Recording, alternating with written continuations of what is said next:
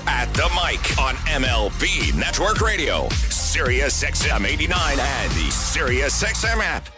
I'm John Paul Morosi, host of the SiriusXM original podcast, The Road to Cooperstown. Each week, I talk with the Baseball Hall of Famer about the challenges they overcame to become an all-time great. It is a hard game, and mentally it's hard. My legs started shaking. They pretty much knew I was going to have lung surgery after the season. I wasn't for sure. Would I ever play baseball again? The Road to Cooperstown is the official podcast of the National Baseball Hall of Fame and Museum. Episodes are available now on the all-new SiriusXM app or wherever you get your podcasts. Fantasy football players, from start-sit decisions to waiver wire advice. Win your fantasy football league with Fantasy Sports Radio. Channel 87 and on the SiriusXM app.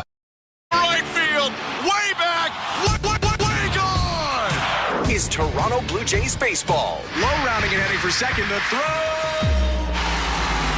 In time! On the Sportsnet Radio Network.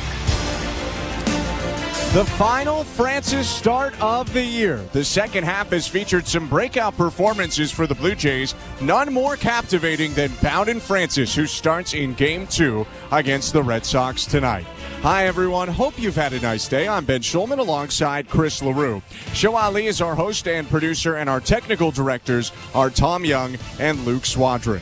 Toronto Blue Jays baseball is brought to you by the local family-owned Crown Rust Control Centers in Bancroft and Haliburton, Ontario.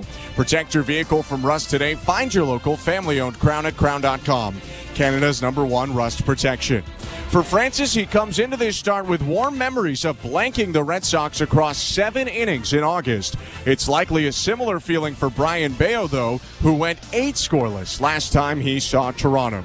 First pitch from Bowden Francis is after these messages. You're listening to Blue Jays Baseball, streaming at sportsnet.ca on the Sportsnet app and across the Sportsnet Radio Network. Timber Mart is Canada's building center, a solid neighbor to call upon when you've got a job to do. Your dependable home improvement store that offers the added value of Air Miles reward miles with every purchase of $15 or more. Visit timbermart.ca. At Crown Rust Control, protection runs deep because every Crown Rust Control Center is owned by a local family who cares beyond business. Your Crown Rust Control is 100% committed to their product, to you, to their community, which is your community. Protecting you and what matters to you is equally important as protecting your vehicle. Beat the rush. Protect your vehicle with Canada's #1 rust protection today. Find your local family-owned Crown Rust Control Center at crown.com. Hi, I'm Buck Martinez, live from the showdown between pizza and inflation. First to the plate, with over 2 million sold, it's Fixed Rate Pizza, a hot and fresh extra-large 4-topping pizza for a fixed price of $17.99 until the end of 2024. Here's the delivery. And inflation strikes out. That's a swing and a drive for Fixed Rate Pizza. Lock in yours today. Pizza.ca. Timber Mart always has plans to help you with your plans. Your home, your cottage, your garage, whatever needs your attention first, check the most visited spot on our website for ready-to-order plans to get the job done with Canada's building center. Visit timbermart.ca. The NFL Sunday Drive is your home for the 2024 regular season. Caught for the touchdown! This is Steve Torrey. Join me and Bill Leckus every Sunday at noon Eastern as we take you live to every game, every touchdown, and every key moment. Bucs take the lead with 9 seconds left. Plus, reporters from every game, fantasy updates, and guests live from the locker room. 49ers tight end George Kittle. Catch the NFL Sunday Drive every Sunday at noon Eastern on NFL Radio Channel 88 and on the all-new SiriusXM app. The UFC is on SiriusXM. Hear all the action live from the Octagon every weekend on SiriusXM Fight Nation Channel 156. Network. You got to use a little bit of feel, Bowden knows that. We're not looking at 9 innings here, the last, couple, starts. We'll be smart with it. He has thrown a lot. There's been a few outings, obviously. Pitch counts have gone pretty high, higher than he's ever been. So probably an effect on the velo a little bit. But credit to him for continuing to pitch. It all goes into that, transformation from bullpen to starter and understanding what's working or what's not, and having some flexibility, So It's what he's done, really. I think that's been a really bright spot in the second half, and it says a lot about him and his growth as a starter. That was Blue Jays manager John Schneider talking about today's starter Bowden Francis before the game. Game 2, Blue Jays and Red Sox about to start at Rogers Center, and alongside Chris LaRue, I'm Ben Schulman. Chris, it's been one of the bright spots of this second half. One of the things I know you and I have been most excited for, watching Bowden Francis pitch, and we get to see it one more time. Well, first of all, happy Bowden Francis Day. I know you like to hear that. Everybody likes to hear that, especially over the last couple of months or so. But Bowden Francis, over his last 8 starts, has a 1.67 ERA. You heard John Schneider talking about him a couple of seconds ago. He's just been incredible, especially transitioning from a reliever to a starter, back to a reliever, back to a starter. There's a mental grind. There's a mental aspect to what he's done this season. A lot of failure this season, a lot of success, and obviously over these last 8 or 9 starts, he's had a ton of success. The Blue Jays will look for more of that success in the final start of the year. They're trying to get back into the win column after getting swept in Tampa Bay and then losing the opener here against the Red Sox. Let's take a look at the Bet365 standings. At Bet365, you can watch thousands of live games, build your own bet, and can even make a bet while the game's still being played. 19 plus, play responsibly. Ontario only. Blue Jays are 73-84, 19.5 behind the New York Yankees, who lead in the division, and 9.5 behind the final wild card spot held by Kansas City and Detroit. For the Red Sox, 79-78, 13.5 back of the division, and still not mathematically eliminated. While it remains a long shot, 3.5 games outside of the playoff picture with 5 games to go. If a miracle happens, they can sneak in. Speaking of the Red Sox, Chris, who does Alex Cora line up today? Well, leading off for those Red Sox is Jarren Duran. He'll be in left field. Batting second is Romy Gonzalez. He'll play third base. At first base, batting third is Tristan Casas. Cleaning up is Trevor Story. He'll play shortstop. DHing and batting fifth is Masataka Yoshida. Batting sixth is Vaughn Grissom. He'll play second base. In right field, batting seventh is Wilyer Abreu. Batting eighth is the former Jay, Danny Jansen. He'll be behind the plate tonight. And batting ninth is Cedon Rafaela. He'll be in center field. On the mound for the Red Sox is Brian Bayo. For the Toronto Blue Jays, leading off is George Springer. He'll be in right field. In left field, batting second is Nathan Lucas. Batting third is Vladimir Guerrero Jr. He'll be DHing tonight. At first base is Spencer Horwitz. He'll be cleaning up. Batting fifth is Alejandro Kirk. He'll do the catching. Batting sixth is Addison Barger. He'll be at third base tonight. At shortstop, batting seventh is Ernie Clement. Batting eighth is Davis Schneider. He'll be at second base.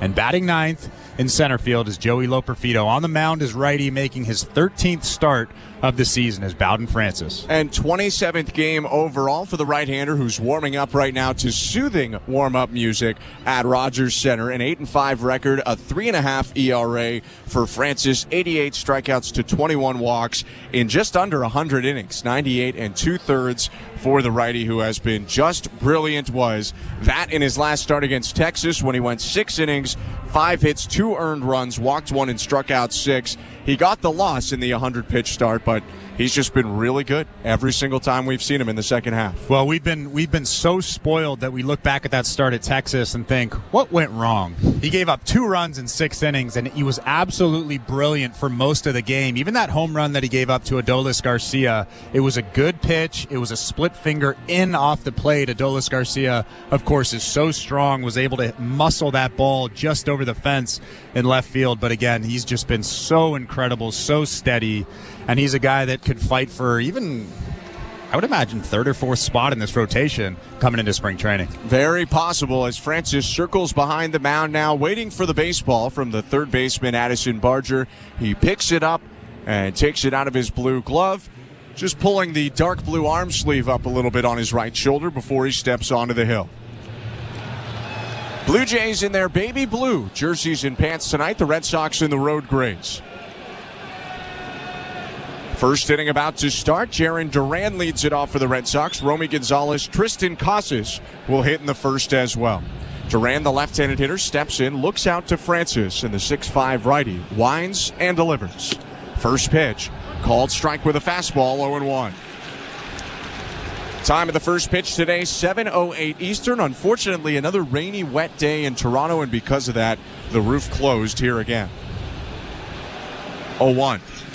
Swing and a foul off, 0-2. And how about that fastball? 95 miles an hour. He's thrown a lot of pitches over his last 2 starts. 100 against Texas, 111 against the Mets.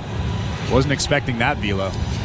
There is a chance that Francis is on a bit of a shorter pitch count leash in this final start. If you weren't with us just a couple minutes ago, John Schneider had mentioned they're going to manage him here in his final start. Maybe he's using all he has in the tank. Here's 0-2. Missed outside with the splitter, 1 ball and 2 strikes. Francis working with Alejandro Kirk for a second straight start.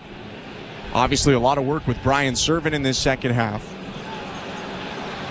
Righty kicks the left leg up, the 1-2. Check swing on a pitch low. Appeal down to third. He went around on the slider, and that's a strikeout of Jaron Duran to start Francis's day. I have to say, I was one of the guys that was questioning the Brian Serven move. I really liked the tandem. I really liked how they were working together.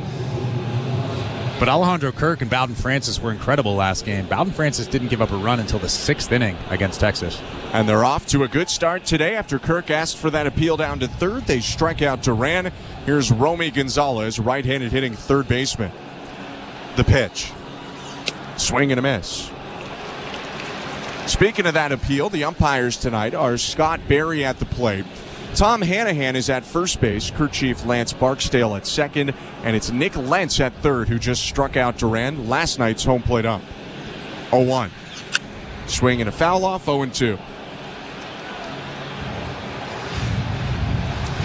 And it's kind of funny, after things were testy at times between Lentz and the Blue Jay dugout yesterday, he is parked right beside it for the entirety of the game today.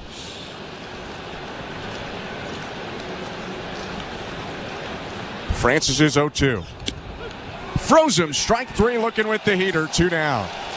Well, Gonzalez never seemed very comfortable in that at-bat. He was behind, almost awkwardly behind 2 fastballs, and then just watched that fastball almost right down the middle. A little four-seamer from Bowden Francis.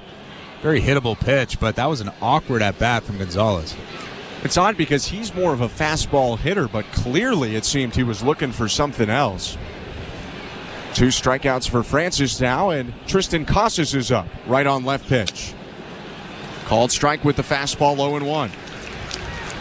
2 outs in the first inning, which is brought to you by Armstrong Bird Food. Bring nature to your backyard with Armstrong, feeding Blue Jays since 1986. Visit ArmstrongBirdFood.com. 0-1.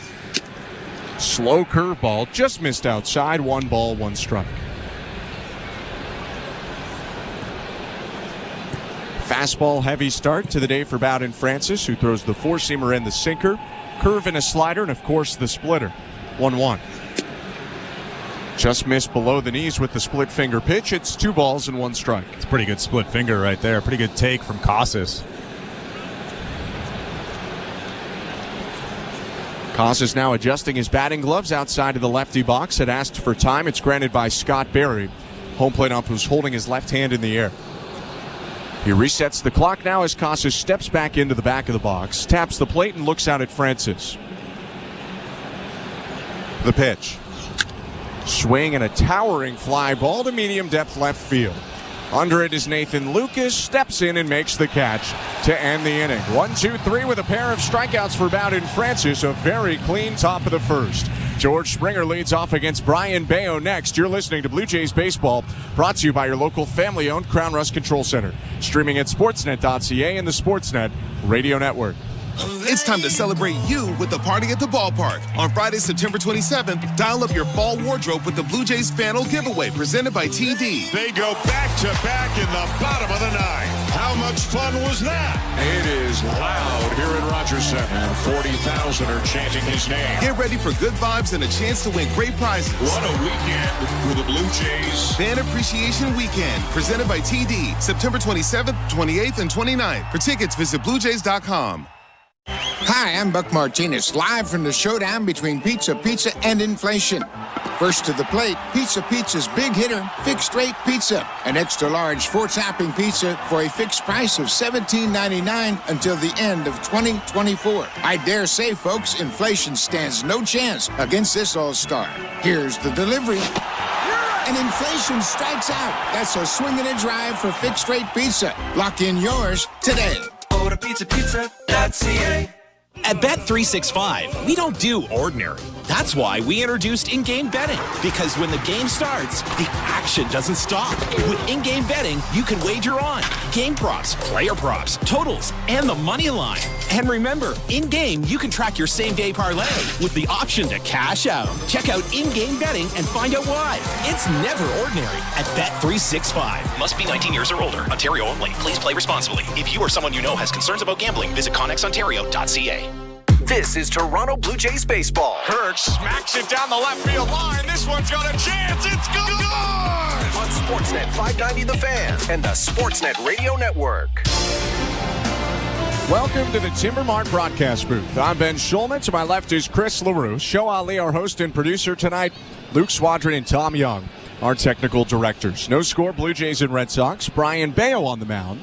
And the righties pitch to George Springer. Swing and a ground ball snared by Bayo way off to his left. He underhand flips to first.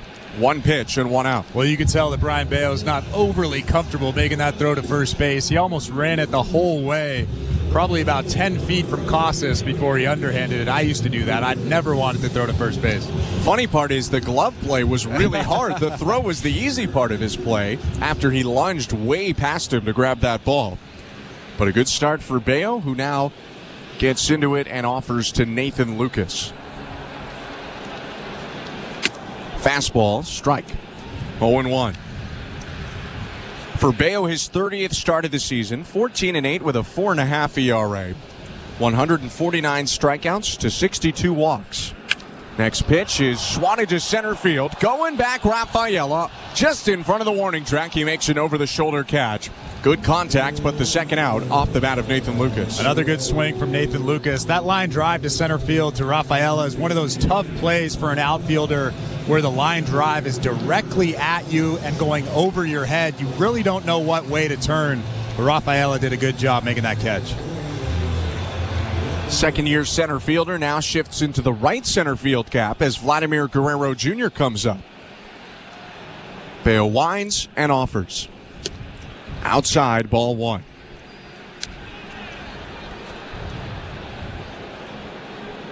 Off day for Guerrero yesterday at the plate. He went 0 for 4. 1-0. Called strike. But still on the season, .324 average, 42 doubles, 30 home runs, 100 RBIs, and leads the team with 69 walks. 1-1.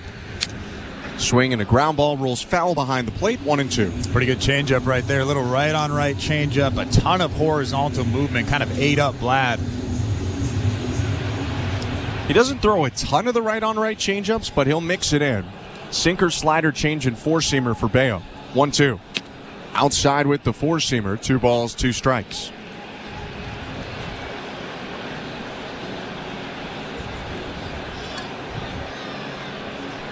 Bayo, the 26-year-old, in his third season, 2-2. Bounced it to the plate, full count. Red Sox made a big commitment to Brian Bayo this spring training when they were playing in the Dominican Republic, his home country. They announced the 6-year, $55 million contract that they gave the right-hander that'll keep him under control until 2029. 3-2 pitch, hit on the ground is short, picked up by Story. Long throw to first, but Casas keeps his foot on the bag to make the play and end the inning. 1-2-3 for Brian Bayo. A good response to Bowden Francis, and we go to the second in a scoreless game. You're listening to Blue Jays Baseball, brought to you by your local family-owned Crown Rust Control Center, streaming at sportsnet.ca and the Sportsnet Radio Network.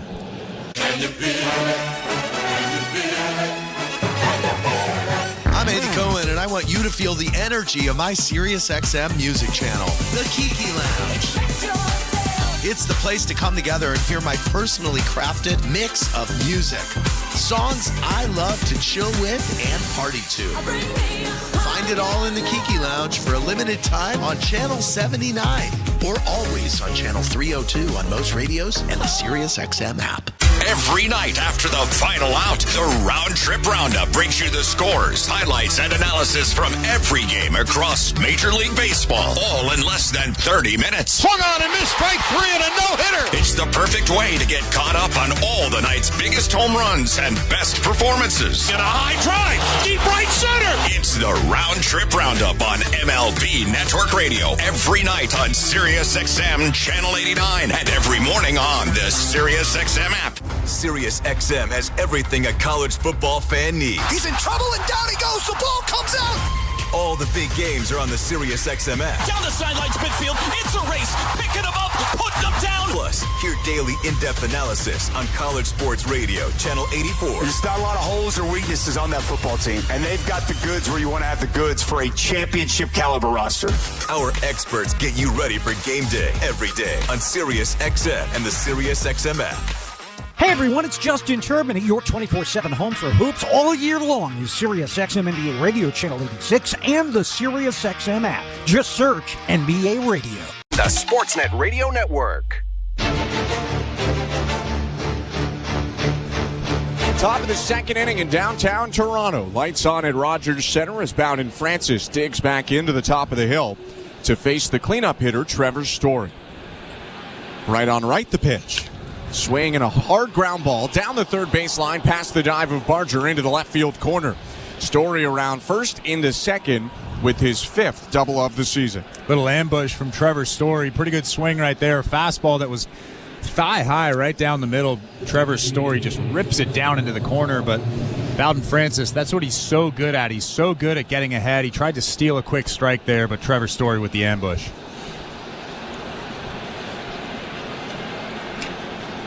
Story on second base now, a place he got picked off from yesterday in the first inning. Alejandro Kirk threw behind him. Francis looks back at Story and deals to Masataka Yoshida. Slow curve, called strike 1. You can tell Trevor Story's staying pretty close to second base right now. I can imagine after both Story and Jarren Duran had that happen yesterday, they're being a lot more cautious with Kirk today. 0-1. Swing and a chopper to second. Charging in, Schneider gloves it on the forehand side. Throws over to first to get Yoshida. Story moves up to third. 1 out, but the Red Sox threatening now on the top of the second. I also think there was probably a little bit of a discussion, if not a heated discussion, in that dugout after both those guys were thrown out. Yeah. Infield in now for the Blue Jays. 1 out, Vaughn Grissom to the plate for the Red Sox with Story on third. No score, top of the second. Francis from the stretch, kicks and delivers. Slow curve, misses high, ball 1. He's really starting to get comfortable throwing that slow curve. Throws it for a strike, throws it below the strike zone. That one there, not quite that great, but he's really starting to get comfortable throwing that curveball. In his last 2 starts, he's actually thrown the curve just as much as the patented splitter. 1-0. Swing and a foul off, 1-1. The second inning is presented by Bet365. At Bet365, you can bet live in-game on game props, totals, and the money line. Download the app and find out why it's never ordinary at Bet365.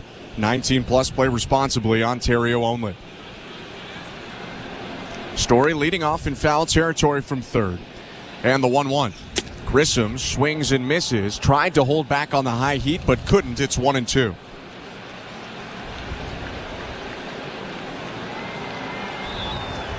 Only 4 RBIs on the day for on the season for Vaughn Grissom, although it's just his 27th game of the year. Open stance for the right-handed hitter. 1-2 pitch, hit foul into the top of the netting, just off to the right behind home plate.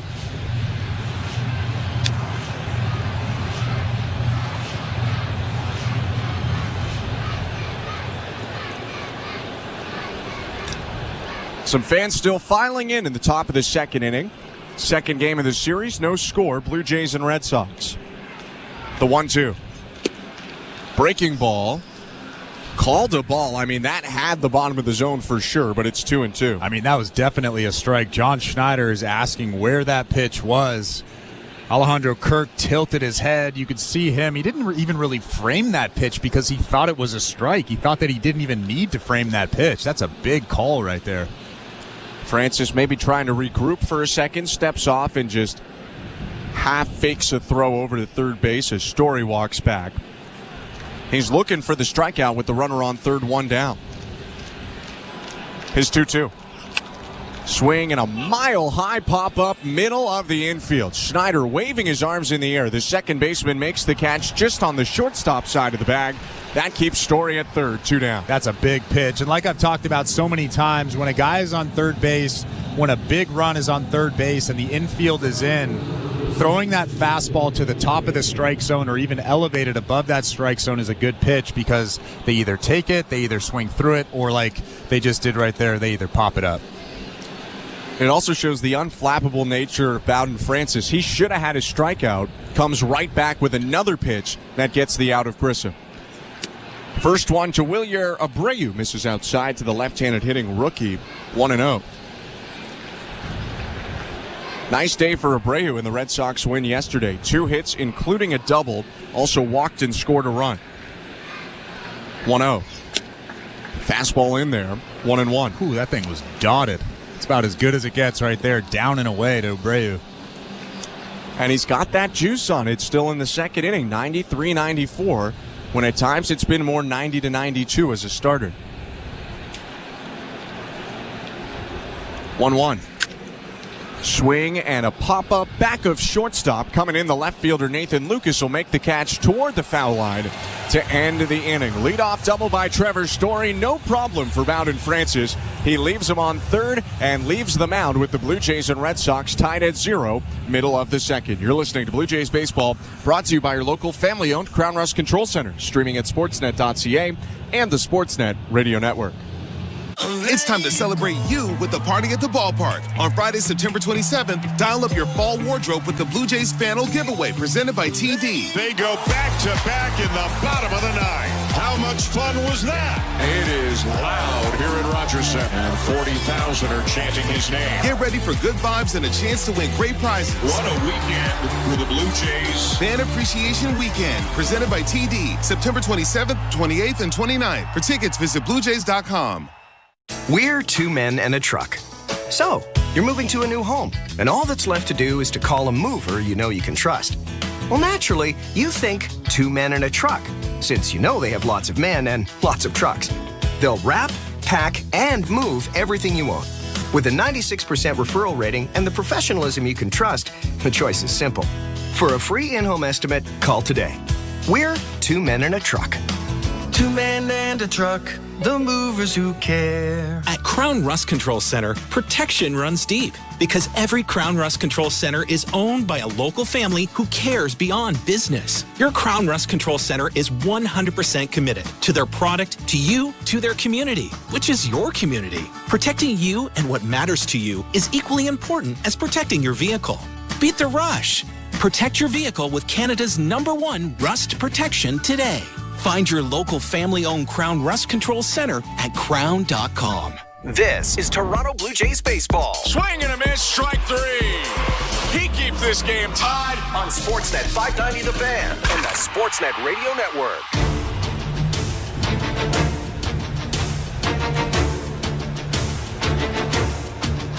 Home half of the second inning at Rogers Center. Scoreless ball game, Blue Jays and Red Sox.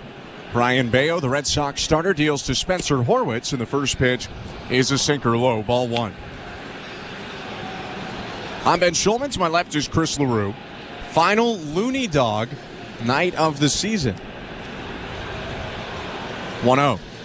Swing and a foul off, 1-1. It's a little low right now, a little disappointing. 25,527. Let's go. It's the bottom of the second inning, Chris. Come on. 25,000. Although some of those are consumed pregame. Yeah. 1-1. Inside, ball 2. That was not inside. That was a perfect pitch. That was a good running fastball that just ran over the inside part. We've seen him miss a couple calls tonight. I should say called inside. Now the 2-1. Swing and a high hopper foul right side, 2-2. I think Horwitz might have hit it off his foot, so the home plate umpire, Scott Berry, is just going to kick some dirt around, get it off the plate, give Horwitz a second before he steps back in. Horwitz ready to go quickly, a former catcher back in high school. The 2-2. Swing and a soft grounder to second base. Moving to his right, Grissom picks it up, slings to first, and there's one out. Well, we were talking before the game that Brian Bayo is using that four-seamer just a little bit more, having some success with it, but man, does he have a good sinker. That one right there, 95, just ate up Spencer Horwitz. Hit a little weak ground ball to second base. It's been less four-seamers, more of other fastballs for all of the Red Sox starters. Bayo certainly being one of them, but trying to reintroduce and mix them together now. Pitch to Alejandro Kirk is a fastball for strike one. I think the idea, while the sinker will still lead the way, he throws it about 40% of the time, is sometimes to go up top with a four-seamer. Next pitch to Kirk, hit on the ground up the middle, on the run, picked up by Story. Twists his hips, throws on to first, and gets Kirk 2 down. Yeah, that's a good point. It's really difficult, as we've seen with Zach Pop, to elevate the sinker, because you try to elevate it and then it kind of sinks back down and becomes very hittable, belt high, thigh high. But when you have that true four-seam action, it stays at the top of the strike zone, it stays above the strike zone, then it becomes almost impossible to hit. And it seems like that mix is working for Bayo, who's been on a roll in his last 5 starts. His pitch to Addison Barger, outside ball 1. Last 5 for Bayo, he's got a 2.45 ERA. And one of those starts was his 8 scoreless innings against the Blue Jays on August 28th. 1-0. Low 2-0. Without a doubt, that is the greatest start of Brian Bayo's young Major League career. Although the only Blue Jay that really solved him that night was Addison Barger, who had a double and a walk in that game. 2-0. Called strike. It's hard to get any better than that game. He was really, really good. Had the Red Sox not been in a close game, it was 1-0 when he left, and it ended up being 3-0 final. He might have gone for all 9. 2-1. Called strike, 2-2. That sinker that he just threw, it's almost like a Pedro Martinez type fastball where there's just so much movement. You could see why the Red Sox wanted to lock him up. He's had that comparison before. It's obviously an incredibly lofty one. With 2 outs, the 2-2. Down and in with the breaking ball. That was his slider, ball 3. I said that one pitch is like Pedro Martinez. Not everything that he's ever thrown. But you're not the only one who at times, whether it's his changeup, his sinker, his demeanor as a young pitcher. 3-2. Fouled off, still 3-2.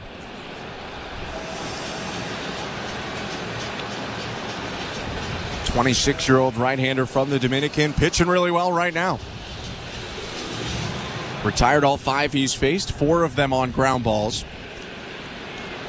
Base is empty and 2 outs. Addison Barger in a full count.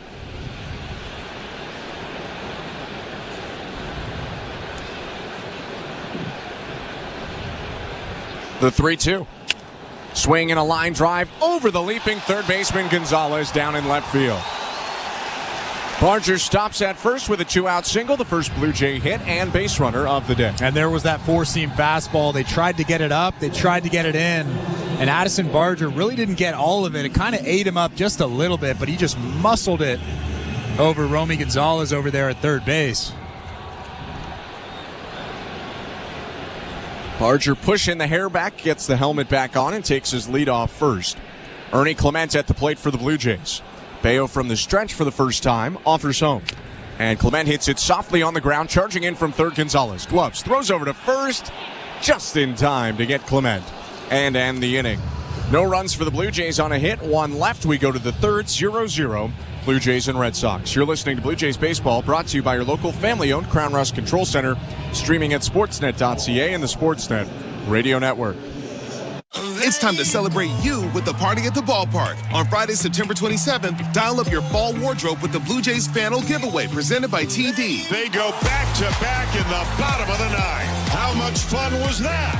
It is loud here at Rogers Center, and 40,000 are chanting his name. Get ready for good vibes and a chance to win great prizes. What a weekend for the Blue Jays. Fan Appreciation Weekend, presented by TD, September 27th, 28th, and 29th. For tickets, visit BlueJays.com.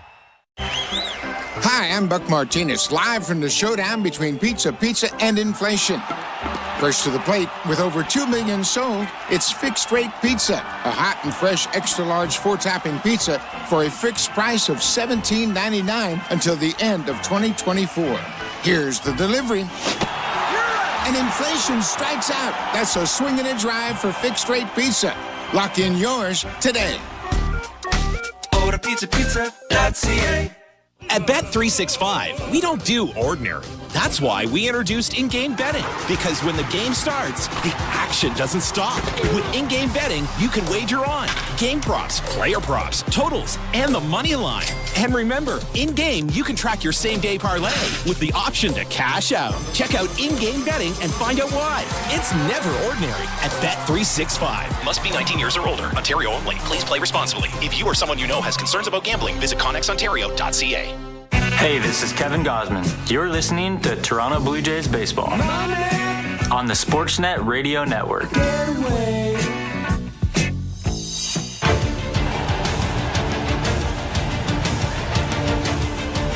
A loud applause at Rogers Center to start the top of the third inning. Danny Jansen stepping up to the plate in his first start and first at-bat of this series. A tip of the helmet to the fans who are on their feet for the longtime Blue Jay catcher. No score, Blue Jays and Red Sox, top of the third. Thanks for tuning in today. I'm Ben Schulman alongside Chris LaRue. And Jansen, who's played at this ballpark 183 times, does it for the first time as a visitor. The wind from Bowden Francis, and his pitch to Jansen is a fastball for strike one. I wonder if Danny Jansen is thinking, who is this guy? Who is this guy throwing to me right now? This is not the Bowden Francis that I know. 0-1. Down and away, 1 ball, 1 strike. Jansen was dealt just before the Blue Jays went on the road when Francis then started against the Baltimore Orioles and began this run that he's been on in the second half. 1-1. Bend to the knee from Jansen. He takes a strike at the knees on the curve, 1-2.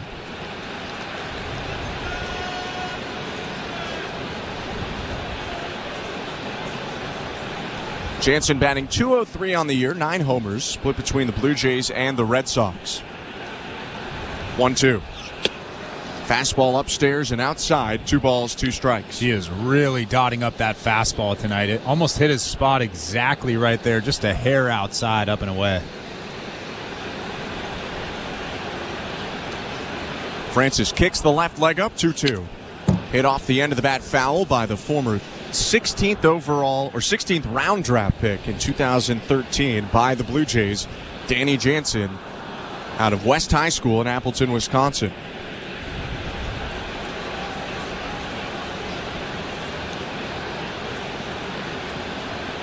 Another 2-2. Swinging a really high fly ball deep into foul territory off to the left and falling into the 200 level. 2 balls, 2 strikes.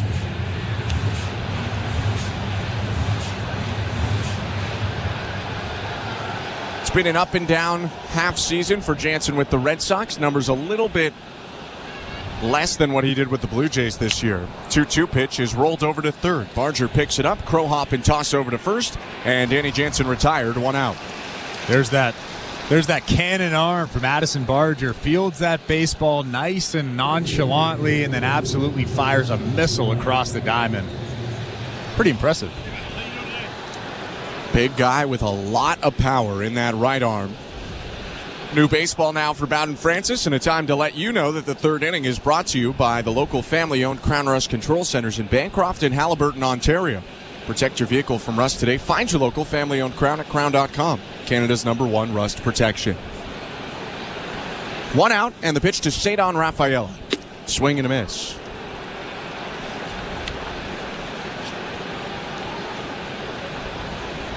No score in the top of the third, and you can get swing and miss off Rafaela, who's struck out 148 times this year. 0-1. Swing and a foul off, and Francis quickly ahead, 0-2. But like you mentioned yesterday, the best number 9 hitter in all of baseball. He is, and he even kind of blew a lot of the 9 hitters last year out of the water with at least his overall production. 0-2. Up and in, ball 1. Mentioned yesterday, he leads the majors by 15 hits in terms of hits from the 9 spot with 103. And last year, the leader was Michael Harris with 94, so he's even way better than anyone last year. Kevin Kiermaier had 83 last season. 1-2 pitch rolled over to third again, vacuumed up by Barger. Similar throw on to first to get the speedier Rafaela. 2 down. He is really comfortable throwing that slow curveball. That one right there was really good. Cedon Rafaela was way out in front of it, but he's just been so impressive. He threw a lot of split fingers early on during this run. Then he kind of toned that back. Started throwing the slider. Now he's throwing the curveball more. He's just becoming a complete pitcher. He really seems to be able to adjust game to game on what he thinks teams are going to try to do to him. And I imagine you have to do that if you're going to be successful over 30, 32 starts. First pitch to Jarren Duran at the top of the order. Misses outside. Ball 1.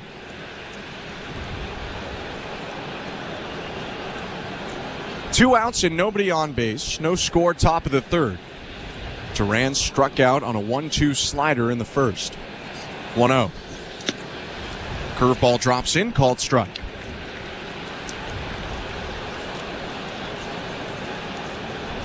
A tap of the plate from Duran, points his bat up toward the sky with his arms stretched out to his right. Now grips the handle with 2 hands. 1-1. Foul tip, 1-2.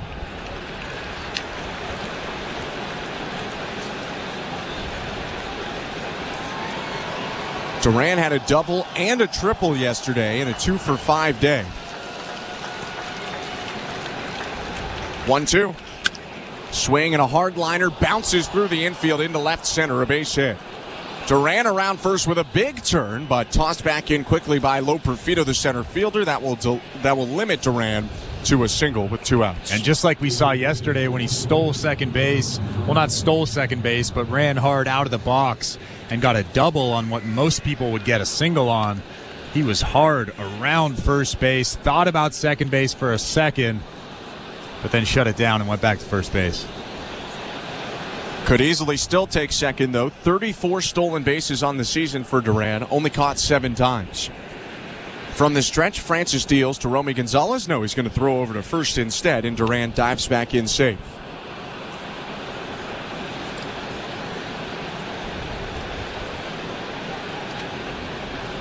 Gonzalez was on the bench yesterday, getting the start today at third. Duran with a bit of a leap, but stays at first base. And now Francis's pitch. Swing and a foul off, 0-1. Francis did such a good job there of holding the baseball. He came set and held it for 3, 4, 5 seconds. Jarren Duran was kind of hopping around at first base. And I can almost guarantee that Bowden saw that, and he knows that if he holds that baseball, it'll affect whether Duran steals second base or not. A good job right there. Duran leaning to second, but the 0-1 goes in, and he doesn't go. Ground ball hit foul down the third baseline by Gonzalez. 0-2. Fans, get your Split the Pot tickets before 10 p.m. Eastern tonight, and you could be heading to Fenway Park to see the Blue Jays take on the Red Sox next season. Head to BlueJays.com/5050. Select your add-on raffle tickets at checkout, and you could be a winner tonight. Plus, you'll have a chance to be one of the 10 winners, splitting over $1,090,000. Get your tickets from anywhere in Ontario or Nova Scotia. No score, 2 outs, top of the third. Jarren Duran with a big lead off first base. 0-2 pitch to Romy Gonzalez. Swing and a foul back into the netting.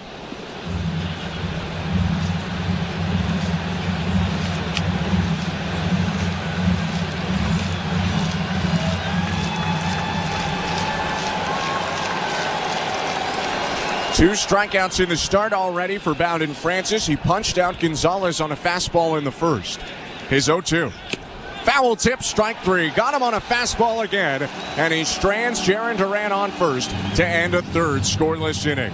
No score, Blue Jays and Red Sox, middle of the third. You're listening to Blue Jays Baseball, brought to you by your local family-owned Crown Rust Control Center, streaming at sportsnet.ca and the Sportsnet Radio Network.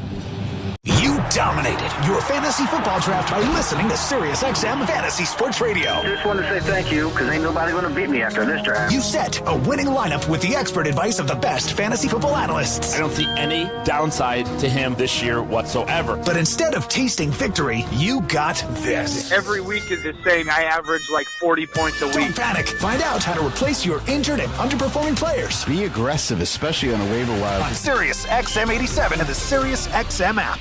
If you want to win your fantasy football league, you need to listen to Fantasy Sports Radio. From lineup decisions to daily fantasy to waiver wire advice, injury updates, and so much more. You cannot afford to drop a running back. Our experts will help you dominate. I think there's value there on Austin Eckler in PPR formats. Set your lineup with Fantasy Sports Radio. Your home for fantasy football all season long. Channel 87 and on the all-new SiriusXM app. The NASCAR Cup Series is on SiriusXM. Let's go, We're back on the track Sunday. 2 p.m. Eastern. It's the Hollywood Casino 400 from Kansas Speedway. Checker fly, baby. Yeah. On SiriusXM NASCAR Radio Channel 90. In the car and on the all-new SiriusXM app. Get closer to everything that moves you wherever you are with the SiriusXM app. Let's make some smoke and drink some beer. Yeah. In season or out of season, the number one place for college sports is SiriusXM College Sports Radio, Channel 84. And the Sportsnet Radio Network.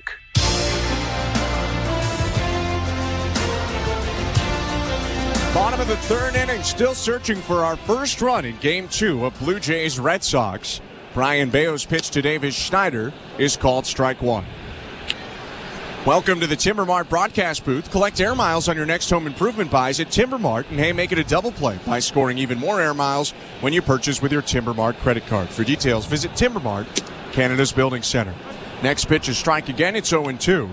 I'm Ben Schulman alongside Chris LaRue, Show Ali, our host and producer, Luke Swadron, and Tom Young, our technical directors. Bayo hesitates in the 0-2. Outside, ball one. How about that hesitation? A little Yariel Rodriguez right there. Yeah, kicked the leg up, brought it down, brought it back up again, and then threw the slider outside. Back into the wind, 1-2. High and outside, 2 balls, 2 strikes. It's always interesting to me when guys that don't really have experience in Japan or are not Japanese do that little hesitation. Of course, that hesitation came from Japan. Yariel played in Japan. Brian Bayo maybe just saw Yariel do it and decided to do it. 2-2 pitch outside, ball 3. You never know, 2 guys could just be messing around, playing catch, throwing bullpens, find something they like. 3-2. Foul tip, strike 3. Blows 95 by Schneider, and there's 1 out on Bayo's first strikeout of the game. That's a great fastball right there.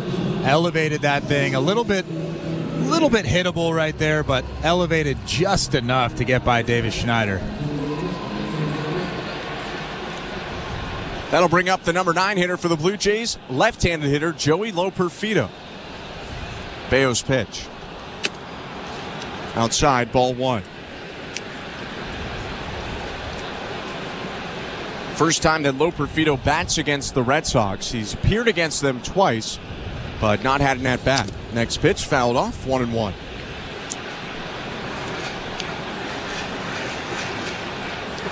'78th game for the Blue Jays center fielder. .222 batter, 13 doubles, 4 triples, and 4 home runs.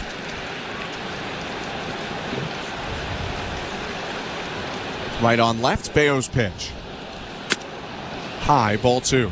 Romy Gonzalez, the third baseman, is playing way off the bag, almost in the hole where that hole normally would be on the left side of that infield. And then Trevor Story is almost playing directly behind second base.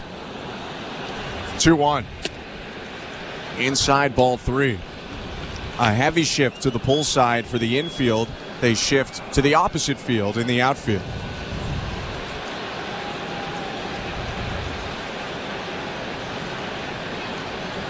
.3-1. Check swing by Loperfido. Called strike on his sinker. Inner half. 3-2.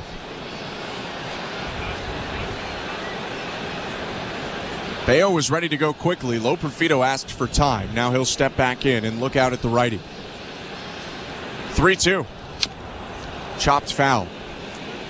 That fastball is really tough. You can see Joey Loperfido struggling with that fastball. Fouled that thing off the inside part of his ankle there. Just a fastball right down the middle, but it has so much run, so much depth to it that it's hard to square up.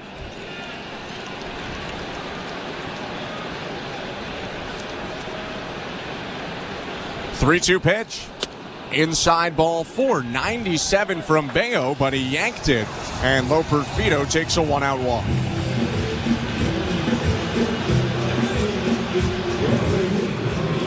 That turns it over back to the top of the order. George Springer will hit.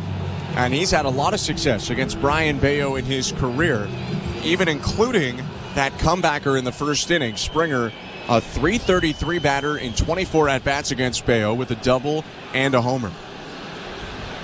The pitch.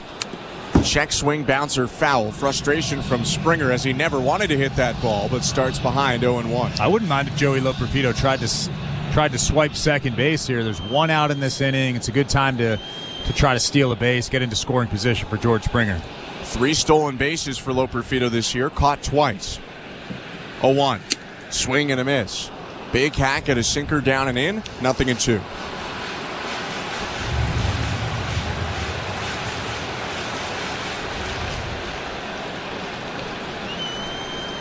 Tons of space on that right side of the infield. Outfield is playing straight up.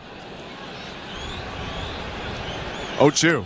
Bounce to the plate, sliding backhanded stop by Danny Jansen, the leader in Major League Baseball in blocks above average with 14. Yeah, he's always been really good at blocking those baseballs. That one right there was a little bit lucky. Didn't really get his body behind it, didn't really get in front of it, just kind of tried to snag it.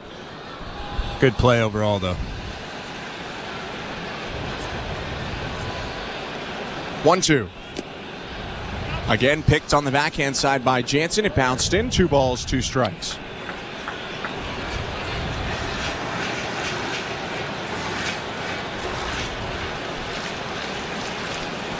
Nathan Lucas waiting on deck. No score, bottom of the 3rd.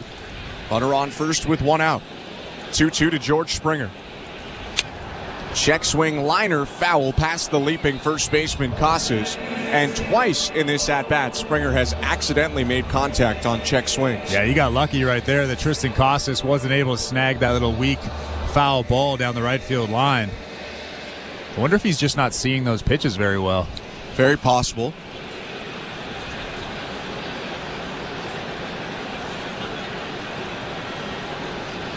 Two-two.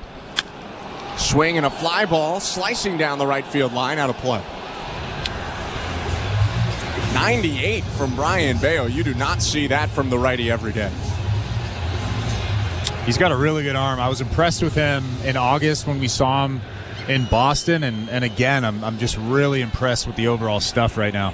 Had a brutal start to the year, over 7 ERA in May, June, but good since. His 2-2 is inside, full count. And for the Red Sox, we had mentioned that commitment. They made 6 years, $55 million. When you average that out on a per-year basis, it's actually relatively cheap for a starter if he can turn into a top 3 guy. 3-2, Loperfido off from first, swing and a miss, strike 3. Jansen's throw down to second, not in time. Loperfido dives in head first with a stolen base, but 2 outs now as Springer goes down. Well, George Springer obviously swung at ball 4 right there. That fastball, that sinking fastball, was way inside. You could see the frustration slamming his bat against the turf, but Joey Loperfido had a great jump and stole that base pretty easily. And Danny Jansen had to contend with George Springer as well. As he tried to throw, Springer kind of stumbled back into the box, never interfered with Jansen, but was in his way. 2 down, runner on second. The pitch to Nathan Lucas. Called strike. And with that Loperfido stolen base, now a single can give the Blue Jays the lead.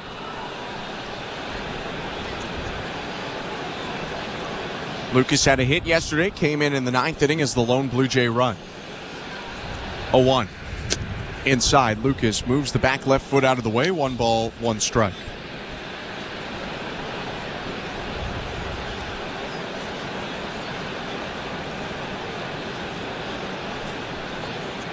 White batting gloves for Nathan Lucas, a black bat. Even in his stance, here's the 1-1. Down and away, ball 2.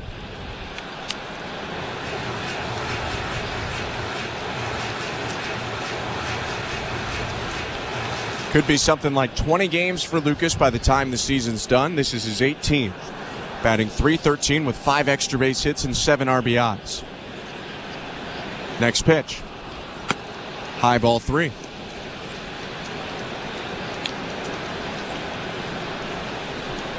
You definitely don't want to walk Nathan Lucas here and have to face Vladimir Guerrero Jr. with two runners on, but you also don't want to give him something he can drive either. Bayo's going to step off and think for a second before he goes with his next pitch. He waved the glove around like he wants a reset of the signals from Danny Jansen. Yeah, I would imagine maybe just a good sinker down in the zone. 3-1. Misses low, ball 4. Went with the changeup and walks Lucas to bring Vladimir Guerrero Jr. up with runners on first and second, 2 outs. If you have control, if you have command of that changeup, it's a really good pitch, especially behind in the count in a fastball count like that. Normally, the hitter is expecting a fastball. You throw that changeup, swing and miss, or a ground ball to get yourself out of a tough spot. Didn't happen that time, though, and that's why Andrew Bailey, the pitching coach and former All-Star, is out to the mound right now talking to his young pitcher, Brian Bayo. 2 walks in the inning for Bayo, around 2 strikeouts, and Vladimir Guerrero Jr. looking for his first hit of the series is about to come up as Bailey heads back to the Red Sox dugout. Guerrero nodding his head right now as he waits for the umpire to call play in again. Scott Berry getting his mask on, Guerrero stretching out his arms, and the right-handed hitter steps into the box. Loperfido on second, Lucas on first, 0-0. 2 outs, bottom of the 3rd. Bayo's pitch. Check swing, pitch down and away, ball 1. Mentioned that Springer has good numbers against Bayo. Vlad has also hit Bayo very well. 9 for 23, 3 doubles, and 2 home runs. 1-0. Inside, ball 2. There's a big hole on the right side of the infield. We've actually seen Vlad shoot that hole quite often. You don't get to 194 hits without a couple Miguel Cabrera ground balls the other way. The 2-0. Check swing. He did go around on a slider down and away, 2-1. Well, that slider was nowhere near the strike zone. As soon as Vlad swung at that pitch, you could see him just reacting in frustration, kind of rolling his eyes, tilting his head. Not something we've seen from Vlad often in this second half. 2-1. Swing and a ball lashed foul left side, 2-2. Pretty nice play by the ball attendant. Seriously. I want to know how hard that ground ball was. He made that play pretty easily down there. Yeah, Guerrero tagged that ball down the line. A changeup that was floated in a little bit. That's a bit of a break from Bayo. Or for Bayo, I should say. But now it's a 2-2 count.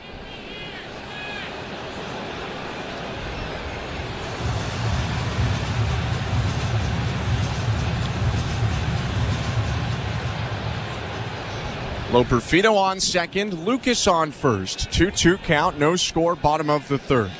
Guerrero's driven in 100 this year. The 2-2 pitch. Swinging bunt, rolls foul, third base side.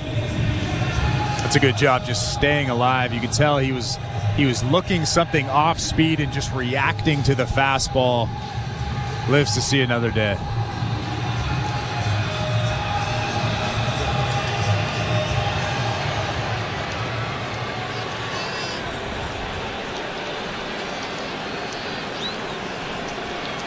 Bayo up to 55 pitches. The next one is way up and into Guerrero. It's a full count. And now both runners, Loperfido and Lucas, will be off on the pitch.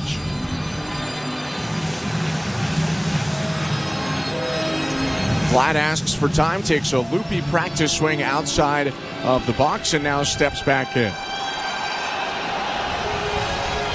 Spencer Horwitz is the on-deck hitter. Brian Bayo has walked a pair in this inning. Fans getting loud with anticipation. Guerrero at the plate, 2 on, 2 out. And Bayo steps off.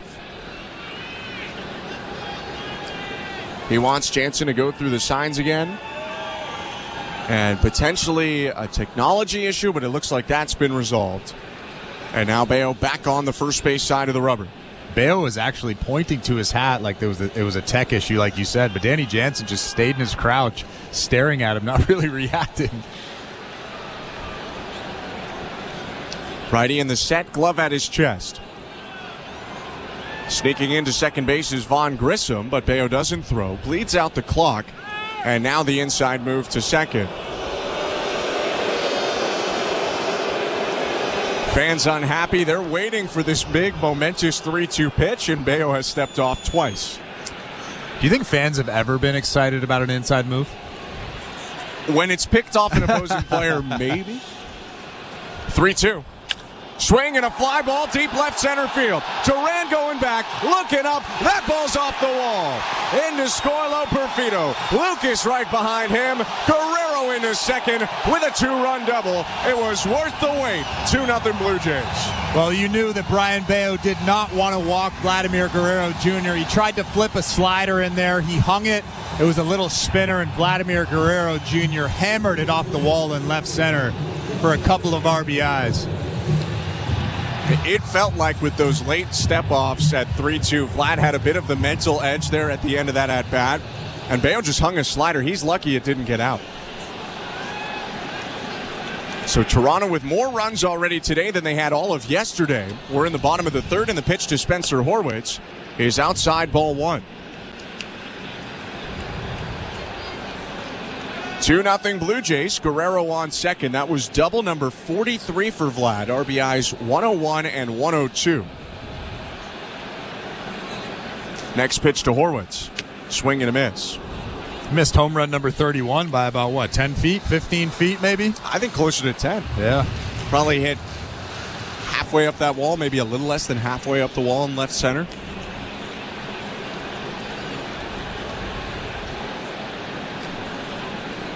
One. Called strike. Also for Vlad, it's hit 195 on the year as he keeps climbing the single-season Blue Jays ranks. Now tied for 8th most ever in a Blue Jays season with 2009 Aaron Hill.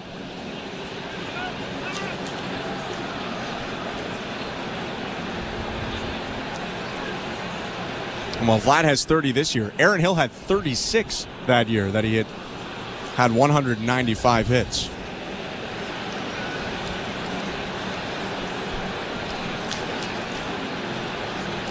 1-2 to Horwitz. Swing and a miss, strike 3. Bayo bounces back to get the whiff and the strikeout. 3 strikeouts in the inning for Brian Bayo, but 2 walks and a crucial 2-run double allowed to Vladimir Guerrero Jr. gives the Blue Jays a 2-0 lead after 3. You're listening to Blue Jays Baseball, brought to you by your local family-owned Crown Rust Control Center, streaming at sportsnet.ca and the Sportsnet Radio Network.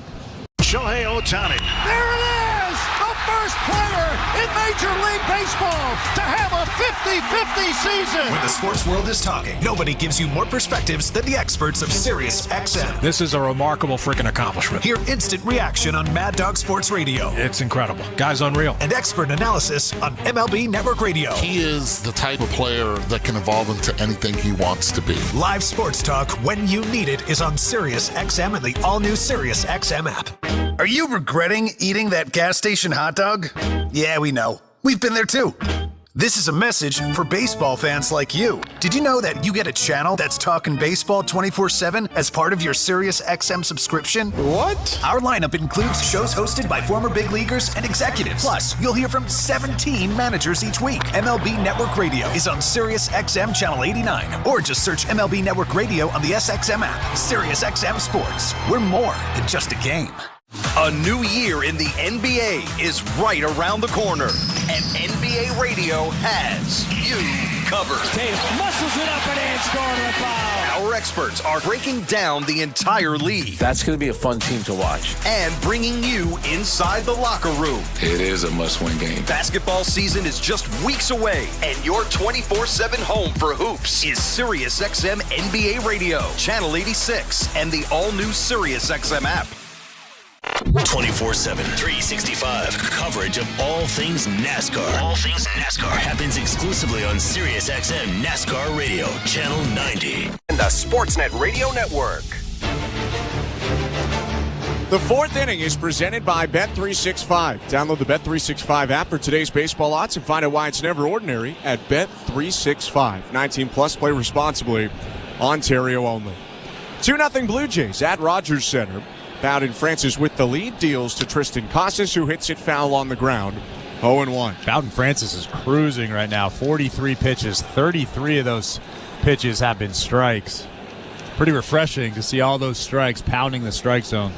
And this is what he did to the Red Sox last time. Last time he faced Boston, he was coming off one of his near no-hit bids when he went to the ninth inning and threw 117 pitches to the Angels. And he threw about 70 pitches and went 7 innings at Fenway Park. 0-1. What's up, baseball fans? Thanks for hanging out with us today for the Toronto Blue Jays game. Please make sure you hit that like button down below. It brings more fans into the chat. The more likes we get, the more fans that will be here to hang out with us. Well, we shut down this Toronto Blue Jays season. It's been a bit of a disappointment, but you know what? There's always next year.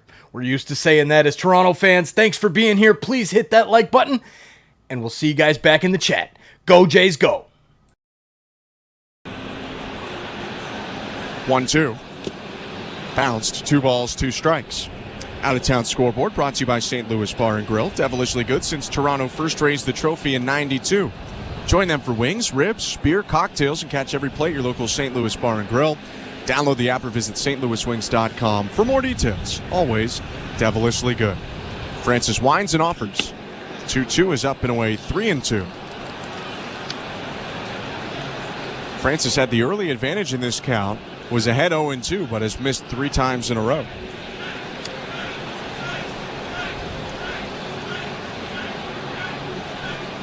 The pitch, high and outside, ball 4, and it's a walk for Casas, who walked 3 times yesterday.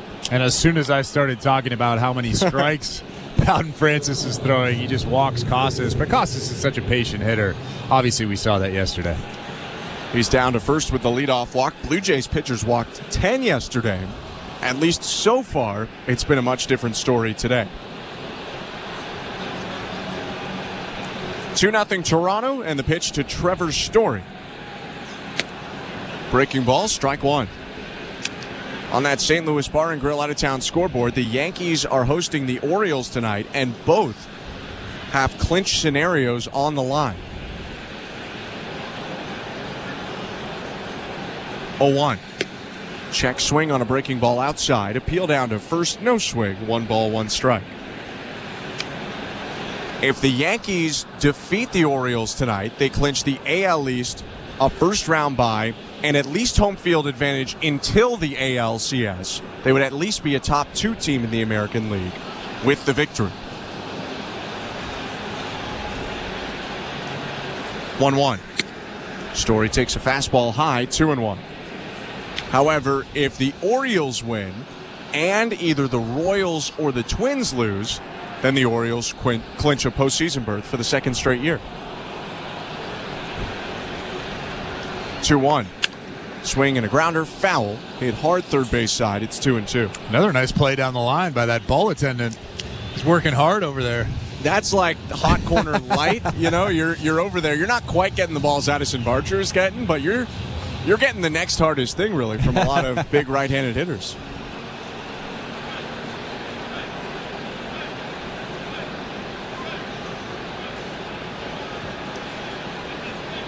Two. Swing and a miss, strike 3. Tied him up with the heater up and in. And that's the 4th punch out of the day for Francis. 1 out in the top of the 4th. Really big strikeout right there. Just 91 miles an hour with that fastball. But we've seen that quite often this season, just blowing fastballs that really aren't overpowering, 90 to 93 miles an hour. That tells me that those hitters are either not seeing it or they're expecting something else. Francis from the stretch now deals to Masataka Yoshida. Called strike. On that St. Louis Bar and Grill out-of-town scoreboard, so I mentioned Yankees with a win could clinch something. Orioles with a win and some help could clinch something. It's the Orioles winning right now 1-0 thanks to a Heston Kierstad RBI groundout. 2-0 Blue Jays, top of the fourth. Francis taking his time to get back on the third base side of the rubber. Ball behind his back, looks over to first to Tristan Casas, and now delivers to Masataka Yoshida. Swing and a grounder to first, snared by Horwitz, steps on first for one, throw to second, and they tag out Casas for the 3-6 double play. Very nice Horwitz to Clement. Another scoreless frame for Bowden Francis. We go to the bottom of the fourth. 2-0 Blue Jays at Rogers Center. You're listening to Blue Jays Baseball, brought to you by your local family-owned Crown Rust Control Center. Streaming at sportsnet.ca and the Sportsnet Radio Network. Hi, I'm Buck Martinez, live from the showdown between Pizza Pizza and inflation. First to the plate, Pizza Pizza's big hitter, fixed rate pizza. An extra large 4-topping pizza for a fixed price of $17.99 until the end of 2024. I dare say, folks, inflation stands no chance against this all-star. Here's the delivery. And inflation strikes out. That's a swing and a drive for fixed rate pizza. Lock in yours today. At Crown Rust Control, protection runs deep because every Crown Rust Control Center is owned by a local family who cares beyond business. Your Crown Rust Control is 100% committed to their product, to you, to their community, which is your community. Protecting you and what matters to you is equally important as protecting your vehicle. Beat the rush. Protect your vehicle with Canada's #1 rust protection today. Find your local family-owned Crown Rust Control Center at crown.com. At Bet365, we don't do ordinary. That's why we introduced in-game betting. Because when the game starts, the action doesn't stop. With in-game betting, you can wager on game props, player props, totals, and the money line. And remember, in-game, you can track your same-day parlay with the option to cash out. Check out in-game betting and find out why. It's never ordinary at Bet365. Must be 19 years or older. Ontario only. Please play responsibly. If you or someone you know has concerns about gambling, visit connexontario.ca. Hey, this is Bo Bichette. You're listening to Toronto Blue Jays Baseball on the Sportsnet Radio Network. Welcome to the Timbermart broadcast booth. I'm Ben Schulman alongside Chris LaRue. Luke Swadron and Tom Young, our technical directors tonight. Show Ali, our host and producer. 2-0 Blue Jays. The pitch to Alejandro Kirk is inside, ball one. Kirk 0 for 1 today, grounded out to short when he saw Brian Bayo in the second. Now the 1-0. Swing and a flare to center field. Freezes Rafaela in place. He makes the catch on the lazy fly ball. 1 out. And that fastball started right down the middle. And then, like we've seen so often tonight, it just took a right turn and absolutely ate up Alejandro Kirk. He hit a weak fly ball to center field. The only time Bayo got in trouble today, he did it to himself. 2 walks last inning before facing Vladimir Guerrero Jr., who did double in both runners to make it 2-0. The wind in the pitch to Addison Barger. High ball 1. And Barger does seem to have Bayo's number. The double and the walk last time the Blue Jays saw him. And now a hit today. 1-0. Starts to swing, holds it back, takes a strike with the fastball, 1-1. He does seem pretty confident up there right now. And obviously he seemed a lot more confident recently. But especially against Bayo, especially in this ball game, he's taking pitches really well. 1-1. Takes it in the dirt, ball 2. Didn't even really offer it that one. Maybe it's just one of those things. Some guys just tend to see some guys well. That is definitely a thing. And the reverse also a thing. Some great hitters just have trouble with a guy you might not expect. 2-1 pitch, up and in, ball 3. But you're right, Barger looking very comfortable and in a hitter's count here with 1 out in the bottom of the 4th. Base is empty, 2-0 Blue Jays, the pitch. Called strike, looked a hair outside. Can't blame Barger for starting to throw the bat away, but he kept it in his hands, and he'll need it. It's 3-2. Yeah, another good take. He definitely thought he had ball 4. I thought he had ball 4. Bayo winds and offers the payoff pitch. Swing and a miss, strike 3. Dials it up to 95, top of the zone, and gets Barger for the second out.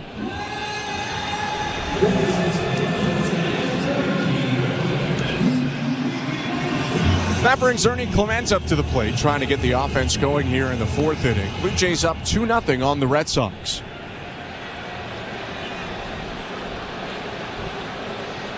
First pitch. Called strike, 0-1. There's a little bit more of a buzz in the crowd tonight. Do you think it's because Bowden Francis is on the mound or because there's a lot of dogs being consumed? I would say about 50-50. Next pitch to Clement, low, 1-1. I felt like yesterday with all the walks, especially early on, there started to be a buzz maybe in the wrong way, kind of like a murmur in the crowd. People were a little antsy. 1-1. Inside, 2-1. A little bit more of a quicker tempo to this game, right, just in terms of balls in play and action. Can you imagine if yesterday was the first baseball game you've ever been to? That would have been tough. Yeah. 2-1. High, 3-1.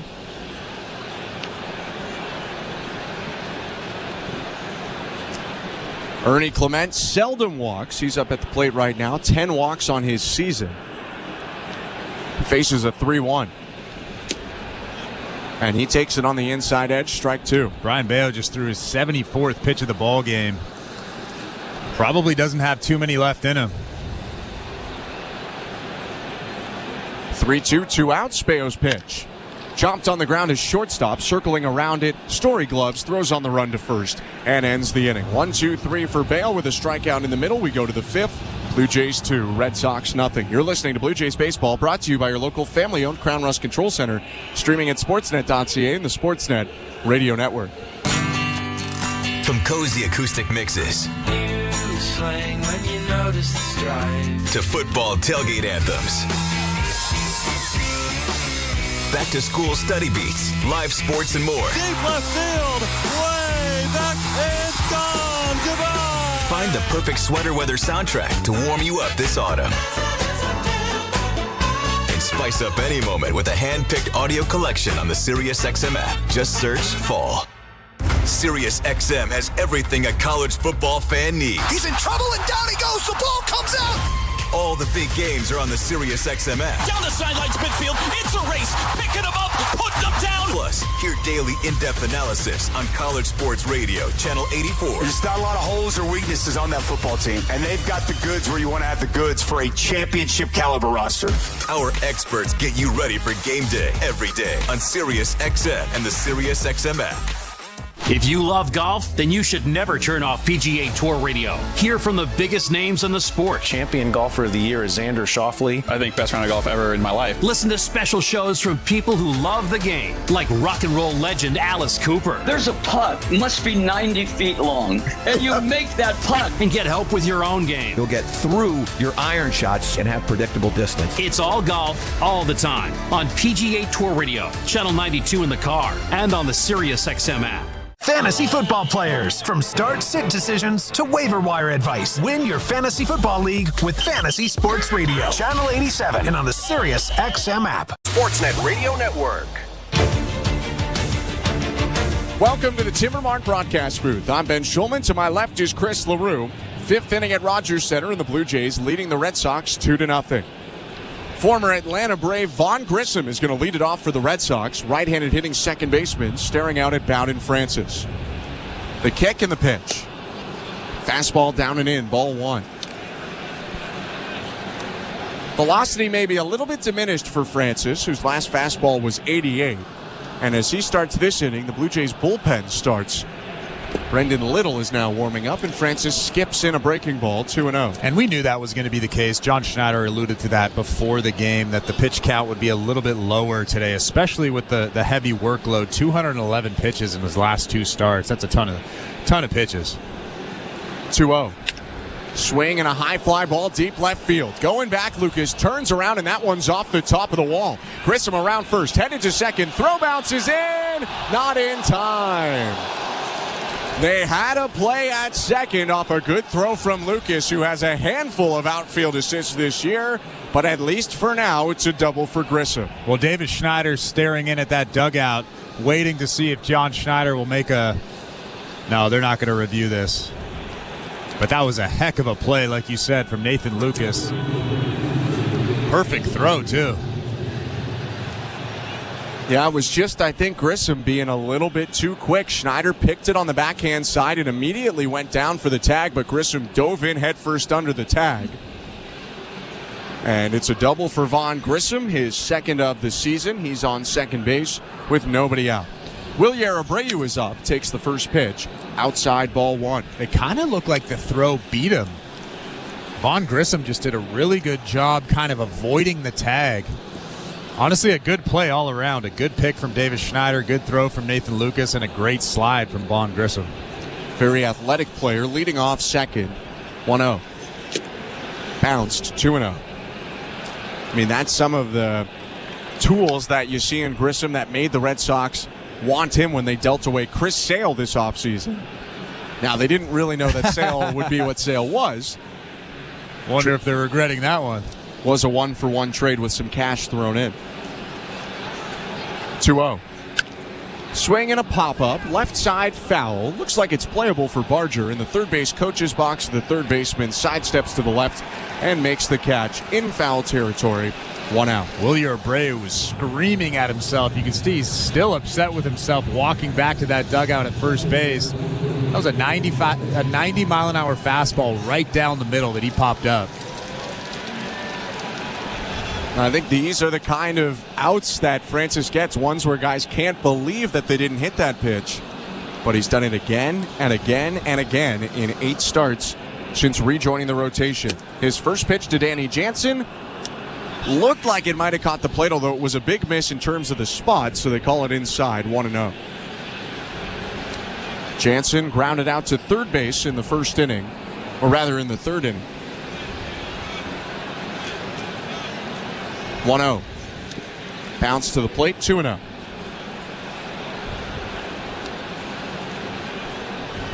It's the wide stance you've come to know from the right-handed hitting catcher Jansen. A little bit open. Leans over the plate with his hands dangling out almost over home plate.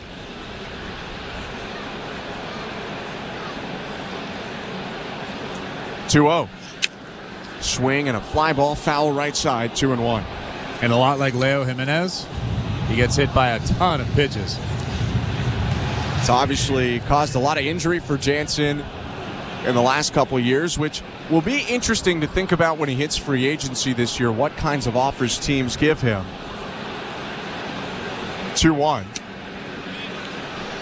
Pitch called outside, looked like it got the corner, 3-1. That's tough luck for Bowden Francis right there. That's about as good as it gets. Down and away, just caught the tip. Just caught the outside part of that black. A really good pitch. Really, 3 of the 4 pitches probably in the zone in this at-bat, but it's 3-1. Francis from the stretch. Swing and a grounder, hits it third. On the run, stopped by Barger, looks back the runner and slings it to first to get Jansen 2 down.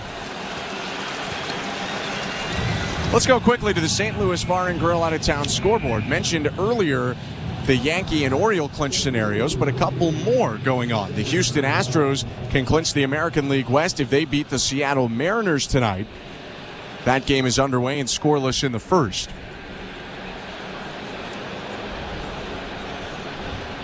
Cedon Rafaela now up for the Red Sox. 2-0 Blue Jays. 2 outs top of the 5th in the pitch. Swing and a miss, strike 1. San Diego Padres can clinch a postseason berth as well. They have to either beat the Dodgers or ask for the Diamondbacks to beat the Giants and the Mets to beat the Braves. So the easiest route, if the Padres beat the Dodgers, they will go to the postseason again. 0-1 pitch hit foul, 0-2. You know what else is incredible? What? Shohei Ohtani has never played in the playoffs before. He has not. He is the player in Major League Baseball with the most games played without a postseason game. It doesn't feel like he's been in the majors that long, but he actually has been around now for a handful of years.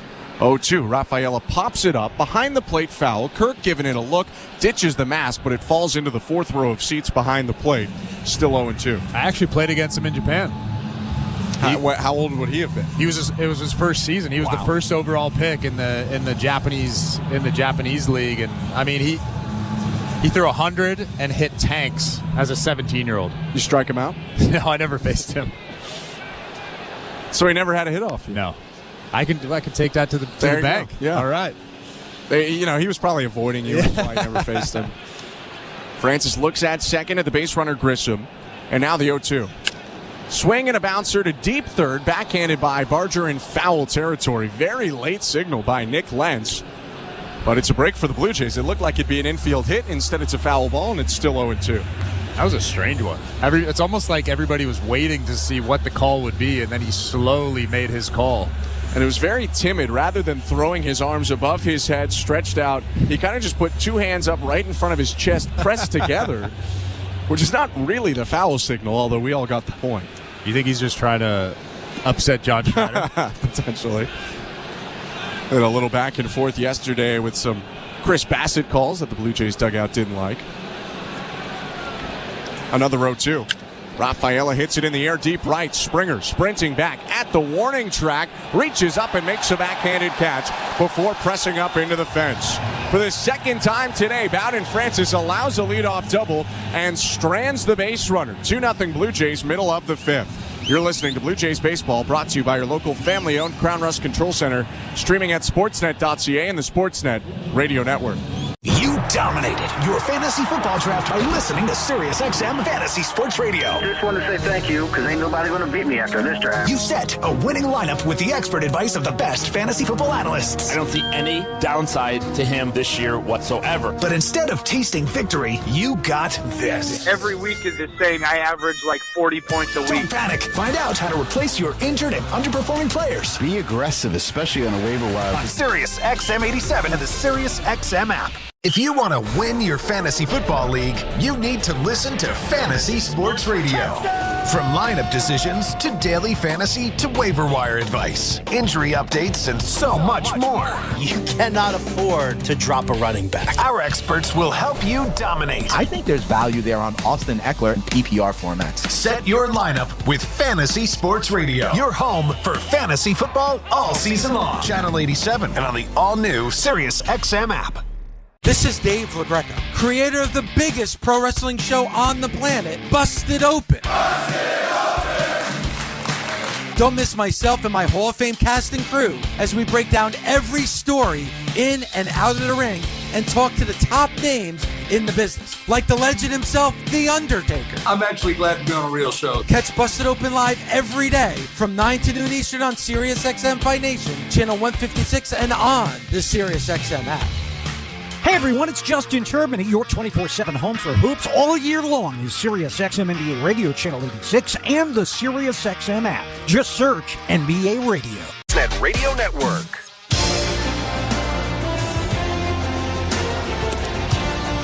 Bottom of the fifth inning, Blue Jays leading the Boston Red Sox 2-0, and the Red Sox make the first pitching change of the game after 4 innings. Brian Bayo's final start of the year is over. Lucas Sims, the right-hander acquired from the Cincinnati Reds, is into the ballgame for his first appearance of the series. I'm Ben Schulman alongside Chris LaRue. Thanks for tuning in tonight. Blue Jays with 2 runs on the Guerrero double in the third have the lead. First pitch to Davis Schneider misses way outside from Sims. Ball 1. That was the sweeper from Sims that ran away. His most featured pitch. 1-0. Swing and a miss. 1-1. Also throws a four-seamer, a cutter, and a curve.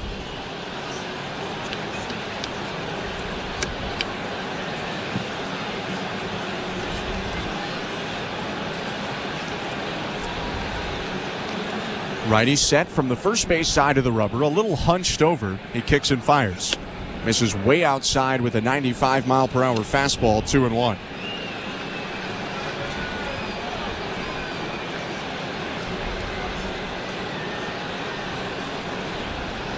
The kick and the 2-1. High ball 3. It's been an up and down year for Lucas Sims. 56 games between the Reds and the Red Sox. 4.37 ERA in over 47 innings. His 3-1 is waved at and missed. Full count. Had a nice first half with Cincinnati. 3.5 ERA in 43 games. It has not gone very well since he was traded over to Boston. 3-2 pitch is hit high in the air down the right field line, slicing it out of play.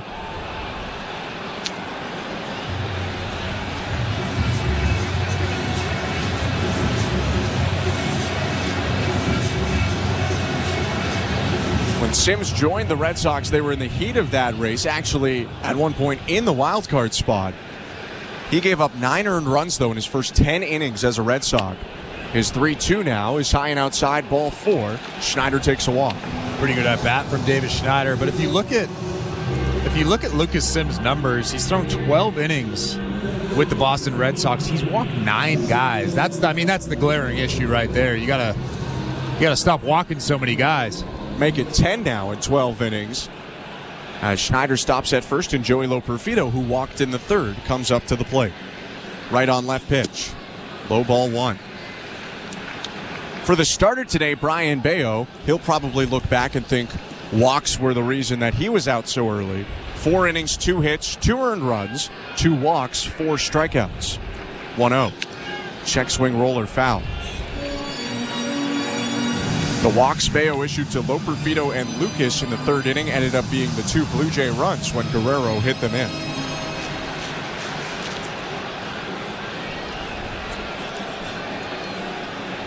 One. Way up and in. Miss upstairs with the cutter, and now Sims behind Loperfido. 2 balls and a strike. Yeah, that cutter was nowhere near the zone. Up around the chin of Joey Loperfido. Pretty scary if you're him. It's a new pitch for Sims this year. 2-1. Swing and a fly ball, shallow right field. Charging in, Abreu makes the catch. There's 1 out. Schneider stays at first. This injury report is brought to you by Bergmanis Pereira Personal Injury Lawyers. If life has thrown you a curveball and you're striking out with your insurance company, get ahead of the count. Call Bergmanis Pereira Personal Injury Lawyers. You focus on getting better, and Bergmanis Pereira will take care of the rest. Visit bplawyers.ca. Blue Jays center fielder Dalton Varsho returning to Toronto today after getting right rotator cuff surgery yesterday. Pitch now to George Springer with a runner on first and 1 out. Outside, ball 1. John Schneider said they don't have an update on the timetable right now, but it went well, and that they'll see Varsho tomorrow.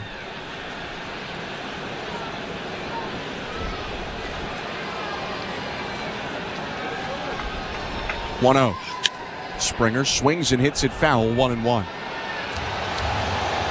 Bo Bichette is seeing a hand specialist today in Arizona related to his broken right middle finger, although the Blue Jays said they did not have an update on that when we talked to John Schneider pregame. 1-1. Low 2-1.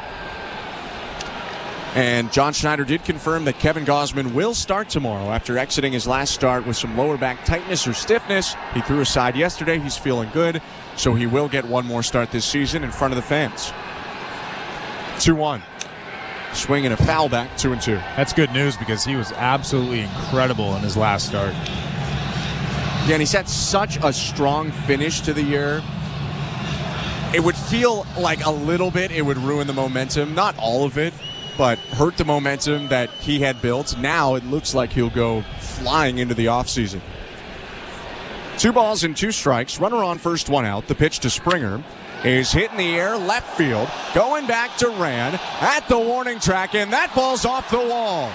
Schneider around to third. He stopped there. Up to second base is George Springer. It's a double, his 19th of the year. Pretty good job from Mark Budzinski holding up Davis Schneider at third base. There's only 1 out in this inning. They could have sent him, but it would have been a really close play at home plate. Speaking of which, why is Mark Budzinski at third base? Carlos Fable's not with the team today, so Mark Budzinski at third. Gil Kim is coaching first. So for a guy that doesn't really coach third base very often, that was a nice job. Has the Blue Jays now with second and third, 1 out, and Nathan Lucas takes high, ball 1. Infield in for the Red Sox. Everyone with at least toes on the turf except the third baseman, Romy Gonzalez. He'll play even with the bag on the dirt. 1-0. Swing and a fly ball. Medium depth left field. Schneider tagging from third. Durant camped under it. Makes the catch. Schneider taking off. Throw coming in. It's cut off. And it's a sacrifice fly for Nathan Lucas. 3-0 Blue Jays. That's a huge run for the Jays. Really good job from Nathan Lucas getting some loft underneath that baseball. He knew that he had to get it to the outfield with the Boston Red Sox having the infield in. You don't want to hit a ground ball in that situation, and he did it perfectly. So 1 run in, and there's always a chance for more when Vladimir Guerrero Jr. comes up. Runner on second, 2 down. Sims nods, sets at the belt, looks back at Springer, and the pitch. High ball 1.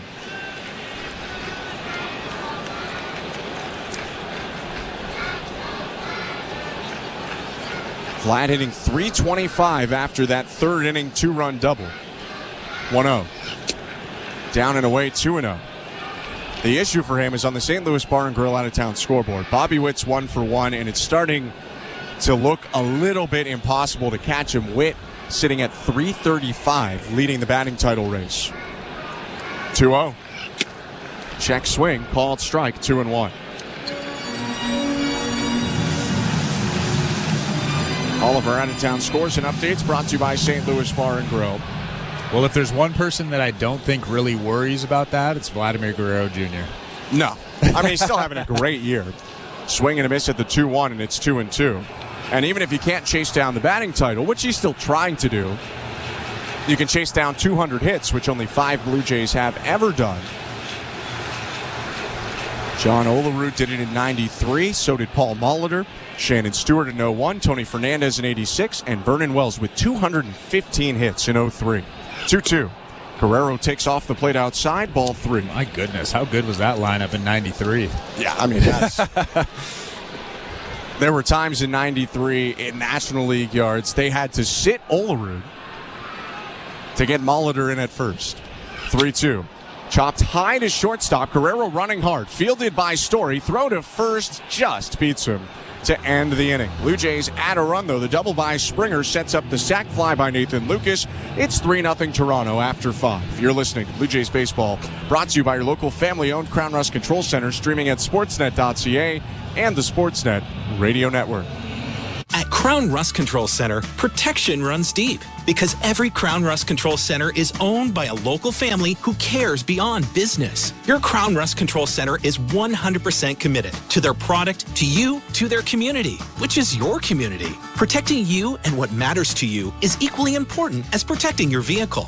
Beat the rush. Protect your vehicle with Canada's #1 rust protection today. Find your local family-owned Crown Rust Control Center at crown.com. We're 2 men in a truck, the movers who care. You never know when cardiac arrest can happen. That's why each and every one of our trucks carries a life-saving Mikey defibrillator as part of our Mikey on Board program. Whether we're on the highway or in front of your house, we're prepared to help anyone whose heart may skip a beat. The Mikey Network has saved many lives, making Mikeys accessible to the public. And now they're on board our trucks. We're 2 men in a truck. 2 men and a truck, the movers who care. Mondays on City TV. My heart is racing. Life moves forward. It's a scene I've seen so many times. Love finds a way. And this time, it's me. It's Jones time. I am greeting the next love of my life. For another chance at love. I'm not scared anymore. I'm ready for the journey to begin. The Golden Bachelorette. All new. Mondays 8/7 Central on City TV or stream it on City TV Plus. This is Toronto Blue Jays baseball. Swing and a miss, strike 3. Middle in fastball, but he puts it by Cruz. 2 down. On Sportsnet 590 The Fan and the Sportsnet Radio Network. New pitcher into the game for the Blue Jays as we start the 6th inning. It's the newest Blue Jay, Easton Lucas, promoted today to Toronto's roster. The left-hander takes over for Toronto, ending the start and the season of Bowden Francis. 3-0 Blue Jays. I'm Ben Schulman alongside Chris LaRue. And for Lucas, who's pitched with the Tigers and the Oakland A's this year, this is his 7th appearance of the season. Lefty starts with Jarren Duran in the top of the Red Sox order. The first pitch is a fastball for strike 1. Francis ends his season with a 5-inning start. 3 hits allowed, no runs, 1 walk, and 4 strikeouts. 0-1. Check swing. Pitch called low, maybe called inside, 1-1. It's almost gotten comical how good Bowden Francis has been. Just another ho-hum performance, 5 innings, no runs, 3 hits. It's getting ridiculous. 1-1. Check swing on a pitch in the dirt, ball 2. I mean, you think about how hard he got hit in his first 2 starts. The baseline for where you would start a guy's ERA because of the fact that the Yankees and the Astros blew him up. And he'll end his season with a 3.30 earned run average in over 100 innings. I bet he wishes he was ARB eligible. Oh, yeah. 2-1. Miss outside at 95 by Lucas. 3-1.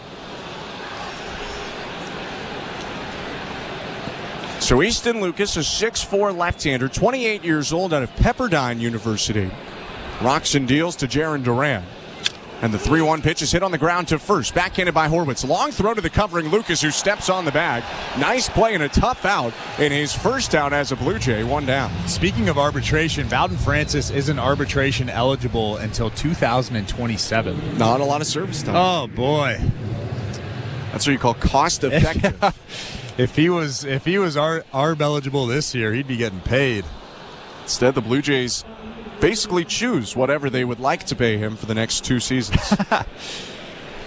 So they will be paying him the minimum. The pitch to Romy Gonzalez is hit high in the air, center field. Going back, Joey Loperfido at the warning track. He turns and makes a 2-handed catch. 2 down. Let's quickly go back to that St. Louis Bar and Grill out-of-town scoreboard. 2 teams trying to clinch first-round byes, trying to be the 1 or 2 seed at a minimum in their respective leagues. The Cleveland Guardians can do it, and so can the Philadelphia Phillies today. If the Guardians win, then they will get it. Also some scenarios with other games going on, even if they lose. Phillies need a win and some help. Left on left, the pitch to Tristan Casas, outside, ball 1. Phillies are getting rocked by the Cubs, so it looks like they're not going to get the win. They're down 10-2. So they are likely to not clinch that first round bye tonight. Cleveland, though, up 6-1 on Cincinnati in the 7th. 1-0 pitch in there, strike 1. If the Guardians can see that out, they will get a top 2 seed in the American League. It looks like the Astros will be the division winner that has to play in the wild card round. 1-1. Swing and a foul off, 1-2. The Astros had a pretty slow start to their season, so it's not surprising that they're the division winner that has to be in that first round.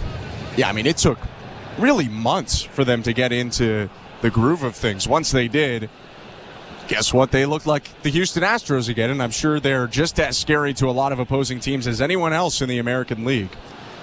But it looks like they'll play whoever that final wild card team is. 1-2. Down and away from Lucas, 2 balls and 2 strikes.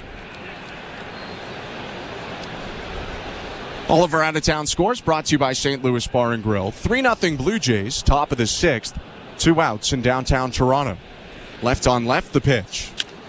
Swing and a shallow fly ball center field. Walking to his right and moving in. It's caught by Joey Loperfido to end the inning. Nice Blue Jay debut for Easton Lucas. A 1-2-3 inning with a pair of flyouts, and we go to the bottom of the 6th. Toronto up 3-0. You're listening to Blue Jays Baseball, brought to you by your local family-owned Crown Rust Control Center, streaming at sportsnet.ca and the Sportsnet Radio Network. A new generation of hip-hop superstars was born on SoundCloud. What's up? This is Cash Cobain. It's Lil Tyler. It's doing little baby. Stay connected to what's popping online. Now. Let's get it. With the Sirius XM channel, where new hip-hop is always on. SoundCloud Radio. Yeah! Clear the runway, because we about to take off on SoundCloud Radio. Listen in the car or at home with your Sirius XM app. Are you regretting eating that gas station hot dog? Yeah, we know. We've been there too. This is a message for baseball fans like you. Did you know that you get a channel that's talking baseball 24/7 as part of your Sirius XM subscription? What? Our lineup includes shows hosted by former big leaguers and executives. Plus, you'll hear from 17 managers each week. MLB Network Radio is on Sirius XM Channel 89, or just search MLB Network Radio on the SXM app. Sirius XM Sports. We're more than just a game. This is John Paul Morosi. On the new SiriusXM original podcast, The Road to Cooperstown, I sit down with Hall of Famer Adrian Beltre. I think my first year in Seattle was the toughest year of my career. I felt like I have to prove the fans and the front office that I was worthy of that contract. The Road to Cooperstown airs Saturday at 9 a.m. Eastern on MLB Network Radio, SiriusXM 89, and the all-new SiriusXM app. New episodes drop every Tuesday wherever you get your podcasts. 24/7, 365 coverage of all things NASCAR. All things NASCAR happens exclusively on SiriusXM NASCAR Radio, Channel 90. Stone.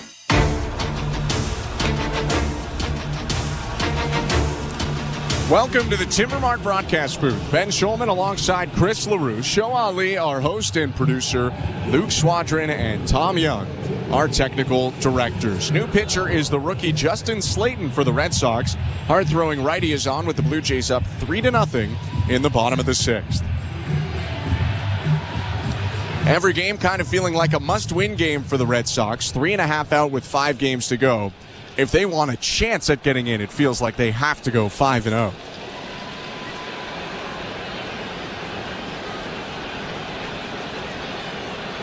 Slayton looks in at Spencer Horwitz, rocks and deals, and the first pitch misses outside at 98, ball 1.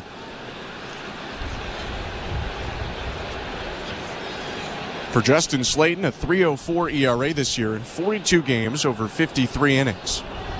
1-0. Check swing, called strike, 1-1. And you'd have to imagine that the Red Sox will be doing everything they can to try to win this ball game. Like you said, just 3.5 back and only 5 to go. 1-1 inside. And although it feels somewhat unrealistic, after this team has been near or at the bottom of the division the last couple years, this is a step in the right direction, so they are trying to do anything they can to desperately stay in the race. 2-1. Swing and a liner foul screamed down the right field line. It's 2-2. If Boston can finish above 500 this year, it'll be the first time they do that since 2021, when they made it to the American League Championship Series before losing to guess who? The Houston Astros. 2-2, high and outside, ball 3. And they are barely hanging on, 79 and 78 on this season.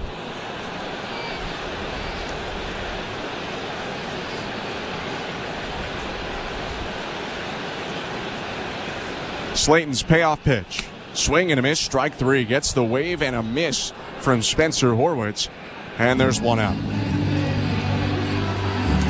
For the Red Sox, 78 and 84 each of the last 2 years. And although they had that ALCS run in 21, they were below 500 in 2020 and an 84-win team in 2019. For a very successful century for the Red Sox, it has been a quieter last 5-6 years. The pitch to Alejandro Kirk. Swing and a foul off to the right, 0-1. Didn't their owners buy a Premier League team? The Fenway Sports Group is the owner of Liverpool FC, among other teams. They also own an MLS team, maybe the New York Red Bulls. 0-1. Outside, 1-1. You know what? It's the New England Revolution is the team they own. That's who it is. In Major League Soccer. And didn't our owners buy somebody recently? Potentially.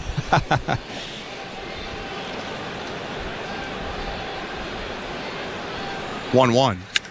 Swing and a fly ball down the right field line, hooking toward the corner. It bounces down for a base hit. Kirk around first, trying for second. Throw bounces in, and Kirk stops on second base with a slicing double.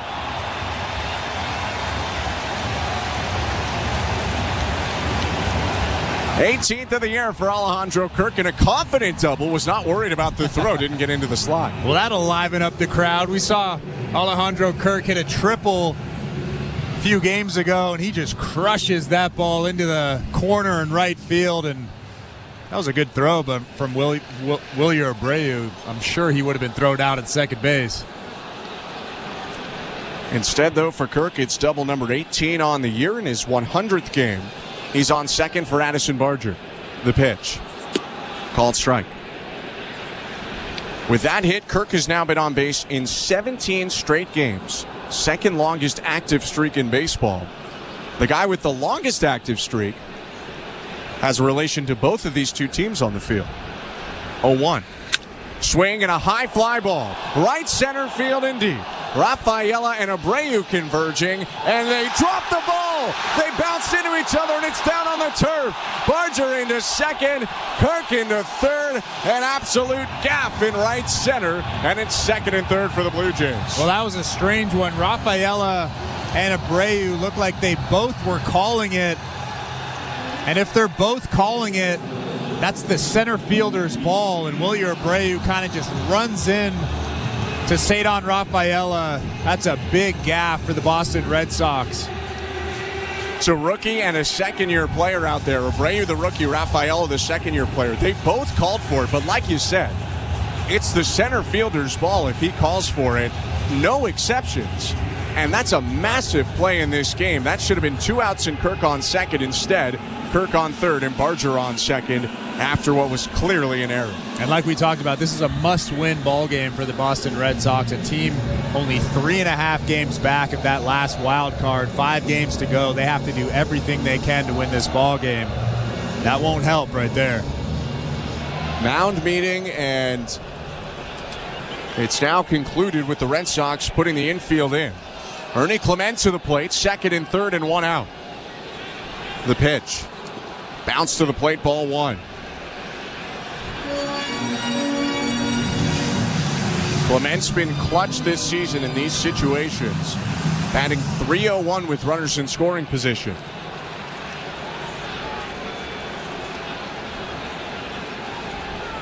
.1-0. Swing and a bouncer, foul.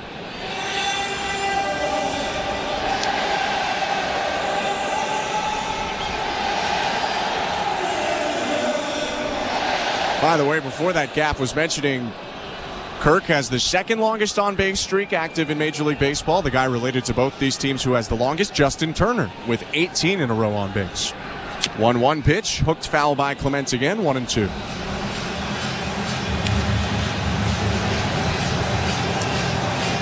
Three 3-0 Blue Jays and a big chance to add on more. Barger on second, Kirk on third.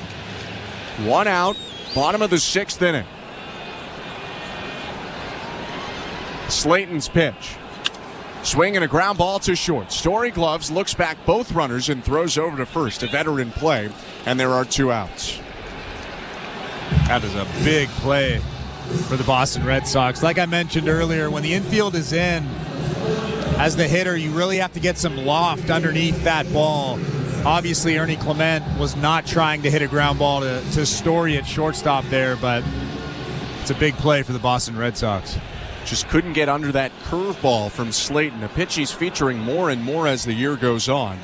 2 down now, the pitch to Davis Schneider. Here's a curveball for strike 1.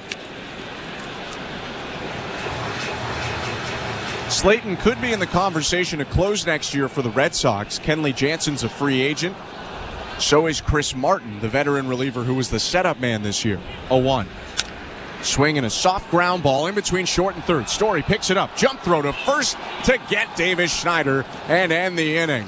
A scream from the reliever Slayton as Story makes 2 very nice plays to strand the runners on second and third and keep it 3-0 Blue Jays after 6. You're listening to Blue Jays Baseball, brought to you by your local family-owned Crown Rust Control Center, streaming at sportsnet.ca and the Sportsnet Radio Network.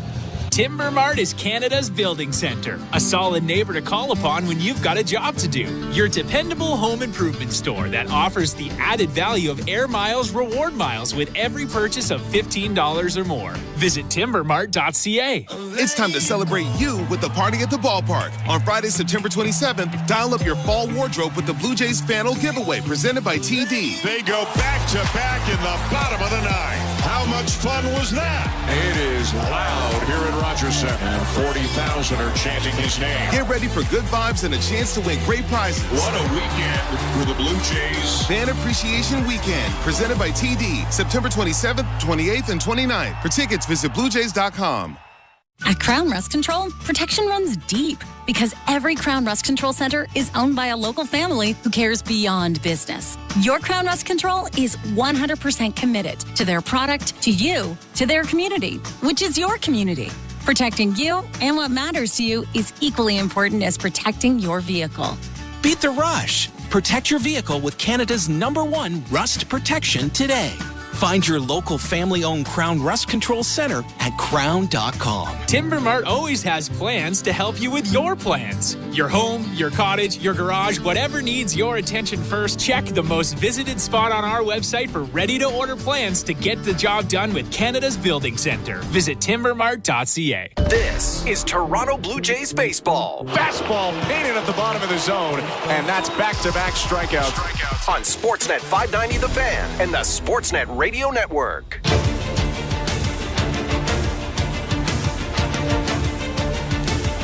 Seventh inning in downtown Toronto, and the Blue Jays up 3-0 on the Boston Red Sox. Thanks for tuning in today. I'm Ben Schulman alongside Chris LaRue.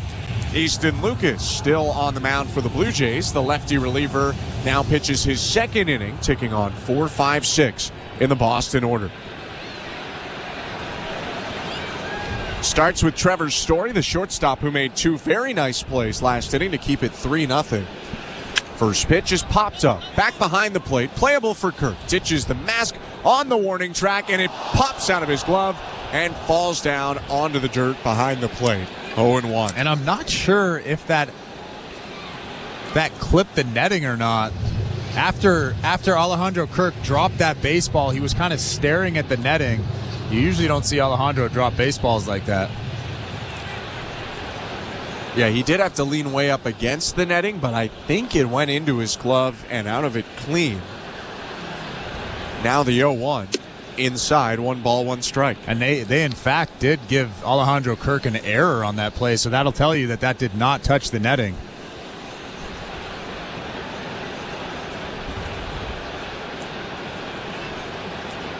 One. High, 2-1.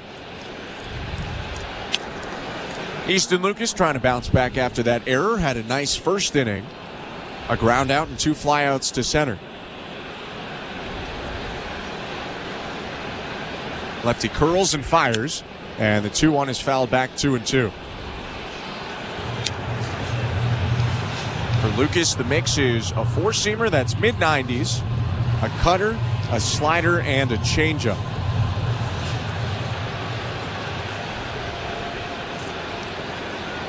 Blue Jays selected him off waivers from the Tigers in mid-August. Had a very nice stint with the Buffalo Bisons. 2-2. Foul tip, strike 3. Battling back, falling behind in the count, plus the error. Lucas punches out Story, 1 out. I tell you what, Easton Lucas has some pretty good stuff. A good fastball, 94, 95 miles an hour. Obviously, his overall numbers in his career aren't great. 13 2/3 innings, 9.22 ERA, but he's a guy that you can work with. Pete Walker wants to sink his teeth into something. This is your guy. Left on left now with Masataka Yoshida. He fouls it back 0-1. This is a guy who can start and pitch out of the bullpen. Started 3 times and pitched 6 times overall for the Bisons in his brief stint in Buffalo and had a 1.37 ERA in almost 20 innings. 0-1. Fouled off, 0-2. Yeah, his AAA numbers are actually pretty solid.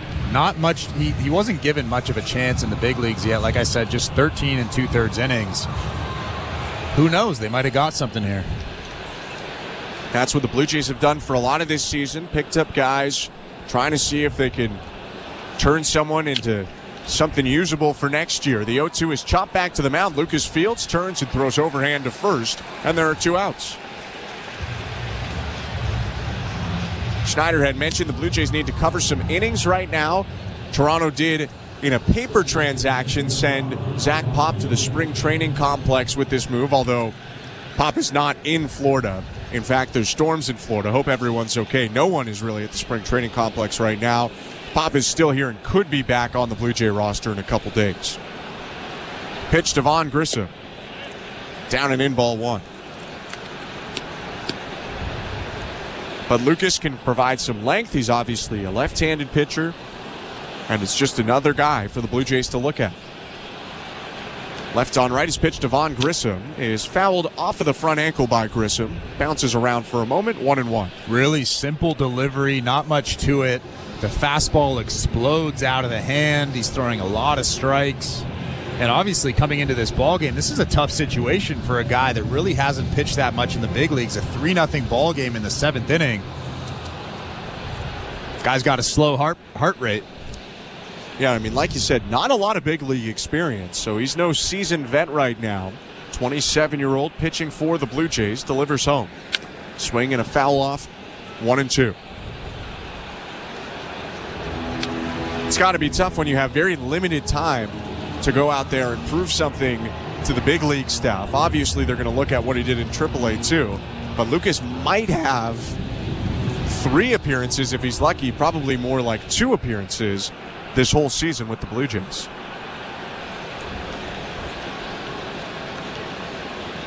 One-two, fouled off.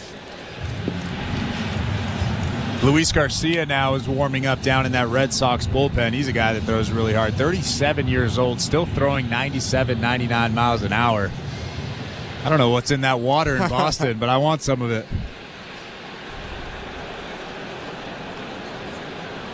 1-2. Fastball just high. Grissom turned around confidently and walked back to the right. It's 2 balls, 2 strikes. I was actually talking to Garcia today, and I said, hey, man, you don't look 38. You look pretty good. And he was like, I'm 37.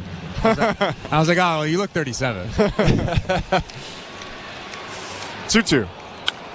Swing and a pop-up. Foul first base side. Horwitz curling back into foul territory. Angles back left, and it falls in. Tough play for Horwitz, who had to run way back. Probably an easier one for the second baseman Schneider or the right fielder Springer. And if you're Lucas, you got to be scratching your head. 2 foul pop-ups have fallen in this inning.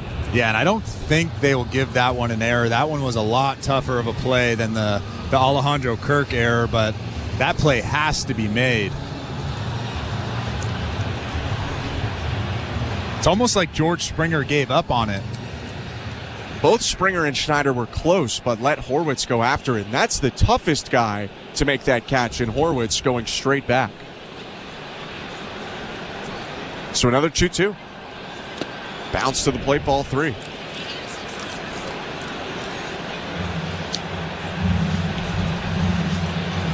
Well, Lucas is getting an opportunity here to showcase fighting through adversity in front of the Blue Jays staff.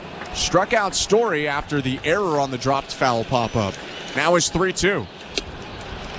Just inside, ball 4. Grissom takes a 2-out walk.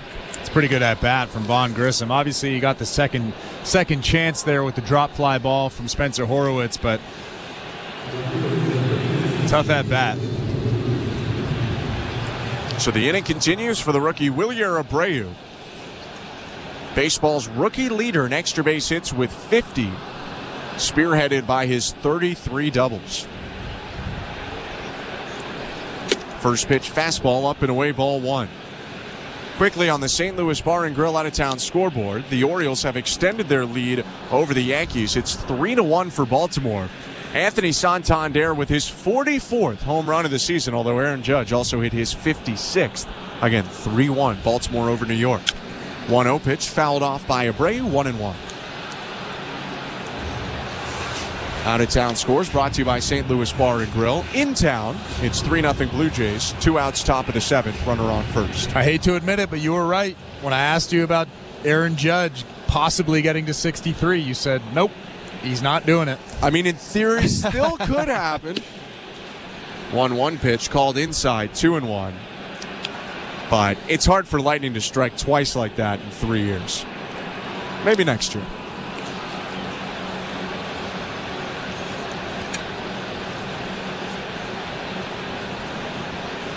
Lucas kicks and delivers, and it's a liner sent foul into the seats, 2-2.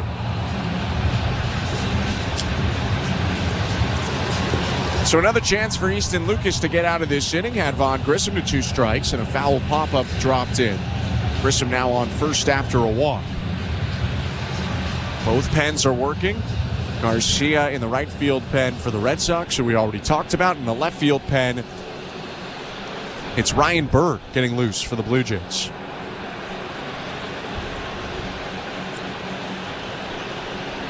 Lucas's 2-2. Swing and a foul back. Got Abreu almost down to a knee, leaning forward on the slider, but he rolled it back into the netting.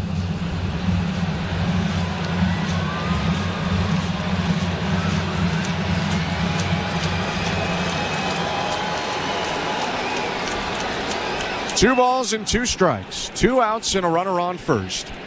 And the pitch. Fouled off again. Good fight here by Abreu. He's seen 6 pitches. Yeah, that fastball right there, 94, down and away at the bottom corner of that strike zone, about as good as it gets. Wilyer Abreu again, just fighting. It's a great 2-strike approach. Right after Grissom fouled off a number of pitches and saw 8 to walk. Another 2-2. Just high, ball 3. Lucas is all around that strike zone. Yeah, he's making him earn it. And probably should be out of this inning already if that Grissom ball had been caught down the right field line foul. 3-2. High, ball 4. It is going to be back-to-back walks here with Danny Jansen coming up to the plate.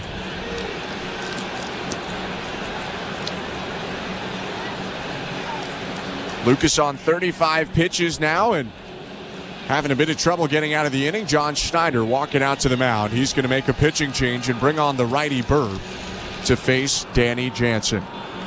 Blue Jays up 3-0, 2 outs, top of the 7th, with Burr getting his warm-up pitches in. Let's go to today's host and one of the hosts of the Fan Checkdown. Here's Show Ali. Thank you very much, guys. And don't forget, we do have Jays Talk tonight. Blair and Barker have recovered for the post-game show tonight and all week long. Jeff will throw out the numbers for you to call after the final out. All right, let's check the out-of-town scoreboard brought to you by St. Louis Bar and Grill. Let's start in Major League Baseball. All eyes in the AL East tonight are on the Yankees, who take on the Orioles. Yankees are 92-64 entering play. Orioles are 86-70. The Yankees need just one win over their division rivals to clinch the AL East, while Aaron Judge was at the plate in the bottom of the 4th inning, and the Yankees had a special guest in the radio booth to call what happens next.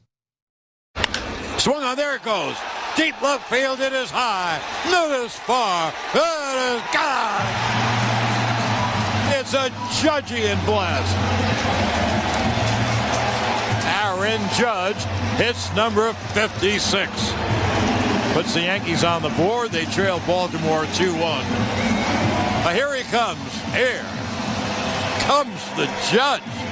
That is John Sterling, who did indeed retire earlier this season, but WFAN and the Yankees have said he will be in the booth with Susan Wallman for the remainder of the regular season and for the entire Yankees postseason run before he retires for good. Right now, though, the Yankees trail the Orioles 3-1 in New York. One final earlier today had the Tigers beating the Rays 2-1. Presumptive AL Cy Young winner Tarek Skubal with 7 innings of 2-hit, no-run ball. He walked just 1 batter to 7 strikeouts. Tigers are in the second wildcard spot. They are a half game up on the Royals and 1.5 games up on the Twins, who are currently on the outside looking in. Blue Jays baseball is brought to you by Crown Rust Protection. Back to the Rogers Center we go. Here's Ben Schulman and Chris LaRue.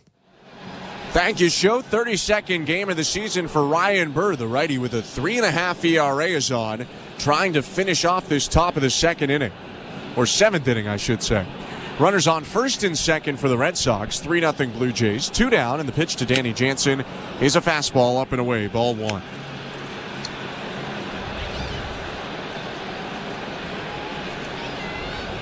Fastball slider is the mix for Ryan Burr, who's in a groove right now. 1-0. Called strike 1-1. He's having a really nice finish to the season. Burr's earned run average in the month of September, 108 in 8 1/3. He's allowed 1 earned run. Trying to pick up Easton Lucas after the walks, 1-1. Chopper hit high, foul toward the third base dugout. It bounces in. It's 1-2. And in his last 14 2/3 innings coming into this ball game, he has 25 strikeouts. That is huge if you want to be a late inning reliever. That might put him in pole position among these midseason pickups for guys who could stick for next year's pen. 1-2. Again grounded foul to third.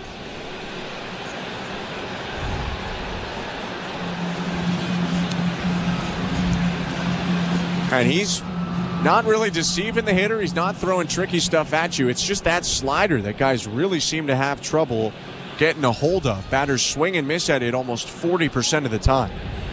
1-2. Slider, check swing, pitch was in the dirt.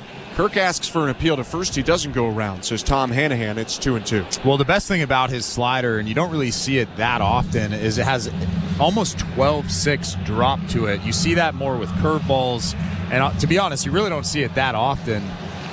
But that's why it's so effective. It looks like a fastball and then kind of just drops off the table. His 2-2. Swing and a high fly ball down the left field line. It's going to go foul, but it was hit pretty deep by Danny Jansen. Home run distance if he could have straightened it out. Still 2-2. Easton Lucas leading on the bench in front of the dugout railing, looking on as his two base runners are on first and second. 3-0 Blue Jays, 2 outs, top of the 7th. Burr kicks and offers. High and outside, ball 3. You think Easton Lucas like that deep drive from Danny Jansen? I think his heart stopped for a moment, and then he probably realized where it was going. Runners will be off on the pitch. The 3-2. Swing and a hard ground ball hit to short, bobbled by Clement, and everyone's safe. Would have been a tough play as Clement was moving toward third base and on the left field turf. It should go as an infield single for Jansen, and now the bases are loaded. Yeah, like you said, I don't think even if Ernie Clement comes up with that ball cleanly, he throws out Danny Jansen at first base. But good job keeping it in front of him, keeping that runner at third base. And now Ryan Burr has a big job to do with the bases loaded and 2 outs in this inning. Go-ahead run is at the plate as that one was ruled a single for Jansen. The pitch to Cedon Rafaela in the dirt, blocked by Kirk to save a run. Ball 1.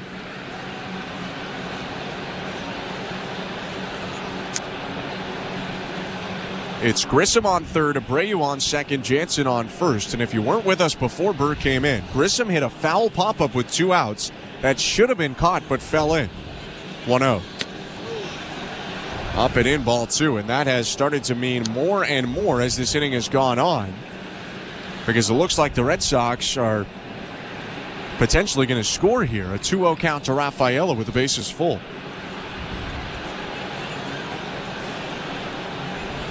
First pitch. Swing and a grounder foul, 2-1.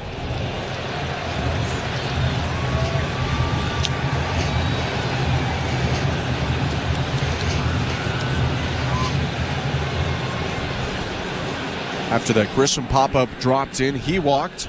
Then Wilyer Abreu walked. Then Ryan Burr came in and just gave up an infield single. 2-1. Check swing on a pitch in the dirt. He did go around on the slider, and Burr evens up the count, 2-2. That was a big pitch. Behind in the count, 2-1. You throw a slider down in the strike zone that bounces right behind home plate.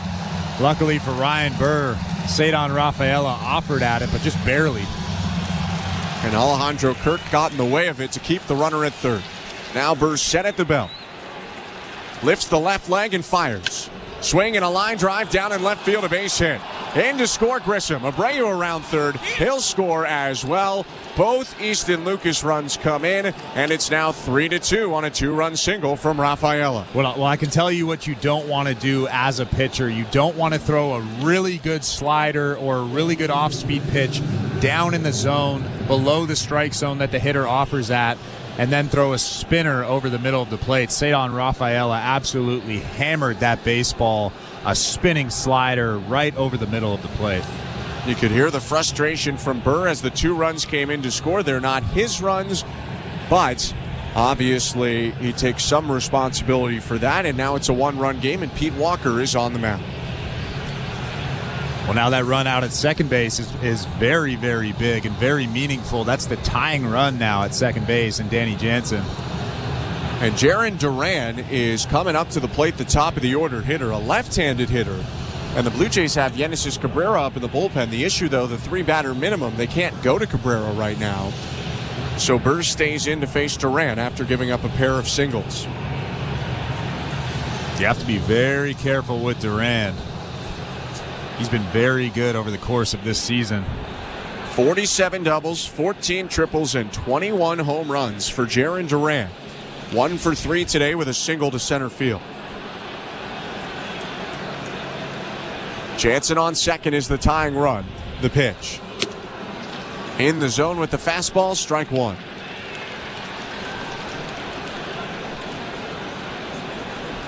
Duran has the most extra base hits by a Red Sox outfielder with 82 since 2011, Jacoby Ellsbury, who had 83. 0-1. Outside, 1 ball, 1 strike. And Cedar Rafaela has 19 stolen bases on the season. He's standing at first base. So if Duran can put something in a gap, I can almost guarantee that the Red Sox will take the lead. 1-1. Foul tip on the slider, 1-2.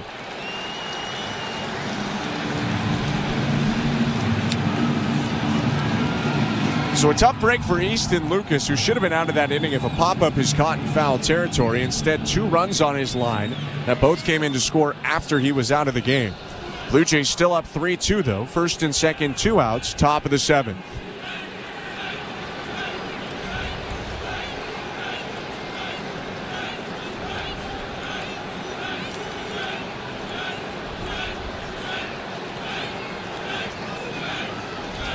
One-two.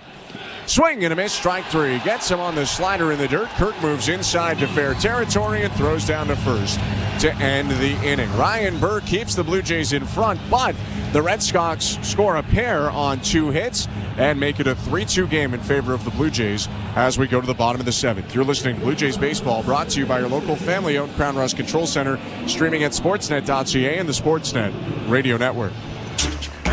We're 2menintruck.ca. We've got lots of men and lots of trucks, so get ready to be moved. Think 2menintruck.ca. So when you gotta move, all moving day. Think 2menintruck.ca. Cause all of us movers are not the same. So that's our company name, 2menintruck.ca. We're lots of men with lots of trucks, so give us a call today. At Crown Rust Control Center, protection runs deep because every Crown Rust Control Center is owned by a local family who cares beyond business. Your Crown Rust Control Center is 100% committed to their product, to you, to their community, which is your community. Protecting you and what matters to you is equally important as protecting your vehicle. Beat the rush. Protect your vehicle with Canada's #1 rust protection today. Find your local family-owned Crown Rust Control Center at crown.com.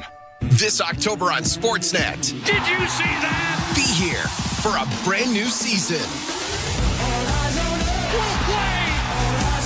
For rivalries. Wow. Be here for superstars. Because once the action starts, here we go.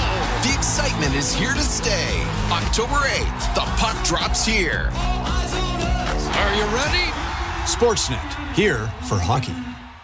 This is Toronto Blue Jays baseball. It's an RBI single, Addison Barger. 5-run frame so far. On Sportsnet 590 The Fan and the Sportsnet Radio Network. Welcome to the Timbermart broadcast booth. I'm Ben Schulman alongside Chris LaRue. Blue Jays now holding on to a slim 3-2 lead over the Red Sox. In the bottom of the 7th, it's Luis Garcia, the right-handed veteran reliever on for Boston, to face 9-1-2 in the Toronto order. Joey Loperfido leading off for the Blue Jays. George Springer behind him, and Nathan Lucas to bat third. Garcia kicks and offers. First pitch hit on the ground to second base. Charging in Grissom, fields chest high, throws overhand to first on the run. 1 pitch and 1 out for Garcia. Well, Luis Garcia really hasn't had a great season. 57 games, 56 innings, an ERA of 4.98, but don't be fooled, he still has the big stuff. That fastball, that sinking fastball that he just threw was 96 miles an hour. Was pretty solid, kind of like Lucas Sims was pretty solid with his first team. The Angels got traded to the Red Sox at the deadline, and it has not gone well as a Red Sox. His pitch to George Springer bounces to the plate, ball 1. Kind of like Sims, Garcia came into the Red Sox and gave up a lot of runs to start. 13 earned runs in the first 11 1/3 as a Red Sox for Garcia. Then he hit the injured list with elbow inflammation activated again on September 21st. Next pitch, Springer bounces it on a check swing to first. Casas picks it up right near the bag and steps on it. Tough luck there for Springer. There are 2 down. Yeah, he's been really bad in his last 7 games. 7 2/3 innings coming into this ball game. 15 hits allowed. Ends up being a pretty decent trade probably if you're the Angels. Nico Cavadas, who hit a 3-run homer here when the Angels were here a couple weeks ago, was in that deal along with 3 other prospects for the right-handed reliever. Garcia's pitch to Nathan Lucas. Outside, ball 1. And this is part of what kind of sunk the Red Sox in that race. A lot of the acquisitions that they made did not end up bettering the team. Next pitch to Lucas. High and outside. And it's now 1 ball and 1 strike. Solid day for Lucas. A sac fly, a walk, a run scored. 0 for 1. 1-1. Fouled back, 1-2. This has been a nice inning for Garcia, though. Used only 3 pitches to get Loper, Fido, and Springer. And now ahead of Nathan Lucas, 1-2. Righty's pitch. Bounce to the left side, picked up by the third baseman Gonzalez. Throws to first, gets Lucas, and that's a 1-2-3, bottom of the 7th. We go to the 8th. Blue Jays 3, Red Sox 2 at Rogers Center. You're listening to Blue Jays Baseball, brought to you by your local family-owned Crown Rust Control Center. Streaming at sportsnet.ca and the Sportsnet Radio Network. Shohei Ohtani. There it is! The first player in Major League Baseball to have a 50-50 season. When the sports world is talking, nobody gives you more perspectives than the experts of Sirius XM. This is a remarkable freaking accomplishment. Hear instant reaction on Mad Dog Sports Radio. It's incredible. Guy's unreal. And expert analysis on MLB Network Radio. He is the type of player that can evolve into anything he wants to be. Live sports talk when you need it is on Sirius XM and the all-new Sirius XM app.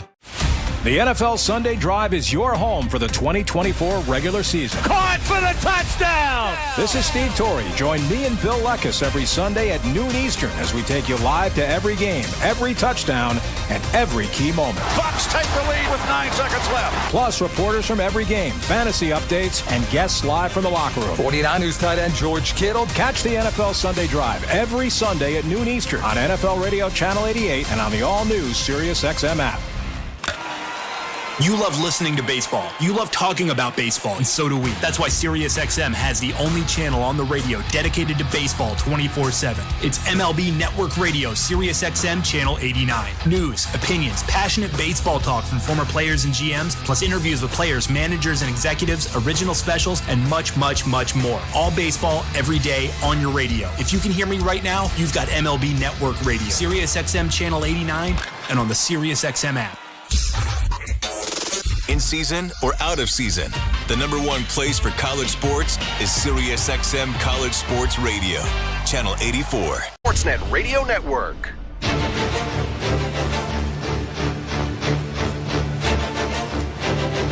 Yenisys Cabrera wrapping up his warm-up pitches on the Rogers Center mound as the Blue Jays and the Red Sox get into the 8th inning here in downtown Toronto. Thanks for tuning in tonight. I'm Ben Schulman. Next to me is Chris LaRue.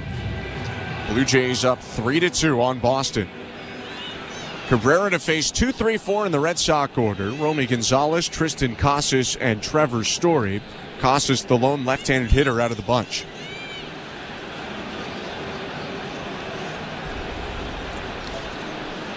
Gonzalez, a righty swinger, settles into the box, straight up in his stance in the pitch. It is a called strike, 97 on the inside edge, 0-1. Cabrera's making his 68th appearance of the year. 3.10 ERA. 0-1. Swing and a miss. Drop the cutter below the zone. 0-2.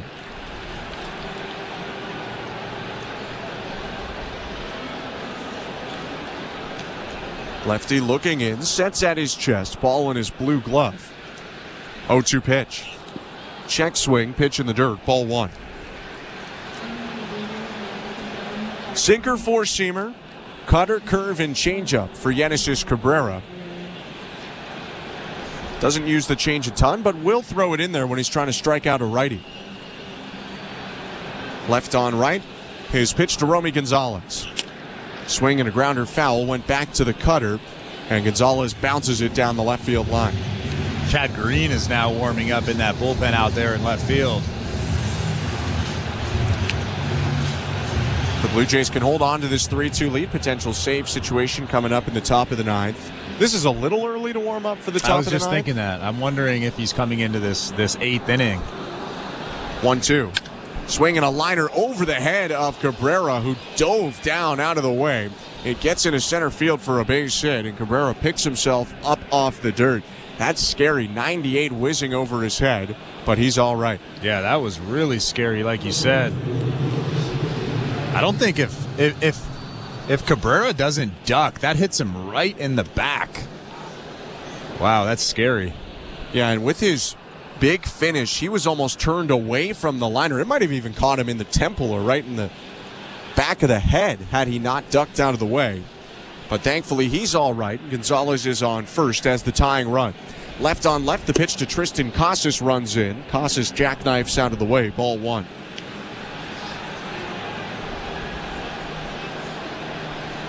Tristan Casas is 0 for 2 with a walk today.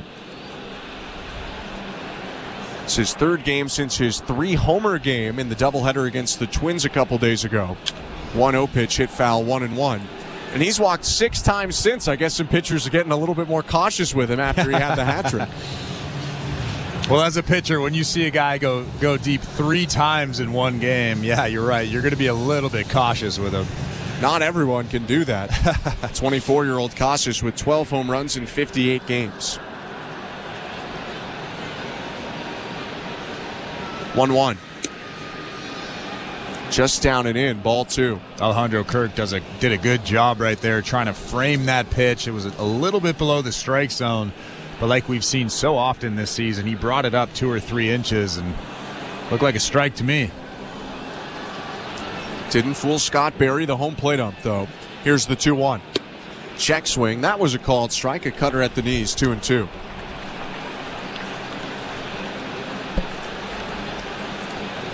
Gonzalez on first is a bit of a threat to run. 11 stolen bases in 85 games this year. He's been caught 3 times. Leads off from first, held on by Horwitz. The lefty Cabrera looking at him, kicks and fires. And the 2-2 is hit on a line into right center field, a base hit. Gonzalez around second. He'll easily get to third. And back-to-back hits have put runners on the corners for the Red Sox. Nobody out in this 8th. That was a good swing from Casas. He got a hanging breaking ball from Yenesis Cabrera, and he absolutely hammered it into center field. Romy Gonzalez doing a good job seeing that ball down and going first to third on that play. And now the Blue Jays in a very tough spot here. Tying run is at third base. Runners on the corners for the Red Sox overall with nobody out. Chad Green continues to warm, but Cabrera now will face his third batter of the inning. It's Trevor Story. Infield is playing back like they're looking to turn a double play. Cabrera in the set, the pitch. Swing and a miss, strike 1.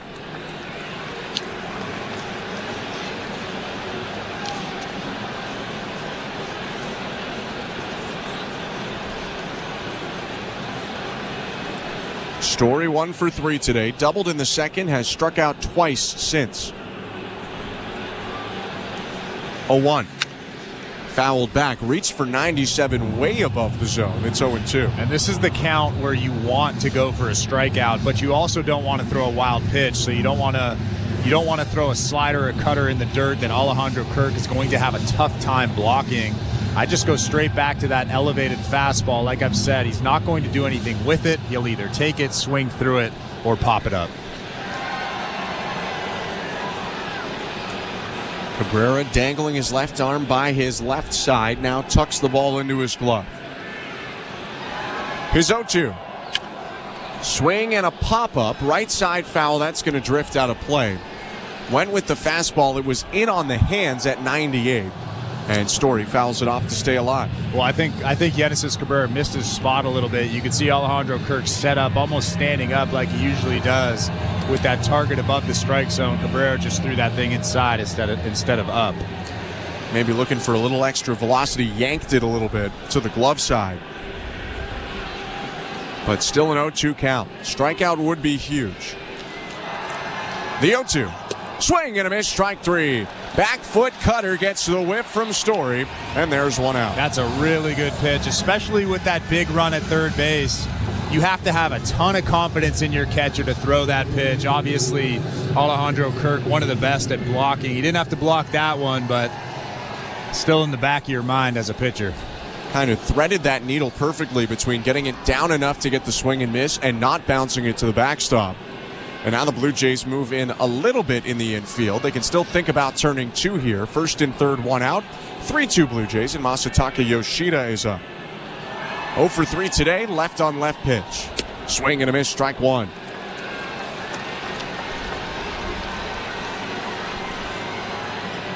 And again, now that you're ahead in the count, you're thinking about strikeout. Strikeout is the ideal thing that you want in this situation. 0-1. Bounce to the plate, blocked by Kirk, who took it off the glove, had that mitt right in between his legs, and it rolls onto the plate, 1-1.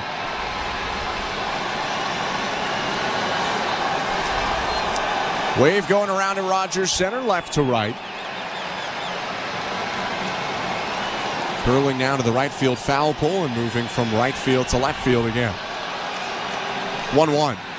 Swing and a miss, 1-2. 97, sinker driven to the bottom of the zone. It's a good ground ball pitch, but he gets the swing and a miss anyway. Would have been nice if he got a little ground ball to David Schneider at second base to turn two, but he'll take a swing and a miss as well.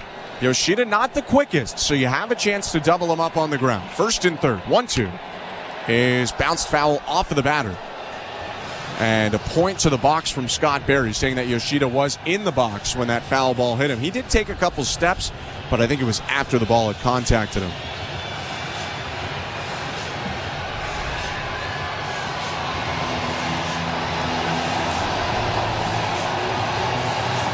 Crowd's getting loud.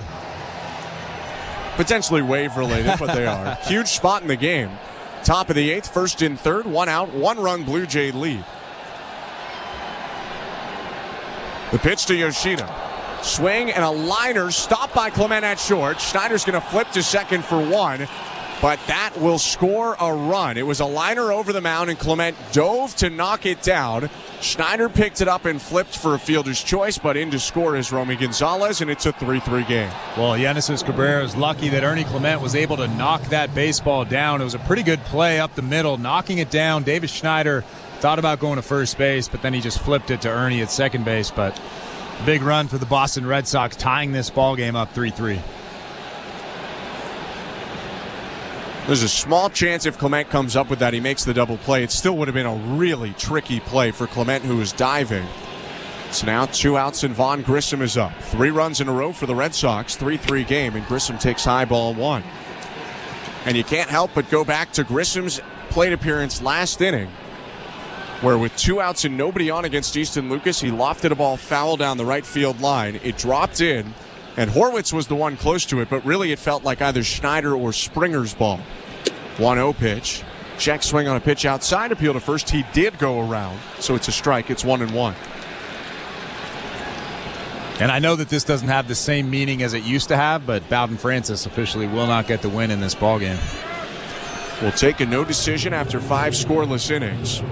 Also a late pinch run decision by the Red Sox. They're going to bring Connor Wong into the game. It's a pinch run for Masataka Yoshida, representing the tying run. Or pardon me, the go-ahead run. It's a tie game now, 3-3 after the RBI fielder's choice from Yoshida. And the pitch to Grissom, hit foul, 1-2.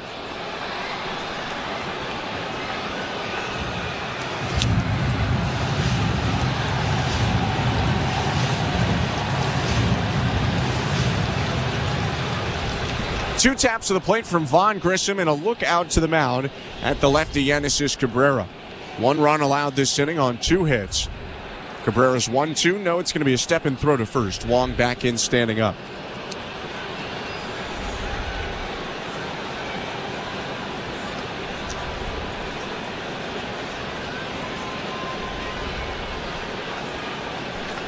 Blue Jays have Vladimir Guerrero Jr. leading off the bottom of the 8th inning. Now a 3-3 game. 1-2 pitch. Swing and a foul ball sent into the seats off to the right.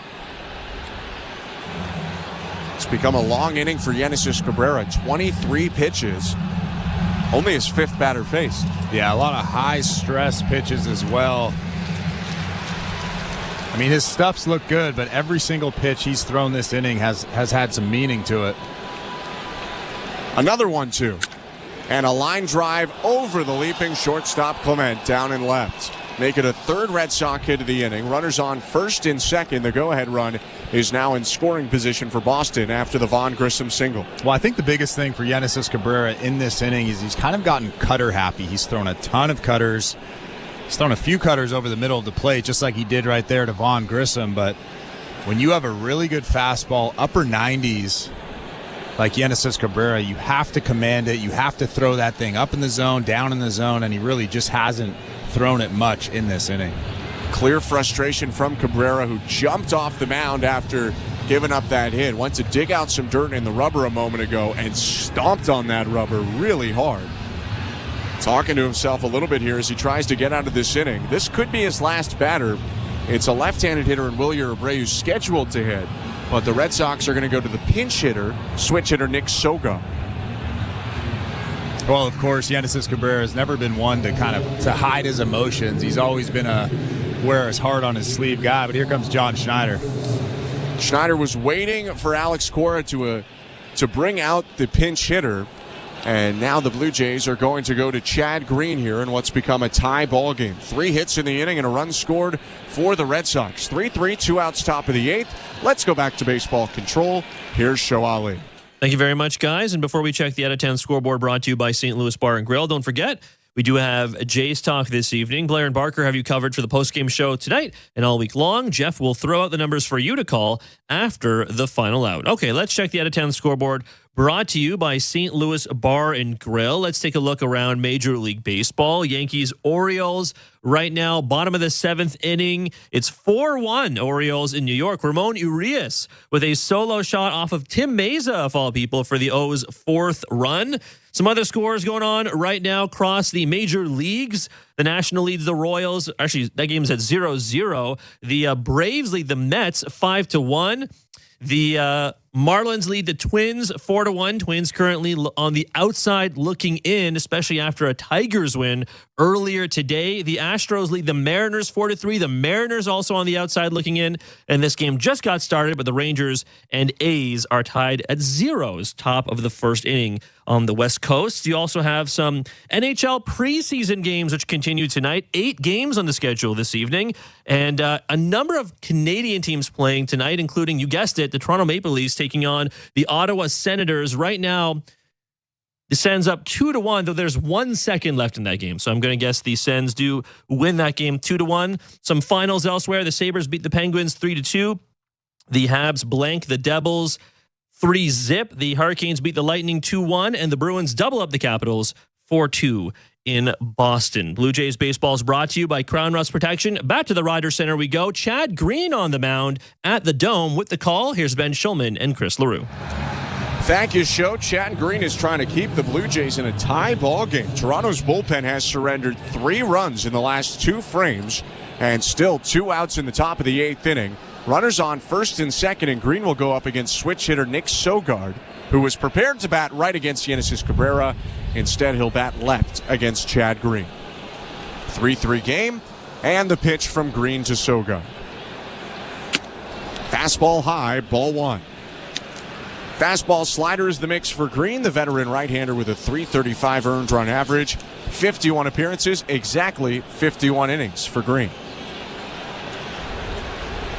1-0. Swing and a fly ball deep left center field. Going back, Nathan Lucas makes the catch in left, and that's the inning. Red Sox tie it on 3 hits. It's a 3-3 game going to the bottom of the 8th. Vladimir Guerrero Jr. leads off next. You're listening to Blue Jays Baseball, brought to you by your local family-owned Crown Rust Control Center, streaming at sportsnet.ca and the Sportsnet Radio Network. At Crown Rust Control, protection runs deep because every Crown Rust Control Center is owned by a local family who cares beyond business. Your Crown Rust Control is 100% committed to their product, to you, to their community, which is your community.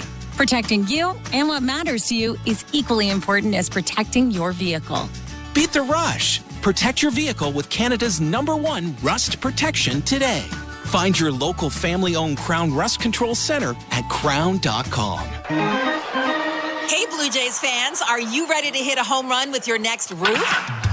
Introducing GAF Timberline HDZ shingles, designed to keep your roof looking and feeling like a winner, rain or shine. GAF is proud to be the official shingle of the Toronto Blue Jays. Visit homedepot.ca and search GAF to learn more about how GAF Timberline HDZ roofing shingles can elevate your home to the next level. GAF, we protect what matters most.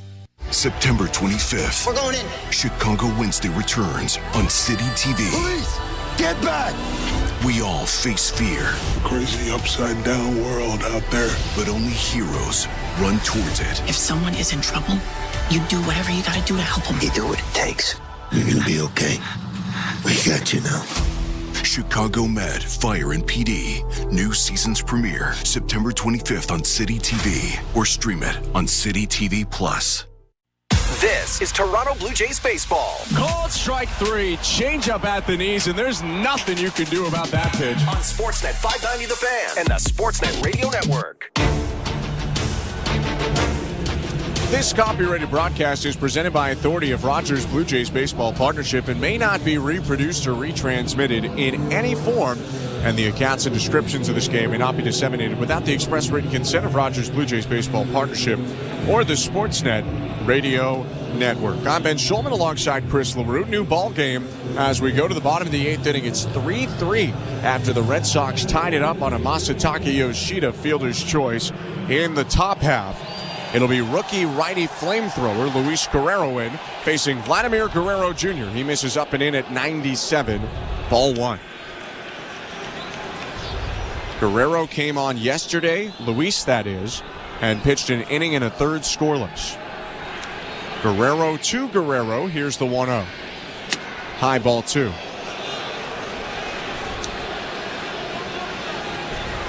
Only the 7th major league appearance for the righty reliever, and it's in a big spot here. Potentially the season on the line for the Red Sox, still not mathematically eliminated. 2-0. Inside 3-0. Well, you know that his heart rate is up, facing one of the best hitters in all of baseball, falling behind 3-0 now.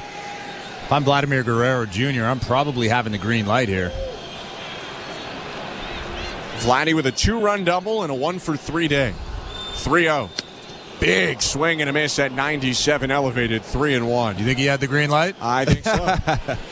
If there's a light that makes you go faster than green, that's what he had, as he absolutely unloaded but missed that fastball. 3-1. He takes it high, ball 4. Leadoff walk for Vlad, representing the go-ahead run in the bottom of the 8th inning. That's actually a good job from Vladimir Guerrero Jr. Vlad knows that he's the most important piece of this lineup, but he's also willing to take a walk. That's why he's so good. He obviously doesn't get too antsy in that situation, takes the tough pitch up out of the strike zone. He's on first, and Spencer Horwitz takes 88 on the inside corner for strike 1. By the way, a lot of defensive changes for the Red Sox related to Nick Sogard pinch hitting last inning in the spot of Wilyer Abreu, the right fielder. 0-1. Swing and a foul back, 0-2. Sogard has moved into third base. He's not much of an outfielder. So they bump Romy Gonzalez, the third baseman, to left, and then slide the two outfielders who remained in each one spot to the right. Jarren Duran moves from left to center, and Cedon Rafaela moves from center to right field. So again, Sogard at third, Romy Gonzalez in left now, Duran in center, Rafaela in right. 0-2 count, nobody out. 3-3 bottom 8. The pitch is hit on the ground by Horwitz. This should be 2. Picked up by Grissom. Throw to Story 1. Back to first. That erases the leadoff walk, and it's a 4-6-3 double play. Really good changeup from Guerrero right there. Down in the zone. Spencer Horwitz just hits a ground ball right to the second baseman. An easy turn for the Boston Red Sox. So 2 down, and Alejandro Kirk is up to the plate. He has a double today in 3 tries. And Kirk tries to give the Blue Jays a little bit of life here after that killed the leadoff walk, that ground ball double play. Base is empty, bottom 8. Guerrero's pitch. Breaking ball in there, strike 1. Nobody up in the Toronto pen, so presumably Chad Green would pitch in the 9th inning, regardless of whether the Blue Jays take the lead or it's still 3-3. 0-1. Swing and a mile-high pop-up foul right side out of play. 0-2.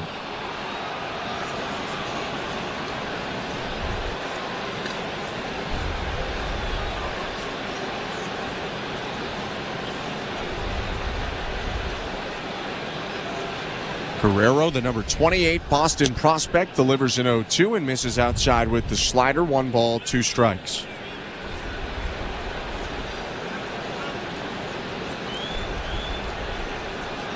Right, he was called up to the big leagues on September 6th when the Red Sox designated Rich Hill for assignment. Blue Jays got to see Hill in his season debut this year. 1-2.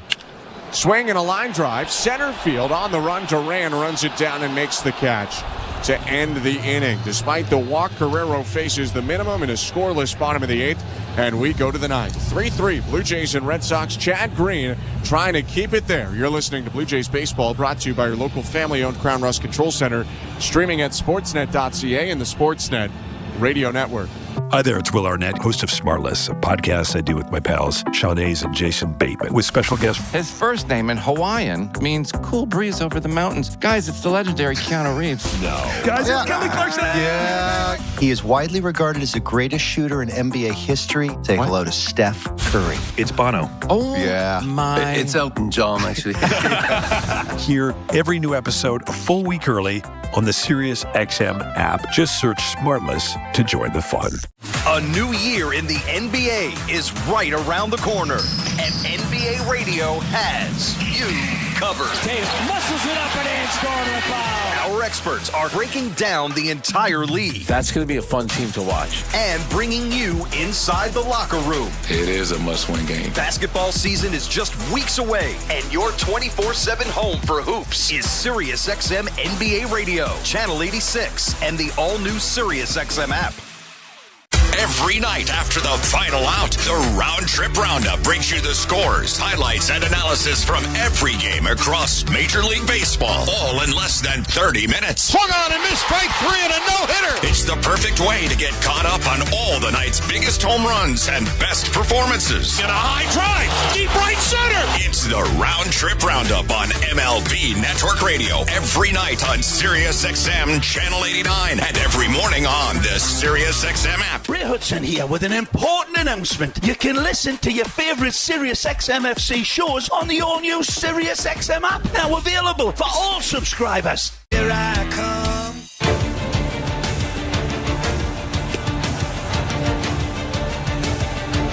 Welcome to the Timbermark broadcast booth. I'm Ben Schulman alongside Chris LaRue.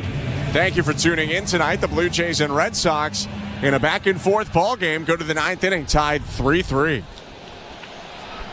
Chad Green remains on. He got the last out of the 8th inning after Boston tied it up. He'll face 8-9-1 in the Red Sox order. It's Danny Jansen leading it off for Boston. Green's pitch. Fouled back, 0-1. Plenty of big moments as a Blue Jay at Rogers Center for Danny Jansen. Impactful hits and home runs. I think Blue Jays fans at this point hoping that he doesn't come up with another one. 0-1. Outside, 1 ball, 1 strike.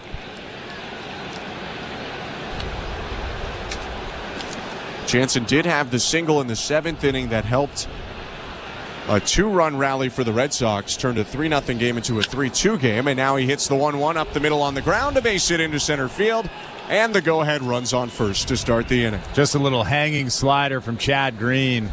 middle. Danny Jansen does such a good job. And Tyler O'Neill will come in to pinch run for Danny Jansen. You'd be pretty sure that the Red Sox will do everything in their power to score that run from first base. And the Red Sox do have Connor Wong in the DH spot right now. He had come in as a pinch runner for Masataka Yoshida, so likely Boston loses the DH in the bottom of the ninth. But like you said, they're scrapping to stay in the playoff race. First pitch to Cedar Rafaela outside, ball one. And to their credit, they're not playing like a team who's playing out the string. They are scratching and clawing to win this game. Rafaela's 2-run single, a big part of that in the seventh. 1-0. Swing and a ground ball to third. Barger fields, throws to second one. Schneider to first. Double play. 5-4-3, and that cuts down the leadoff single. 2 outs and the bases empty. Another really nice play from Addison Barger. Makes the perfect throw to second base. Davis Schneider with the easy turn, cutting off Cedar Rafaela at first base. After some early errors in his major league career, it really feels like Barger has reined in that big arm.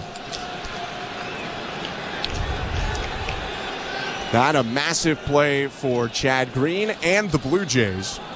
Jarren Duran now comes up with the bases empty. Green's pitch. Down and in with the fastball, ball one.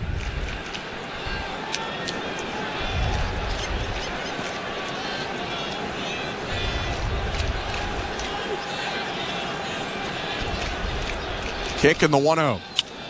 Swing and a fly ball down the left field line. Foul territory, and that's going to bank off of the netting and roll down it, and I think under it into the seats. Snuck in between the netting and the padded wall. It's 1-1. Looks like Chris Martin will be in the bottom of the ninth for the Boston Red Sox. Big spot for him. Martin came in yesterday in a non-save situation. Boston up 4-0 at the time, and he gave up a run but closed out the win.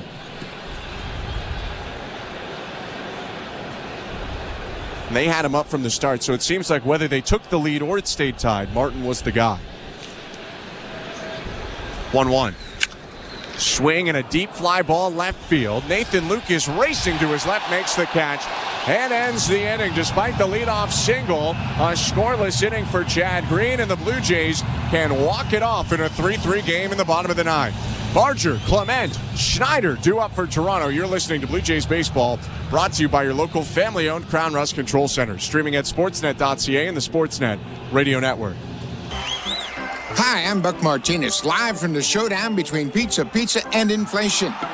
First to the plate, with over 2 million sold, it's Fixed Rate Pizza, a hot and fresh extra-large 4-topping pizza for a fixed price of $17.99 until the end of 2024.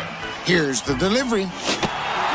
And inflation strikes out. That's a swing and a drive for Fixed Rate Pizza. Lock in yours today.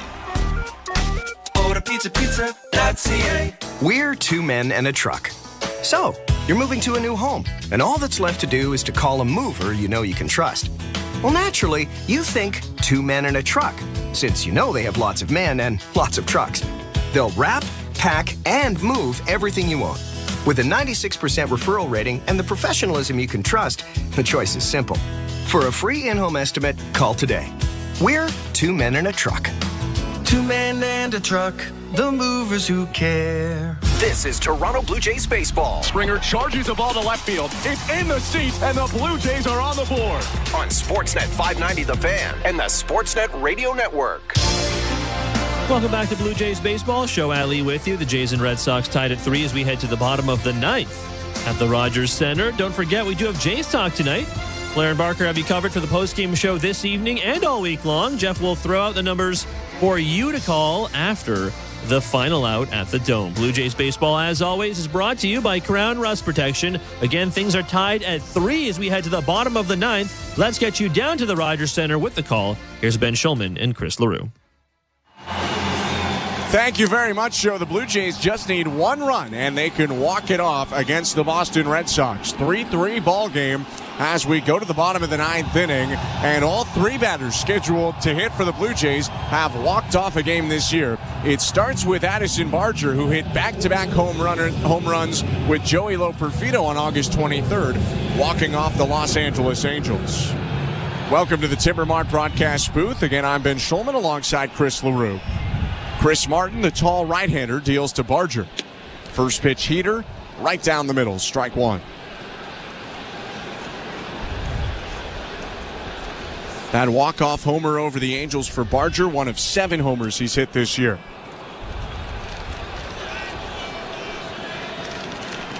Oh, 1. Outside, 1 ball, 1 strike.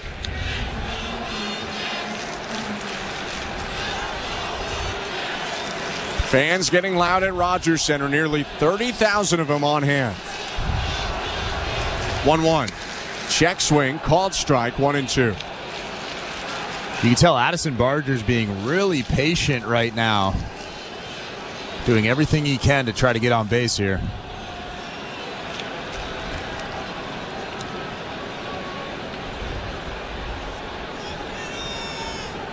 One-two pitch. Swing and a foul off. Finally lets it rip on a fastball just outside the zone and hits it into the stands to stay alive. That's a good job. You could tell his 2-strike approach has really matured. That fastball was outside, just off the plate, too close to take, and he kind of just chopped at it, knowing that he's just trying to foul that off, not trying to do too much with that pitch. Right on left matchup to start the inning. The 1-2. Way high, eye high for Barger. 2 balls, 2 strikes as Martin misses with the patented cutter.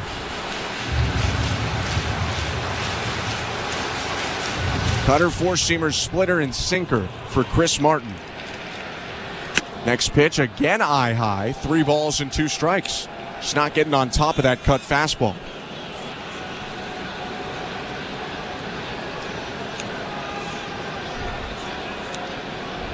Payoff pitch.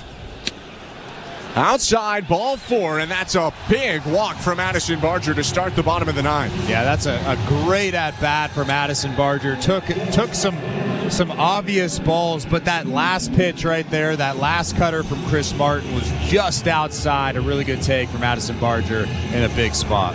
Thought they might run a Clase or a Baroa in place of Barger, but Barger is quick, and they're going to leave him in at first base with Ernie Clementa. The pitch. Foul tip, strike 1. I would certainly run a Clase if I was John Schneider right now. Obviously, he doesn't think that. But like you said, Addison Barger, no slouch. Mentioned that all 3 guys scheduled to hit this inning have walked off games this year. 0-1 to Clement. Swing and a ground ball to third. Backhanded by Sogard. Throw to second, 1 over to first. 2 down. Clement, who had walked off Texas on the 26th of July, hits into a double play, and the bases are empty with 2 outs. Really nice backhand play from Sogard. Almost down the line there. That third base line makes a perfect throw to Vaughn Grissom at second base for the easy double play. Who can forget Davis Schneider's walk-off home run this season? It came in the 14th inning of a game against the Pittsburgh Pirates. Schneider up to the plate, 2 outs. First pitch is called a strike. Looks pretty high. It's 0-1. Tommy Nance is loosening up for the Blue Jays should this game go into extras. 3-3, 2 out, space is empty. 0-1. Called strike, 0-2.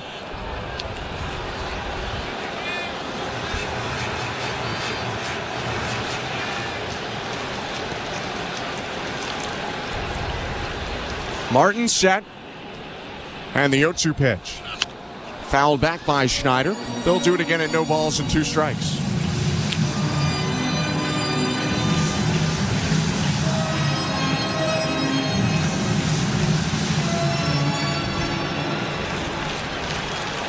Red Sox battling to stay in the race. Tampa Bay already lost today, a team that's just behind them.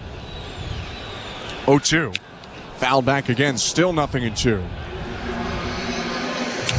And they have a team like Seattle who's in between them and the wild card losing. Minnesota who's in between them and the wild card losing. Kansas City's in extra innings right now with Washington. They're probably doing a little scoreboard watching. I can imagine. Really, the only tough result for them so far has been the Detroit win. 0-2. High, 1 ball, 2 strikes.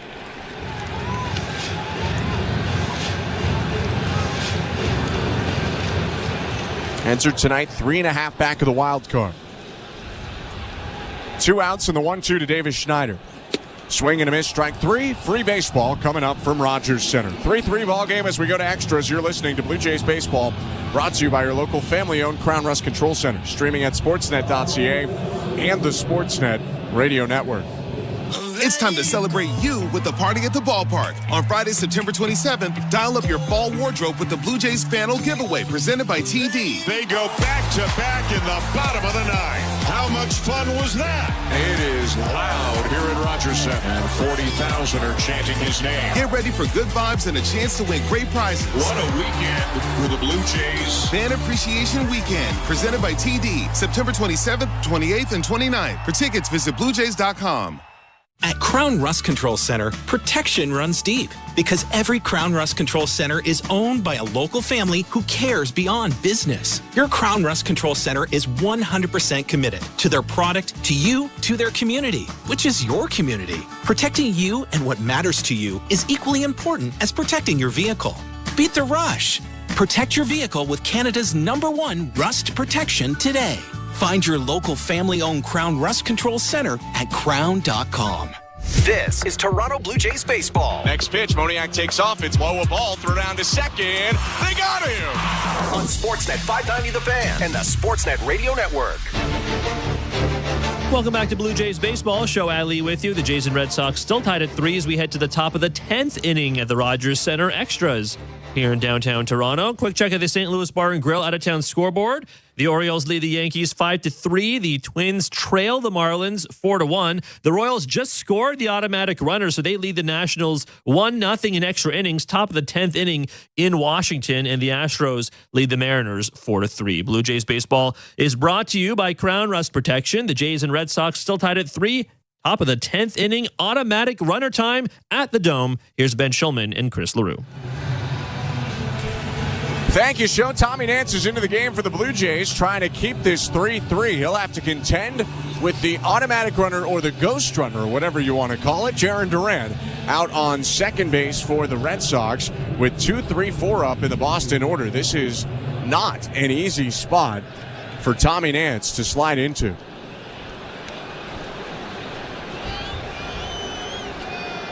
Nance facing Romy Gonzalez to begin the inning. Gonzalez 1 for 4 with a run scored. He singled in the 8th and scored as the tying run in this 3-3 game. Corners in the pitch. Broken bat, soft liner to short. Caught on the backhand by Clement. You couldn't have scripted a better start than that for Tommy Nance. 1 pitch, 1 out, and the automatic runner stays at second. Yeah, outside of a strikeout or somehow getting a double play there, that's a best case scenario for Tommy Nance. So 1 out, and Tristan Casas is up to the plate. He singled in the 8th inning, also walked in the 4th. 1 for 3 on the day.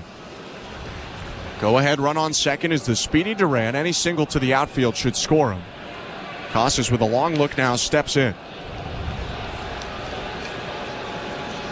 Right on left, the pitch from Nance. Outside with the curveball, ball 1. And if you're Tommy Nance, you're probably thinking about a strikeout in this situation. And they're going to walk Tristan Casas here to set up the double play, obviously. But in that situation with an open base, you're thinking about a strikeout. You're thinking about not allowing Casas to just stick the bat out, hit a little looper to the outfield, and score that run from second base. But a little bit easier with the guy on first base right now. Interesting that he threw a pitch and then they went for the intentional walk. Well, I think because if they got ahead 0-1, they could have pitched around him. Fastballs up, curveballs down, try to strike him out. Now the pitch to Trevor Story. Slider misses outside, ball 1. Story, a 2-time Silver Slugger at shortstop, 1 for 4 today. A double and 3 strikeouts.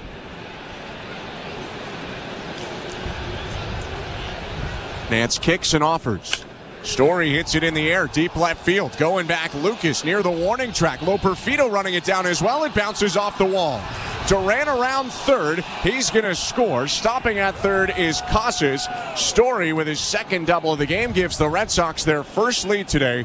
4-3 Boston with 1 out in the top of the 10th. Well, Tristan Casas was right on Duran's tail. He was about 10 feet behind him, and they stopped him at third base, but a big hit for Trevor Story off that wall in left center. It was interesting they sent Duran and stopped Casas. Obviously, Duran is a lot faster. But now it's second and third for the Sox. One out top of the 10th, and the Blue Jays desperate to keep it at 4-3, bring the infield in. Connor Wong, who came in as a pinch runner in the 8th, is now the catcher for the Red Sox. The DH is gone for Boston. He's hitting, and the pitch. Called strike.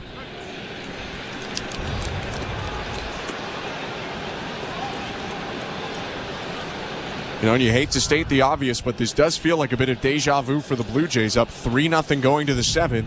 Now down 4-3 in the 10th. 0-1. Swing and a ground ball to short. Clement fields, throws to the plate, but it's to the backhand side. Kirk's going to throw to first, and they'll actually get an out on the play.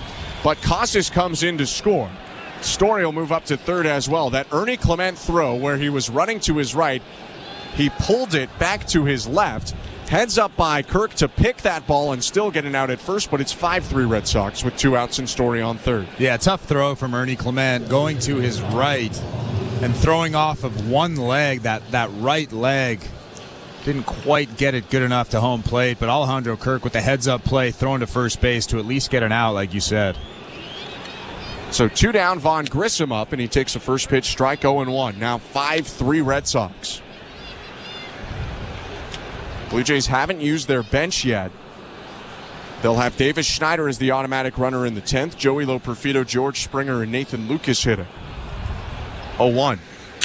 Swing and a liner down in left field, a base hit, and that is tough as Story comes in to score.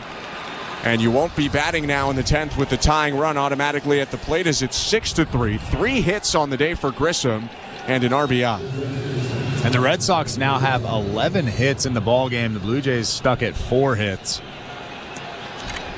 And so much of it coming in these last couple innings. For the Red Sox, 8 of their 11 hits have come from the 7th inning on. Nick Sogard is up. And the pitch. Sogard tries to bunt, bunts through it as he foul-tipped it into the glove of Kirk, 0-1. Pretty good idea from Sogard. Addison Barger was playing really where the shortstop would normally play. A wide open space on the left side of that infield for Sogard to potentially get a bunt base hit. Barger now in a little bit more, and the runner takes off on the 0-1. Swing and a miss. Throw down to second. Not in time. It was a really early break from Grissom, who broke, stopped, and broke again. Ernie Clement pointing to the dugout. I think he thinks that Grissom came off the bag in the process of the slide because he definitely beat the throw.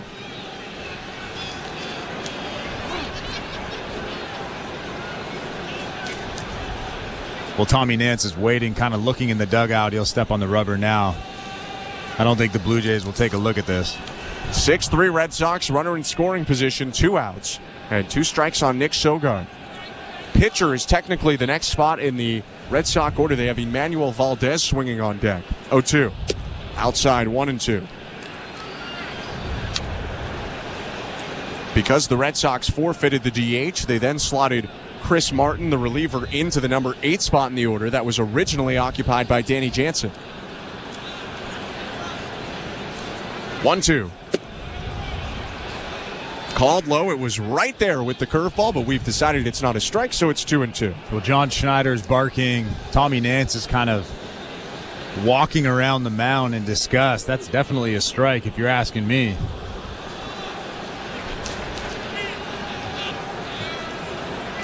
Two.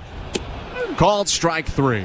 Curveball gets him to end the inning, but 3 runs for the Red Sox, and the Blue Jays have a big hill to climb. 3 to tie it, 4 to win. Down 6-3 going to the bottom of the 10th. You're listening to Blue Jays Baseball, brought to you by your local family-owned Crown Rust Control Center, streaming at sportsnet.ca and the Sportsnet Radio Network. Hi, I'm Buck Martinez, live from the showdown between pizza and inflation. First to the plate, with over 2 million sold, it's Fixed Rate Pizza, a hot and fresh extra-large 4-topping pizza for a fixed price of $17.99 until the end of 2024.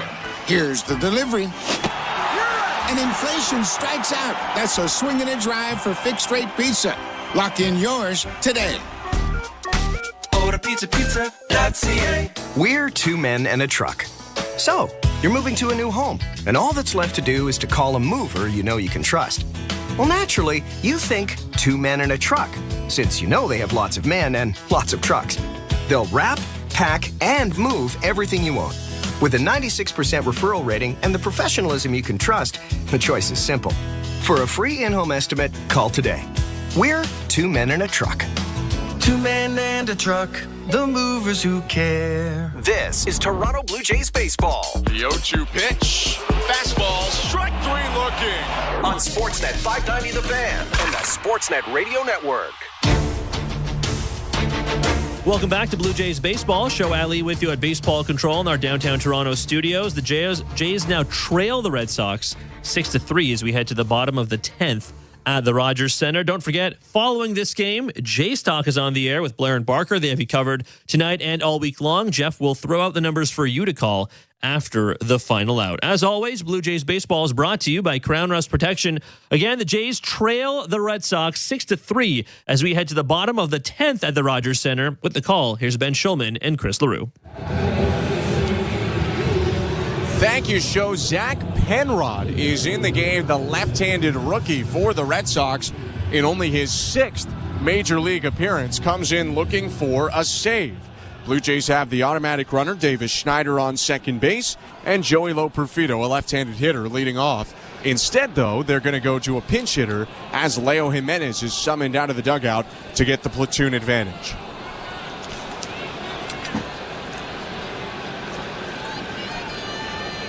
Penrod, the southpaw, looks at second and delivers home. And it almost hit Jimenez. It skips away from the catcher, Wong. And up to third base goes Davis Schneider on the wild pitch. Not the worst start to the frame for the Blue Jays, who need 3 to tie, 4 to win. Yeah, that run going from second to third really doesn't mean much, but you have to think that Zach Penrod, this is a big situation for him. This is just his 6th big league ball game. He's coming into a ball game late in the 10th inning, potentially getting the save here. 1-0. Called strike. By the way, Tristan Casas is no longer at first. It's Mickey Gasper in the ball game at first now. So the Red Sox with only one more guy left on the bench in Manuel Valdez. 1-1. Jimenez swings and drives it into left center field. That's down in the gap for a base hit. In to score comes Schneider. Jimenez jogs into second and slides in at the last moment with an RBI double. The Blue Jays score to make it 6-4 and will bring the tying run to the plate. And that is a big hit because now the tying run, potentially a guy standing in that batter's box can tie this ball game with one swing. 6-4 now. What a swing from Leo. Just drilled that thing into the gap in left center. First run for the Blue Jays since the 5th. They stop a streak of 6 consecutive scored by the Red Sox. Boston still up 6-4, but nobody out. And George Springer can tie the game with a swing. 19 homers on the year for Springer. Penrod looks in and delivers. Springer hits it in the air. Right center field and playable for Duran. Center fielder calling for it, runs into it and makes the catch. Jimenez dekes like he's going to tag in advance, but goes back to second. 1 out. And again, you have to imagine that Penrod's heart rate is pretty fast right now. This is just his 6th big league ball game, probably the highest leverage situation that he's been in since being called up from the minor leagues. But Nathan Lucas, pretty good hitter up right now. Left on left matchup. Penrod looking in. Peeks at second and pitches home. Lucas takes it. Late check swing. It's called strike 1. Penrod, the number 29 Red Sox prospect. An undrafted free agent signing by the Rangers in 2018. Pitched an independent ball the last couple seasons. 0-1. Swing and a foul back. 0-2. You think you had high leverage like this in indie ball? I think it's a little different when you're on the Missoula Paddleheads or the Billings Mustangs or the Boise Hawks. 3 teams he pitched with in the Pioneer League from 21 to 23. Got back in affiliated ball late last year with the Red Sox. 0-2. Swing and a broken bat pop-up left side foul. Third baseman Sogard gives it a look, but it's out of play, and maybe it didn't break the bat of Lucas, although it had a bad sound. He's kept hold of that bat, and it's still 0-2. Looming on deck for the Blue Jays is Vladimir Guerrero Jr. Barring a surprising double play, he'll get to hit as the tying run for Toronto, regardless of what happens to Lucas. 0-2 again. Outside.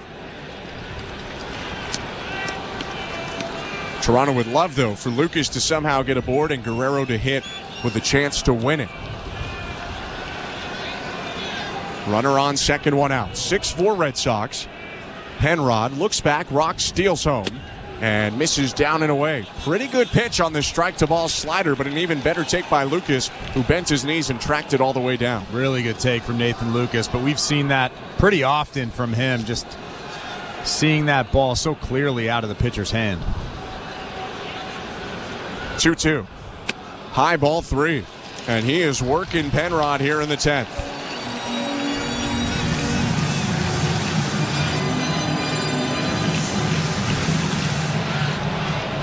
Penrod just allowed his first run in the major leagues, although not an earned run, as the automatic runner came in for the Blue Jays. He's going to step off now. He did get a flyout from George Springer, but that's been the only comfortable part of this inning for the lefty, who gave up the leadoff double and is now in a battle with Nathan Lucas. 3-2. Down and away, ball 4. A walk for Lucas.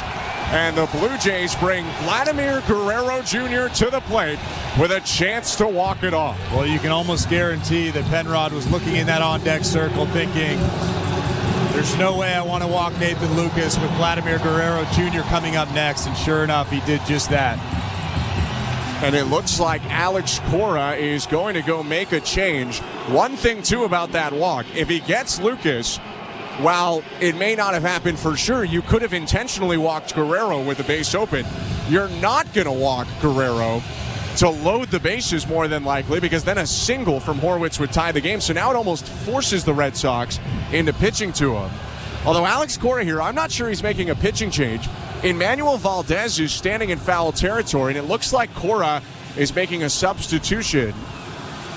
I wonder if the Red Sox are going to do something funky here with their infield configuration. It is going to be a pitching change, so we'll see what Cora is doing. He's brought both a new pitcher and a new fielder on. 2 Red Sox are walking back to the dugout, and the Blue Jays will bring Vladdy up to the plate, and a home run will win it when we come back. Let's go back to baseball control for an update of scores around the world of sports. Here's Show Ali.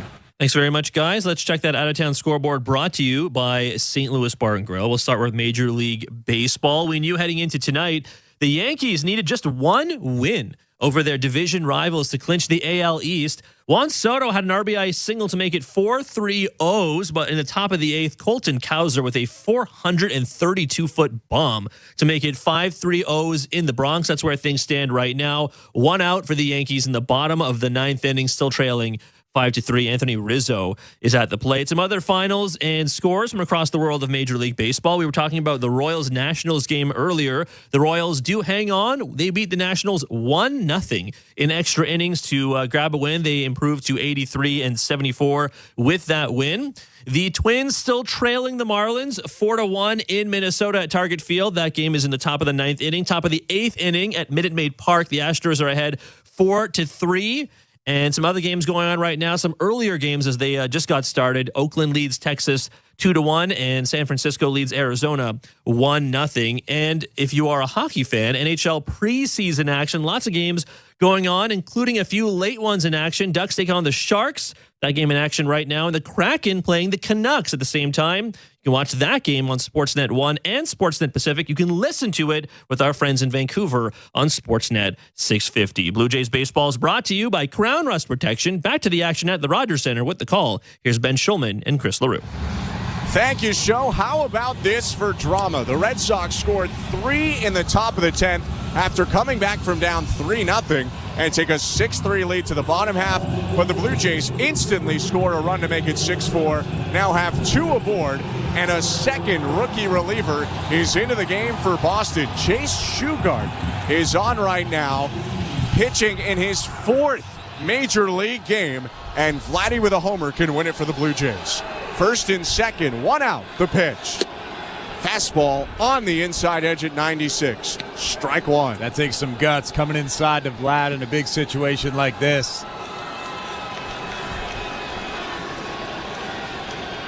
0-1. Breaking ball, misses low. Guerrero with a double and a walk today, 2 RBIs. 30 home runs on the season for Vlad. Shugart's 1-1. Check swing, pitch was outside, appeal to first, he did not go, says Tom Hanahan. It's 2 balls and a strike. You think that heart rate is elevated behind in the count right now? My heart rate is elevated. I can't even imagine what it's like for Shugart, who was just called up for this series when Kenley Jansen hit the IL. 2-1 pitch is hit in the air right field, and that'll be playable for Rafaela. Vlad slams the bat, Rafaela makes the catch, and there are 2 down. I tell you what, that is really impressive. Coming inside to Vlad with a fastball, a perfectly placed pitch, breaking Vlad's bat as he breaks it over his leg right now. That is a pretty pitch in a great location. 96-mile-an-hour sinker down and in. And Guerrero slammed it on the ground, picked it up, and snapped it over his knee. 2 outs now, and the Blue Jays still trying to score 2 more. 6-4 for the Red Sox. First and second, Jimenez on second, Lucas on first, and the pitch to Spencer Horwitz is swung on and missed. Strike one.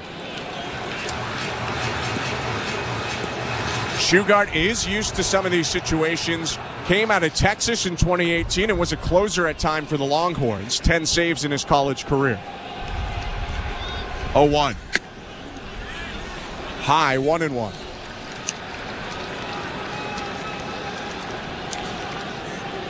Blue Jays were up 3-0 when this game went to the 7th, but the Red Sox scratched and clawed their way back in. 1-1 pitch hit foul, and the Blue Jays down to their final strike. It's 1-2.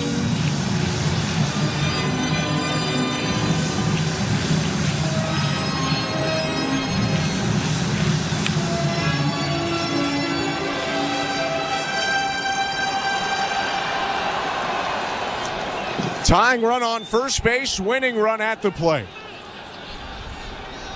And it's going to be a step off from the right-hander Shuga.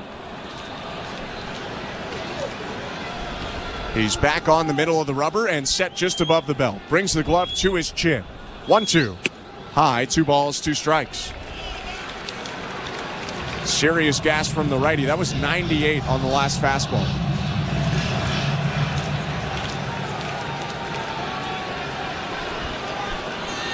Two. Check swing, pitch in the dirt, appeal down to 30, didn't go. Wong really thought he did, although I thought Horwitz barely flinched, to be honest. It's a full count. Yeah, it didn't look like he went to me, but that's a pretty good acting job from Wong behind the plate.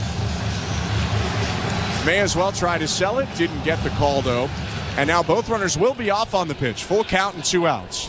Lucas will score on any double and a lot of singles. 3-2. Low, ball 4, and the bases are loaded as Horwitz stays patient to work the walk.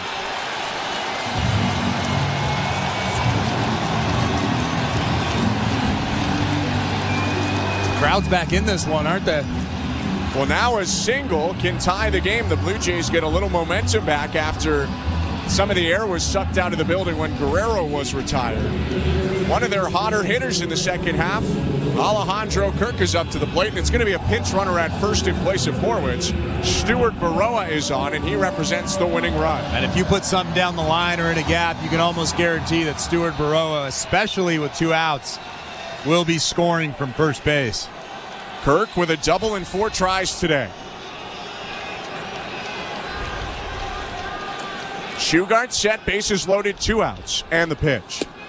Down, ball 1. How about that heart rate now?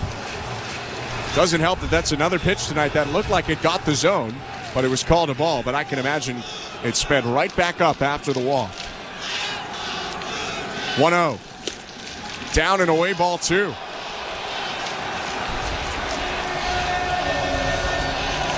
Blue Jays are preparing for a potential 11th inning. Brendan Little is loosening up. 6-4 Red Sox, 2 outs, bases loaded, bottom 10. A home run ends it for sure. A double likely ends it. 2-0. Up and in ball 3, and a lot of these pitches, at least the last two, not even close. And Kirk may be taking all the way here. Oh, yeah, he's definitely taking all the way. Barger on deck. A walk would make it a one-run game. The 3-0. High ball 4, a 4-pitch walk to Alejandro Kirk, and it's 6-5 for the Red Sox with 2 outs in the bottom of the 10th. I'd say that was a good at-bat, but that was a pretty easy walk for Alejandro Kirk. None of those pitches were really close. Big situation here for Addison Barger. Another big situation. He's been in this situation before. It's going to be another pinch runner for the Blue Jays. Jonathan Clase is going to come on in the spot of Alejandro Kirk.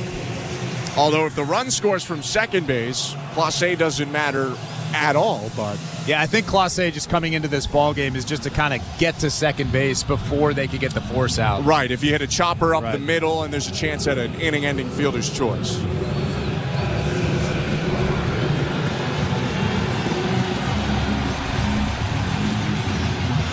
Six to 5 is the Red Sox lead. Blue Jays have 2 in this bottom of the 10th, and the base is loaded with 2 outs. Pitch to Addison Barger. Back in the zone with a breaking ball. Strike 1 from Sugar. And you could tell just how meaningful this game is to the Red Sox. Brian Bayo, who started this game, is standing on the seat. 0-1.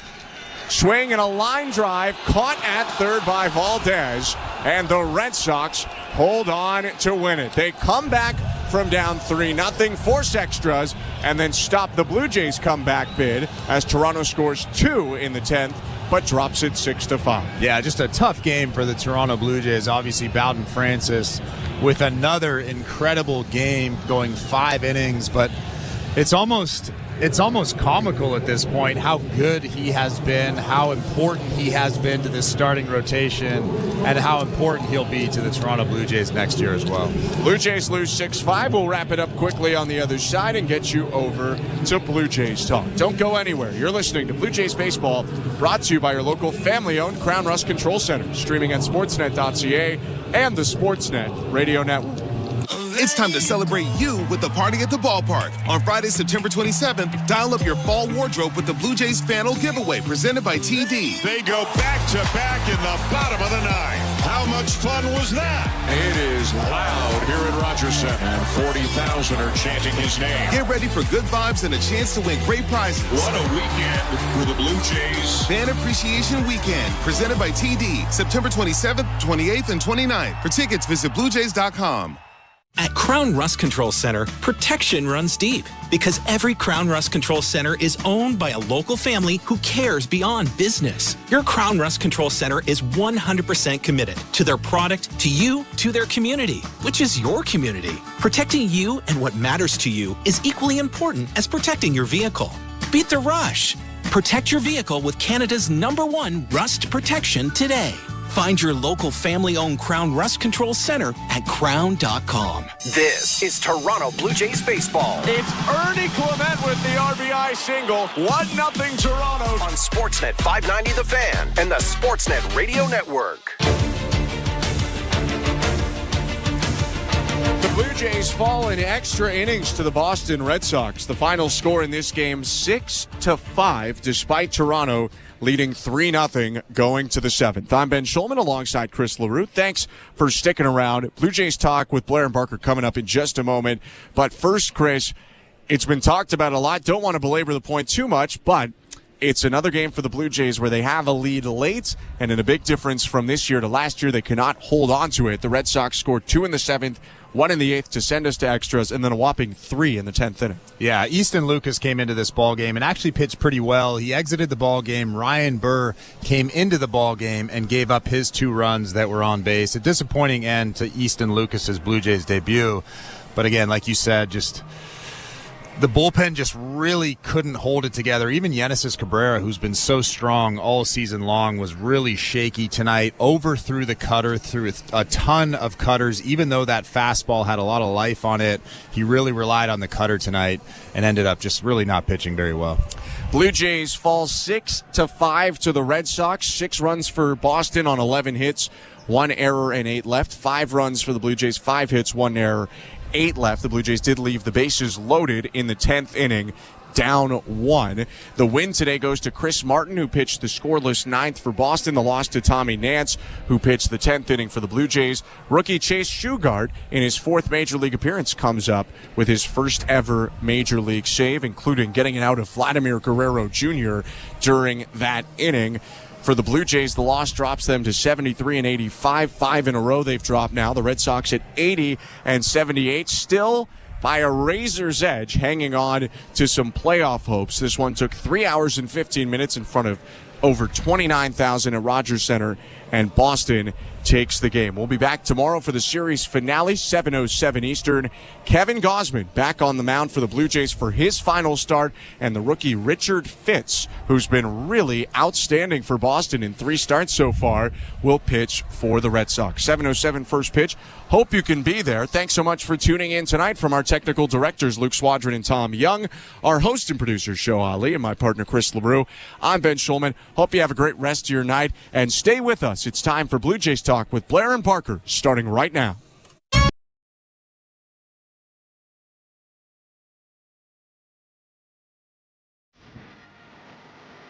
All right, well, stop me if you've heard this before. Stop. I see what you did. The Toronto Blue Jays. Mr. Barker's Blue Jays losing 6-5 to the Boston Red Sox in 10 innings tonight at the Rogers Center. Hope you enjoyed your hot dogs. This is Blue Jays Talk with Blair and Bark. What's wrong with you? Well, I mean, hot dogs are a big deal, man. The Jays are now 73 and 85, and Kevin Barker, the season can't end soon enough. We've talked about that for a while now. The numbers to call, as always, 416-870-0590, star 591, 888-666-0590. And on a night where we saw more bullpen arson from the Blue Jays relievers, my question to you, dear listeners, name me 2 members of this bullpen you want back next year. If you can come up with 2. 2 you want back next year. 416-870-0590, star 591, 888-666-0590. Now I understand that I'm sure 3 of them will be back. I'm not asking who you think will come back. I'm asking who you would like to come back. 416-870-0590, star 590, 1-888-666-0590, 590 is the text line. Help a brother out here. Kevin, we can start with, the bullpen issues. You know, this is goes back to Jimmy Garcia's injury. I mean, they might as well just, play. You know what? Just play Blue Jays Talk from about 3 weeks ago, because it's probably the same damn game, just with the names changed. Probably the same damn result. Probably the same guys coming in and torching the lead. But I mean, again, Kevin, all kidding aside, I watched the Red Sox bullpen. A couple of guys I'd never heard of before, including the guy who closed out the game. And they're guys that throw in 97, 98. And you watch the Jays guys, you watch their relievers, and it really is like batting practice fastballs for a lot of these guys. I mean, I don't know where to go other than that, because the bullpen lost the game tonight, and the defense lost the game. And one of the things, we've kind of been talking about how much fun this team has been lately, or more fun, I guess, than the dross we were watching earlier this year.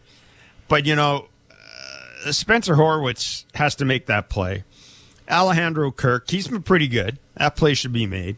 Ernie Clement should have made a couple of plays, at least one of them. There were plays not made. My question to you is, when you watch a game like this, do you read anything more into this type of particularly bad defensive game than you would just a normal game? Or are we at the point where these guys have played a lot of baseball right now, and maybe it's the wear and tear is starting to show?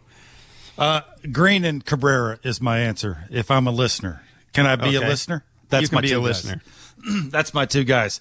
I don't know what the answer to your question is. Like when you get a pop up in the big leagues, catch it. There's not really an excuse for that. I mean, Kirky, I don't want to say got a little lazy, but you could tell, he was lackadaisical on getting it and being firm with it and getting under it and really attacking the ball and squeezing the glove and that thing and trying to one-hand it. And, quite frankly, maybe the second baseman should have ran over when they're seeing Horowitz playing circles around the baseball, run over, call him off, right? I mean, it's an easier play for the second baseman when the ball's telling towards the infield instead of, away from the infield. So it's just a harder play. You know what else? You could tell by watching George Springer's reaction. You could tell that he knew that Horowitz had lost the ball or was not going to track it down. You could tell by watching how fast he got in. I'm not making excuses for him. He should catch the ball. Most of the time when it goes up, you should make a better attempt to catch the baseball. But that, again, gets back to, when your second baseman sees that, he needs to be more aggressive, come over and call the guy off. There was some positives. I mean, again, Bowden Francis, really good. Strike one's 12 of 17. It is amazing when you're not guaranteed anything, how you sort of do everything that you're supposed to do on a baseball field, controlling the running game, right? I mean, you would think almost watching the Blue Jays all year, that's a lost art. Not with Bowden. I mean, again, you can just tell sort of the attention to every single thing according to what's going on in the game. Bowden's doing it, right? I mean, other than the 2-0 fastball that he threw right down the middle, the double, I mean, that's basically what the doctor ordered, right? Just don't throw it down the middle, live on the edges, change speeds, attack early. And, don't nibble with the heater. I mean, the elevated fastball is really good for him. I'd love to see the consistent velocity on the fastball. It's a little erratic. It's a little all over the place. And that may have something to do with how many pitches he's thrown and, how the heart rates had to go up because of the pitches that he's been trying to throwing the no-hitters and that kind of thing. But I think in the offseason when we heard him talk about his velocity, I'm sure that's what he's trying to talk about, right? When he throws one and then he throws 40 more of them, all 40 need to be the same velocity. So I'm sure that's something he'll work on, but he was really good. And then you said it right. I mean, it just keeps showing every time we watch a baseball game with the Blue Jays, side popping, right? It's the lack of being able to attack fastballs offensively. And quite frankly, the guys coming out of the pen ain't real good. So, whenever that happens, most of the time you lose baseball games. It's just the thing, right? It's the 5 in a row. It's the 20-31 in the American League East. It's, what did you say, 73 wins? 73 and 85. That's a lot, man. I mean, it's, just think if you lose the next 4 games, right? It's, you could go 73 and 89, Jeff. Losing season is a losing season, but when is the losing season ain't a losing season anymore? When you're 73 and 89 and you spent $235 million on a season? I don't know. I mean, it's just, this is sort of where they're at. This will be the third year in a row that they've lost fewer games in the regular season. People forget that last year they lost more games in the regular season than they lost the year before. I hate to say this. I don't. It's true. There haven't been any steps forward in the last 3 years to this team. There haven't been any steps forward. I mean, they're farther behind now than I would say they might be farther behind now than they've been since what? 2019, 2018, maybe. And it just feels like that. And I'll tell you what, this is the most dead ass Blue Jays team I've seen since back then. I mean, they're dead ass. Well, you've been saying this for a while. That's what a bad bullpen will make it look like, right? It just sucks the life out of you. Yeah. It's not like the everyday guys are not trying, especially the young guys, right? They're trying to compete. They're trying to show what they got. It's just when you hand the ball to a bullpen arm and you're up 3 runs, you should think most of the time that game should be over. I mean, without Devers, let's be honest, it ain't like the Red Sox are running out a bunch of dudes there that, just terrify you, right? I mean, that's sort of the thing, too. As I mentioned this to you during the game was, man, how does that lineup look without Devers in it? And this just gets back to whenever you see the camera panning over to the dugout and you see Pete Walker and John Snyder, It's just, I mean, their facial expressions just sort of say 1,000 words. And, yeah, I think their patience has ran out. Like, they've gone to every guy they tried to go to, and, there's some pride there. Like, they want to end this thing the way it's supposed to be ended, right? They don't want it to look the way it's been looking, basically every time they lose a baseball game. So, again, hopefully you just hope that the front office sees what we're seeing, can make some adjustments, hold players accountable, be better next year. Ian in Ridgeville, you're on Blue Jays Talk. Hey, guys. I just wanted to make a comment about John Schneider and his decisions with the bullpen tonight. Francis pitched a really good game. I was at the game. He pitched a really strong game, but then when you bring Chad Green in the eighth inning, that limits your options for extra innings if it went that far, which it did, obviously. And I just wanted to make the comment about why is John Schneider bringing in Tommy Nance in extra innings in a game where, yeah, sure, you don't need to win, but your bullpen's been really struggling lately. And then the fact that he was going to bring in Brendan Little, who has not had a great success rate recently, for the 11th inning, if it had gone that far. So, yeah, that's one point. And the second thing is I just want to thank you guys for all the work you've done this season, all the Blue Jays talks and your show. I listen to you guys every day. So thank you guys. Oh, thanks, man. I appreciate it. I appreciate it. Thanks. Listen, boy, I'm almost at the point where I think John Schneider and Pete Walker are in what would you call it, mode. They're in crisis mode. I actually I don't even think about their decisions to the relievers they use, because I just assume that they're kind of, at this point in the season, they're kind of working with whatever they have. Look, I mean, I'll say this: the Jays should not have needed extra innings in this game. No, they should. Yeah, the Green coming in the eighth inning is an easy one. You're trying to, it was the ninth inning, right, when he came in. Yes. That's an easy one. You're trying to get it to you're part of the lineup that can walk it off. You don't feel confident in Nance. You're hoping that you're part of the lineup. I think Vladdy was coming up. That's, he walked in the ninth inning before Ernie hit into the double play, I believe it was. That's sort of, I think, what they're trying to do is you're trying to give your lineup a chance to walk it off because of where you're at in the lineup.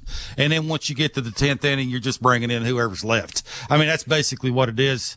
Nance has been good with the breaking ball. It's just, I think that's sort of where it's at, right, is people seeing Nance come into the game and the burrs, and, I guess you could throw a little bit of Cabrera. I like Cabrera because he's left-handed and how hard he throws as long as he's in the right pocket, and he should never be on a contending team in the 8th and 9th inning, and hopefully going into next year when they solidify what the innings that they're supposed to solidify, that'll be taken care of. But I'm with Jeff. It's hard to sit here and, because of the way the pen is, and pick and yell and scream about what's going on and the decisions are made. But I'm assuming that's what they're trying to do, Jeff, is get it to the lineup and hopefully let them walk it off. Yeah, I think that's, I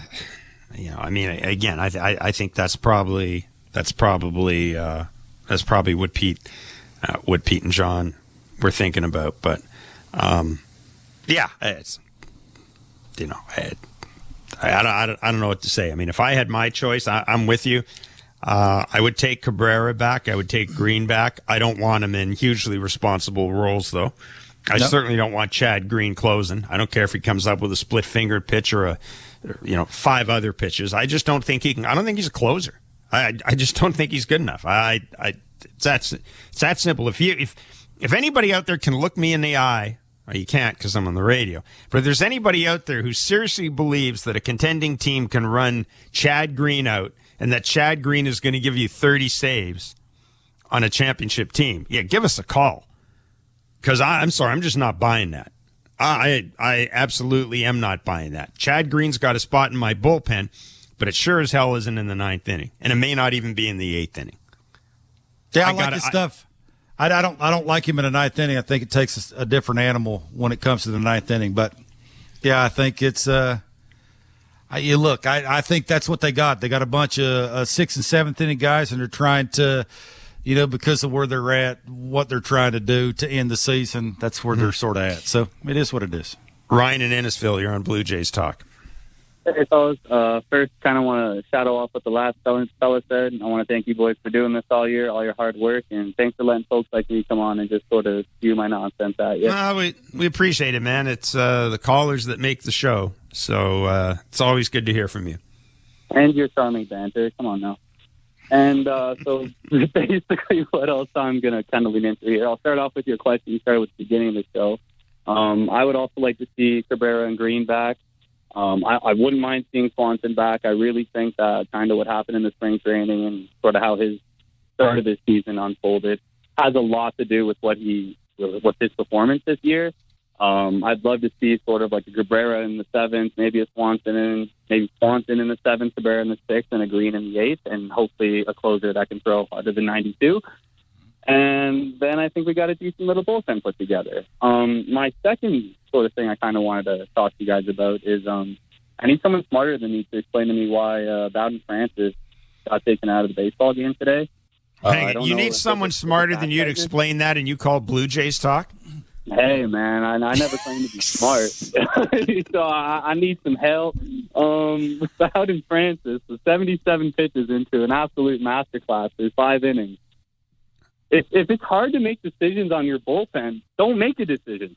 Send your starter, who is absolutely carving, back into the game. His next start's in 360 days. Like, what are we saving him for? Like, let the man pitch. He's finally getting comfortable in a position. He's finally getting into his element. Absolutely carving against a team that is trying to make the playoffs. Let him get that experience. Why don't we let him continue? We are 20th in innings pitched this season. Only 3 teams below us are in a playoff spot. Just about 70 to 80% of the teams above us are in a playoff spot. Maybe if we let our pitchers actually play baseball and continue to pitch in the excellent manner that they pitch in, we wouldn't have to worry about this bullpen so much. And then to the bullpen, we are dead last in 1-run games won this year. We suck in them. Why are you giving the bullpen tries? Why? Yeah. Why are you giving them a chance? Our starting pitching has been carving this year. They're awesome. Even when they're, like, decent. Like, let them pitch an extra inning. The guy's at 60 pitches. What is this?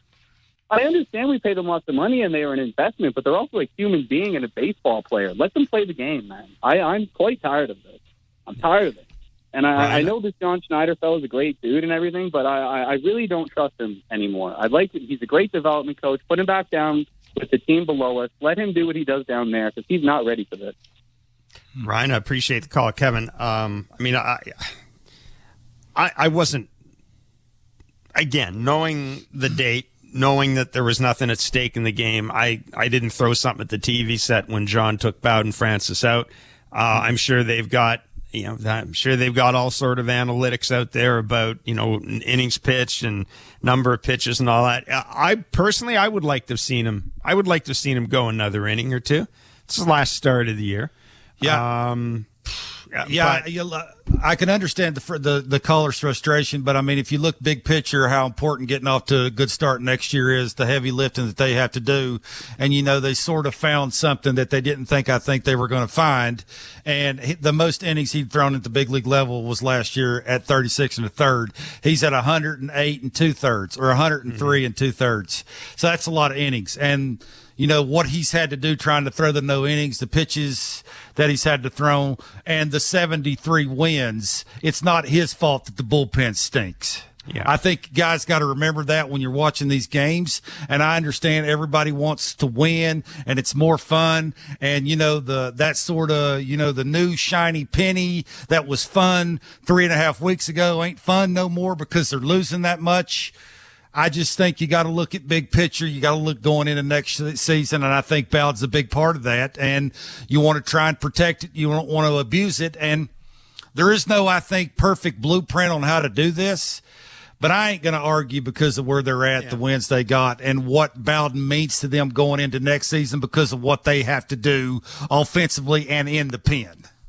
416-870-0590, star 590, 1-888-666-0590. The Blue Jays have lost 6-5 to the Boston Red Sox in 10 innings.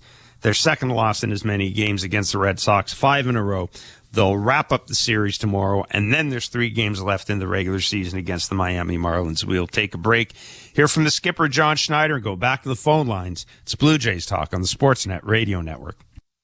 Timber Mart is Canada's building center, a solid neighbor to call upon when you've got a job to do. Your dependable home improvement store that offers the added value of Air Miles reward miles with every purchase of $15 or more. Visit timbermart.ca. Sportsnet, your ultimate hockey destination. With more matchups than anywhere else, including Scotiabank Wednesday Night Hockey and Hockey Night in Canada. Wild action! With in-depth analysis on Hockey Central, plus live stream games even on the go with the Sportsnet app. The puck drops October 8th. Dive into the action with Sportsnet. Here for hockey. Here I come! Hi, I'm Buck Martinez, live from the showdown between Pizza and inflation. First to the plate, Pizza's big hitter, fixed rate pizza. An extra large 4-topping pizza for a fixed price of $17.99 until the end of 2024. I dare say, folks, inflation stands no chance against this all-star. Here's the delivery. And inflation strikes out. That's a swing and a drive for fixed rate pizza. Lock in yours today. It's time to celebrate you with the party at the ballpark. On Friday, September 27th, dial up your fall wardrobe with the Blue Jays Fanal Giveaway presented by TD. They go back-to-back in the bottom of the ninth. How much fun was that? It is loud here at Rogers Center, and 40,000 are chanting his name. Get ready for good vibes and a chance to win great prizes. What a weekend with the Blue Jays. Fan Appreciation Weekend, presented by TD, September 27th, 28th, and 29th. For tickets, visit BlueJays.com. At Crown Rust Control, protection runs deep because every Crown Rust Control Center is owned by a local family who cares beyond business. Your Crown Rust Control is 100% committed to their product, to you, to their community, which is your community. Protecting you and what matters to you is equally important as protecting your vehicle. Beat the rush. Protect your vehicle with Canada's #1 rust protection today. Find your local family-owned Crown Rust Control Center at crown.com.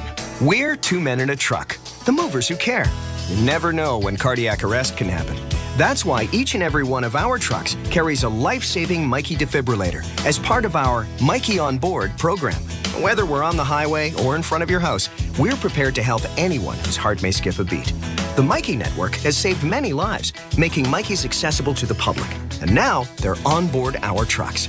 We're 2 men in a truck. 2 men and a truck, the movers who care. Timber Mart always has plans to help you with your plans. Your home, your cottage, your garage, whatever needs your attention first, check the most visited spot on our website for ready-to-order plans to get the job done with Canada's Building Center. Visit timbermart.ca. This is Toronto Blue Jays baseball. A game-tying blast from Bo Bichette. On Sportsnet 590 The Fan and the Sportsnet Radio Network.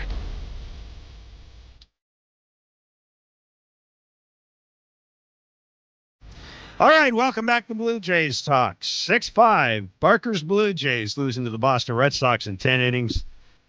Well, they made it slightly entertaining, at least.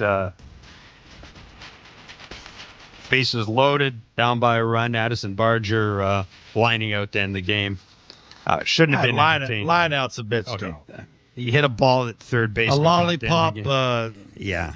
Yeah. Okay. Yeah. Okay. Well, don't lie to the people. Okay. It wasn't a liner. Okay. It was a soft liner. Soft liner.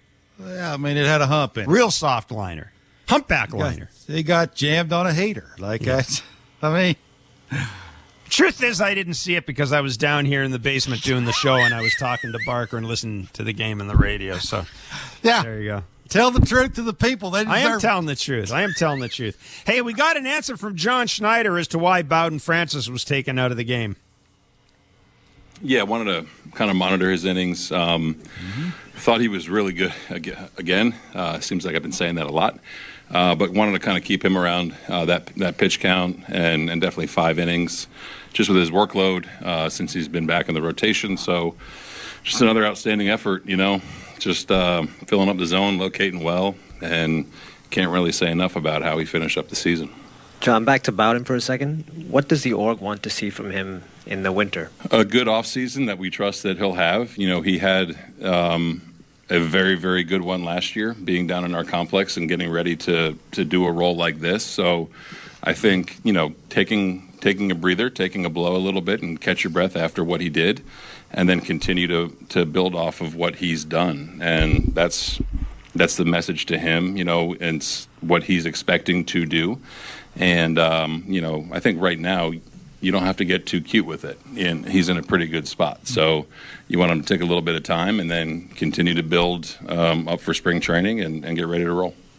Well, there you go. That's John Schneider talking about the reason for taking Bowden Francis out. Probably won't make people happy, but again, John Schneider had reasons for doing it and stuck to those reasons. And again, it is September 24th, and your team's 12 games out. I mean, given the way this season has gone, getting Bowden Francis through the year healthy probably counts as one of this team's successes. So yeah, I would probably think that it's probably not John solely coming up with the idea of the pitch count and the innings limit and being careful with Bowden's last start. Like, I'm sure that's an organizational thing. They're oozing khakis out of the pores of the organization. You don't think they got a little toe dipped in what's going on with, dudes that's got 75 more innings than they've ever had in the big leagues? I'm sure there's data there to support that. Sergio in Toronto, you're on Blue Jays Talk. Hey, how's it going, Chris? Well, it's going. Yeah. So I was, I'm a big Jays fan. I was at the game tonight, and after watching the season, it's disappointing. But so I was listening to Ross Atkins, and he's always saying, we're looking to retool, right? We're not rebuilding, we're retooling. And in my mind, I'm like, how are we gonna like? To me, this feels like a rebuild because you got what do you got? You got your prime bats. You got Springer, Bo, Vlad. I strongly believe if you want to put together a good hitting team, like a good hitting roster, you're gonna need around 6 quality, really solid bats. So, like during this off season, what I think they should do, I think they should go get really good, like really solid bats, and they need to revamp the whole bullpen up. Me personally, you keep Romano. I like Swanson. I know what he went through this year. I understand. I believe he'll be better next season. Like if I'm him, I go home. To my son. Take care of things there. But I just want to hear what you guys have to say. Do you guys think it's like a retool or a rebuild? Appreciate the call. I mean, look, as long as you have Vladdy and Bo, and you're running a $230 million payroll, and you've got Bassett, Barrios, and Gossman locked up, I think it is a retool. I think, frankly, if they wanted to rebuild, they probably would have started doing that at the trade deadline. Solid. They spent the last 2 years bringing in quote unquote solid bats, but they need guys that scare other teams. They need guys that can change games with one swing. They don't need a Brandon Belt. They don't need a Justin Turner. They don't need a Kevin Kiermaier. They need somebody of substance to come in here. We cannot have Spencer Horwitz or Alejandro Kirk hitting cleanup next year. You just can't. And you can't have George Springer hitting anywhere above 6 next year. You just can't. That's all there is to it. As far as the bullpen goes, I was looking at the potential free agent list for relievers. Other than Tanner Scott, there's not a lot of guys out there that scream, Kenley Jansen, Hector Neris, Ryan Presley. I'm just quickly running through these names. Carlos Estevez would probably be the guy out of the group, the closing for Philly right now. But other than that, there's a lot of Jimmy Garcias and Matt Moores and Brent Sutter, I should say. There's a lot of guys. Jose Leclerc. There are guys who've in the past had decent track records, but there's really nobody, I don't think, other than Tanner Scott, that screams, I want this guy pitching for me in the 8th or 9th inning, and I want to win a championship. Kirby Yates is also in there. There's a bunch of Ryan Staneks and guys like that. But I mean, I don't think there's a difference maker there. Put it this way, I don't think there's anybody better than a healthier Jordan Romano in that free agent class. Yeah, I think you're making excuses. Maybe I think you need to get experience in here. I think you need to get him in the $1 billion pitching lab in Florida and give him, different usage of different kinds of pitches. And you need 8th and 9th inning guys who have experience and know how to get swing and miss when it matters the most, right? Like Burr came in and needed to get swing and miss and couldn't because he was lollipopping the slider. Like that's what you can't have going into next season. The games you're supposed to win, you have to win. Is the point. That's why you're why you're building that, Jeff. If you bring in guys, if you bring in guys with this, you're not going to teach Ryan Stanek a new pitch. You're not going to teach Carlos Estevez a new pitch. Well, you got to pay for that. You got to pay for Ryan Stanek. That's the point, right? Yeah, but you're not going to bring anybody. You're not going to bring anybody established in here and then try to teach them a new pitch. You're going to bring in a bunch of guys. You're going to bring in guys who are like, I don't know. You're going to bring in Tommy Nances and guys like that and try to teach them a new pitch. Like Ryan Stanek's not going to learn a new pitch in a pitching lab over the winter. He's just not. Yeah, there's guys you could go out and get if you want to spend money and solidify the 8th and 9th inning. Again, 8th and 9th inning guys cost money. There aren't a lot. In terms of free agency, there's not a lot of great arms out there. I mean, now you have position players that are younger who have shown a little bit, and that now other teams have video on that you could trade to try and get an 8th and 9th inning guy. Maybe you can do these things. Get creative. Get creative. There's nothing and creative. Figure out how to get 8th and 9th inning guys in There's here. nothing creative about trading for relievers. There's nothing creative about trading for relievers. We'll see. I mean, I'm with you. I still think trading is the way this organization is going to, if they want to just call this a retooling, it's going to have to be done through trades. I just don't see a lot of free agents out there that are going to help in pitching. Free agent hitters, yeah, there are guys out there that'll help them. But in terms of pitching, I don't see a guy out there who's better than a healthier Jordan Romano. That's all. You're Eric in Halifax, you're on Blue Jays Talk. Yeah, good evening, guys. Like your previous callers have said, I'm going to miss you guys. I mean, you guys are, like I said it before, and I'll say it again, you guys are awesome.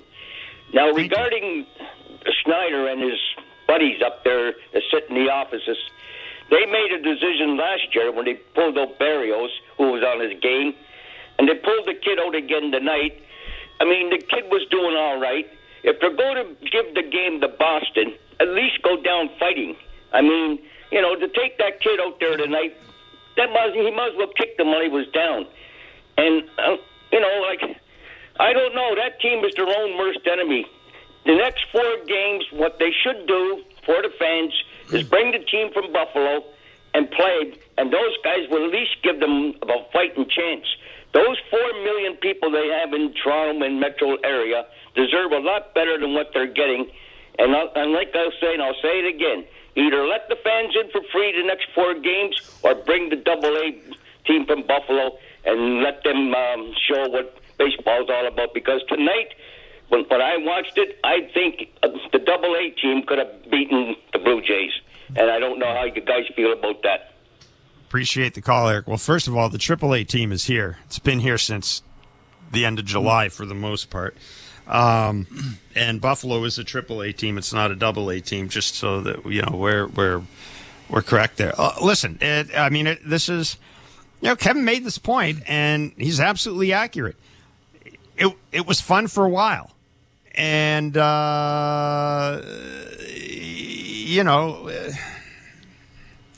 fun's over. Because as much fun as it's been, bottom line is they're still losing ball games. I mean, they're a little more exciting losses, but I'll ask you this: since they brought all these guys up, now we've seen all the teams in the East now, including the 2 bottom feeders in the East for the most. Well, the Jays are the bottom feeders, but the Red Sox and the Rays. So we've seen the Red Sox and the Rays up close with all these good, exciting young guys. Are the Jays any closer to the Rays or Red Sox now than they were in July? No. Mm-mm. I mean, this team is more of a last place team now than it's been at any point this season. It's 12. It's 73 and 85. They're 12 games under 500. They're more of a last place team now than they have been at any point in 2024. Like you can't candy coat it. You can't put it any other way. Okay, this is the first time and last time I'll do this to end the season. If they catch the 2 pop-ups, they give Cabrera the ball up 3-0. They win tonight. I don't think everybody should forget that. The defense had a little hand in what went on, too. I'm not saying that the pitching's any good, and the hanging sliders and the mislocations and just the lack of being good, didn't have something to do with it. But let's not lie about it. If they catch the 2 pop-ups, they hand the ball in the 8th inning to Cabrera up 3-0, and chances are they're winning that game. Agreed, but now I'll tell you what. You know what happens when the ball's in play? When the ball's in play and you got a bunch of guys who are at AAA, doesn't always work out well. That's why swing and miss stuff. I mean, you can't. There's nothing better than swing and miss stuff out of the back end of your bullpen. And to get that, you got to find somebody who throws harder than 91 or 92. Costs you money. It does. Let's leave the last word tonight to Bowden Francis, who made his final start of the year. And I would suggest that at the end of the year, when you ask Jays fans for your positives, Bowden Francis's emergence, along with Vladdy Guerrero's season, would probably be right there at the top among the top 2. So we've talked a lot about the bullpen and the defense and the record in 1-run games. Let's hear from a guy who can hold his head high this year and a guy who can leave the 2024 season feeling awfully good about himself. Let's hear from Bowden Francis. I think just learning, I came in the season and only starting in AAA, there's things you can get away with, and then I get my starts up here and, I got pummeled, but I started to grow through that, and I learned that I got to do more homework and I got to execute better and I got to adapt. So I just kind of went back to the drawing board and went back to the pen and just got my work done. But when I got back down to Buffalo, I just felt like I caught like a second wind and learned that this is the time to turn it around. That is Bowden Francis speaking about a terrific 2024 season for him, and he's a guy who's put himself in position to be a key player in 2025. 6-5, the Boston Red Sox have beaten the Toronto Blue Jays. Game 3 of this series goes tomorrow night. First pitches at 7:07. Blair and Barker will be on Sportsnet 590 The Fan, and Sportsnet from 4 to 6 Eastern will be back after tomorrow's game as well with Blue Jays Talk. So, thank you for listening to Blue Jays Baseball, brought to you by the local family-owned Crown Rust Control Centers in Bancroft and Halliburton, Ontario. Protect your vehicle from rust today. Find your local family-owned Crown at crown.com. Canada's #1 rust protection.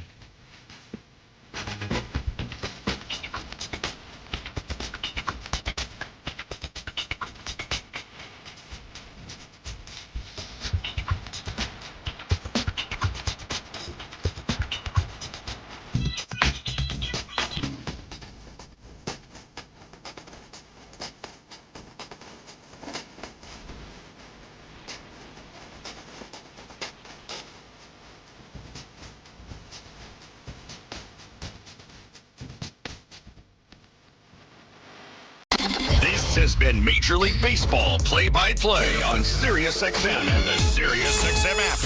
Why do I love calling this game? Calling this game. Calling this game. Calling this game. Why do I love calling this game? It's because I get a chance to bring some joy into people's lives. Anything can happen on a baseball field. We've got a new game. It's perfectly unscripted theater. Everybody on their feet. Because you never know what you're going to see on a given day. It is bedlam at the bank as Bryce Harper has put the Phillies on top. There's just something about baseball on the radio. Something about the way wood hits leather. A swing and a drive to deep left center. The way leather hits dirt. And he made the play. Oh, my. The way a deep fly ball sounds like it's about to change history. High fly ball to center field. It's hit pretty well toward the wall.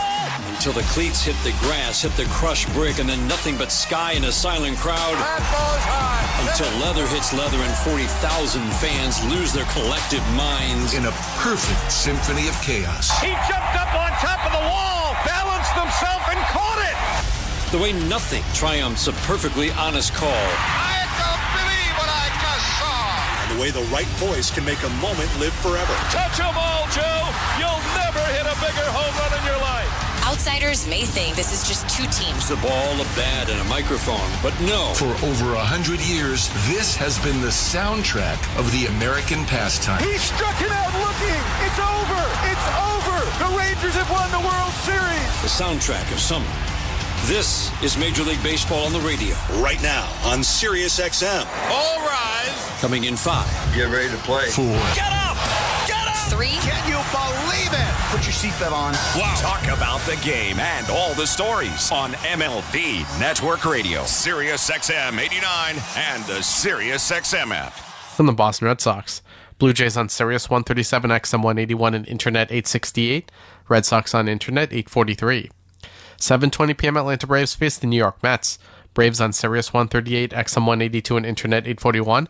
Mets on Internet 857. National feed on Sirius 162, XM 189, and Internet 963. 7:40 p.m. Chicago White Sox take on the LA Angels. White Sox on Sirius 139, XM 183, and Internet 845. Angels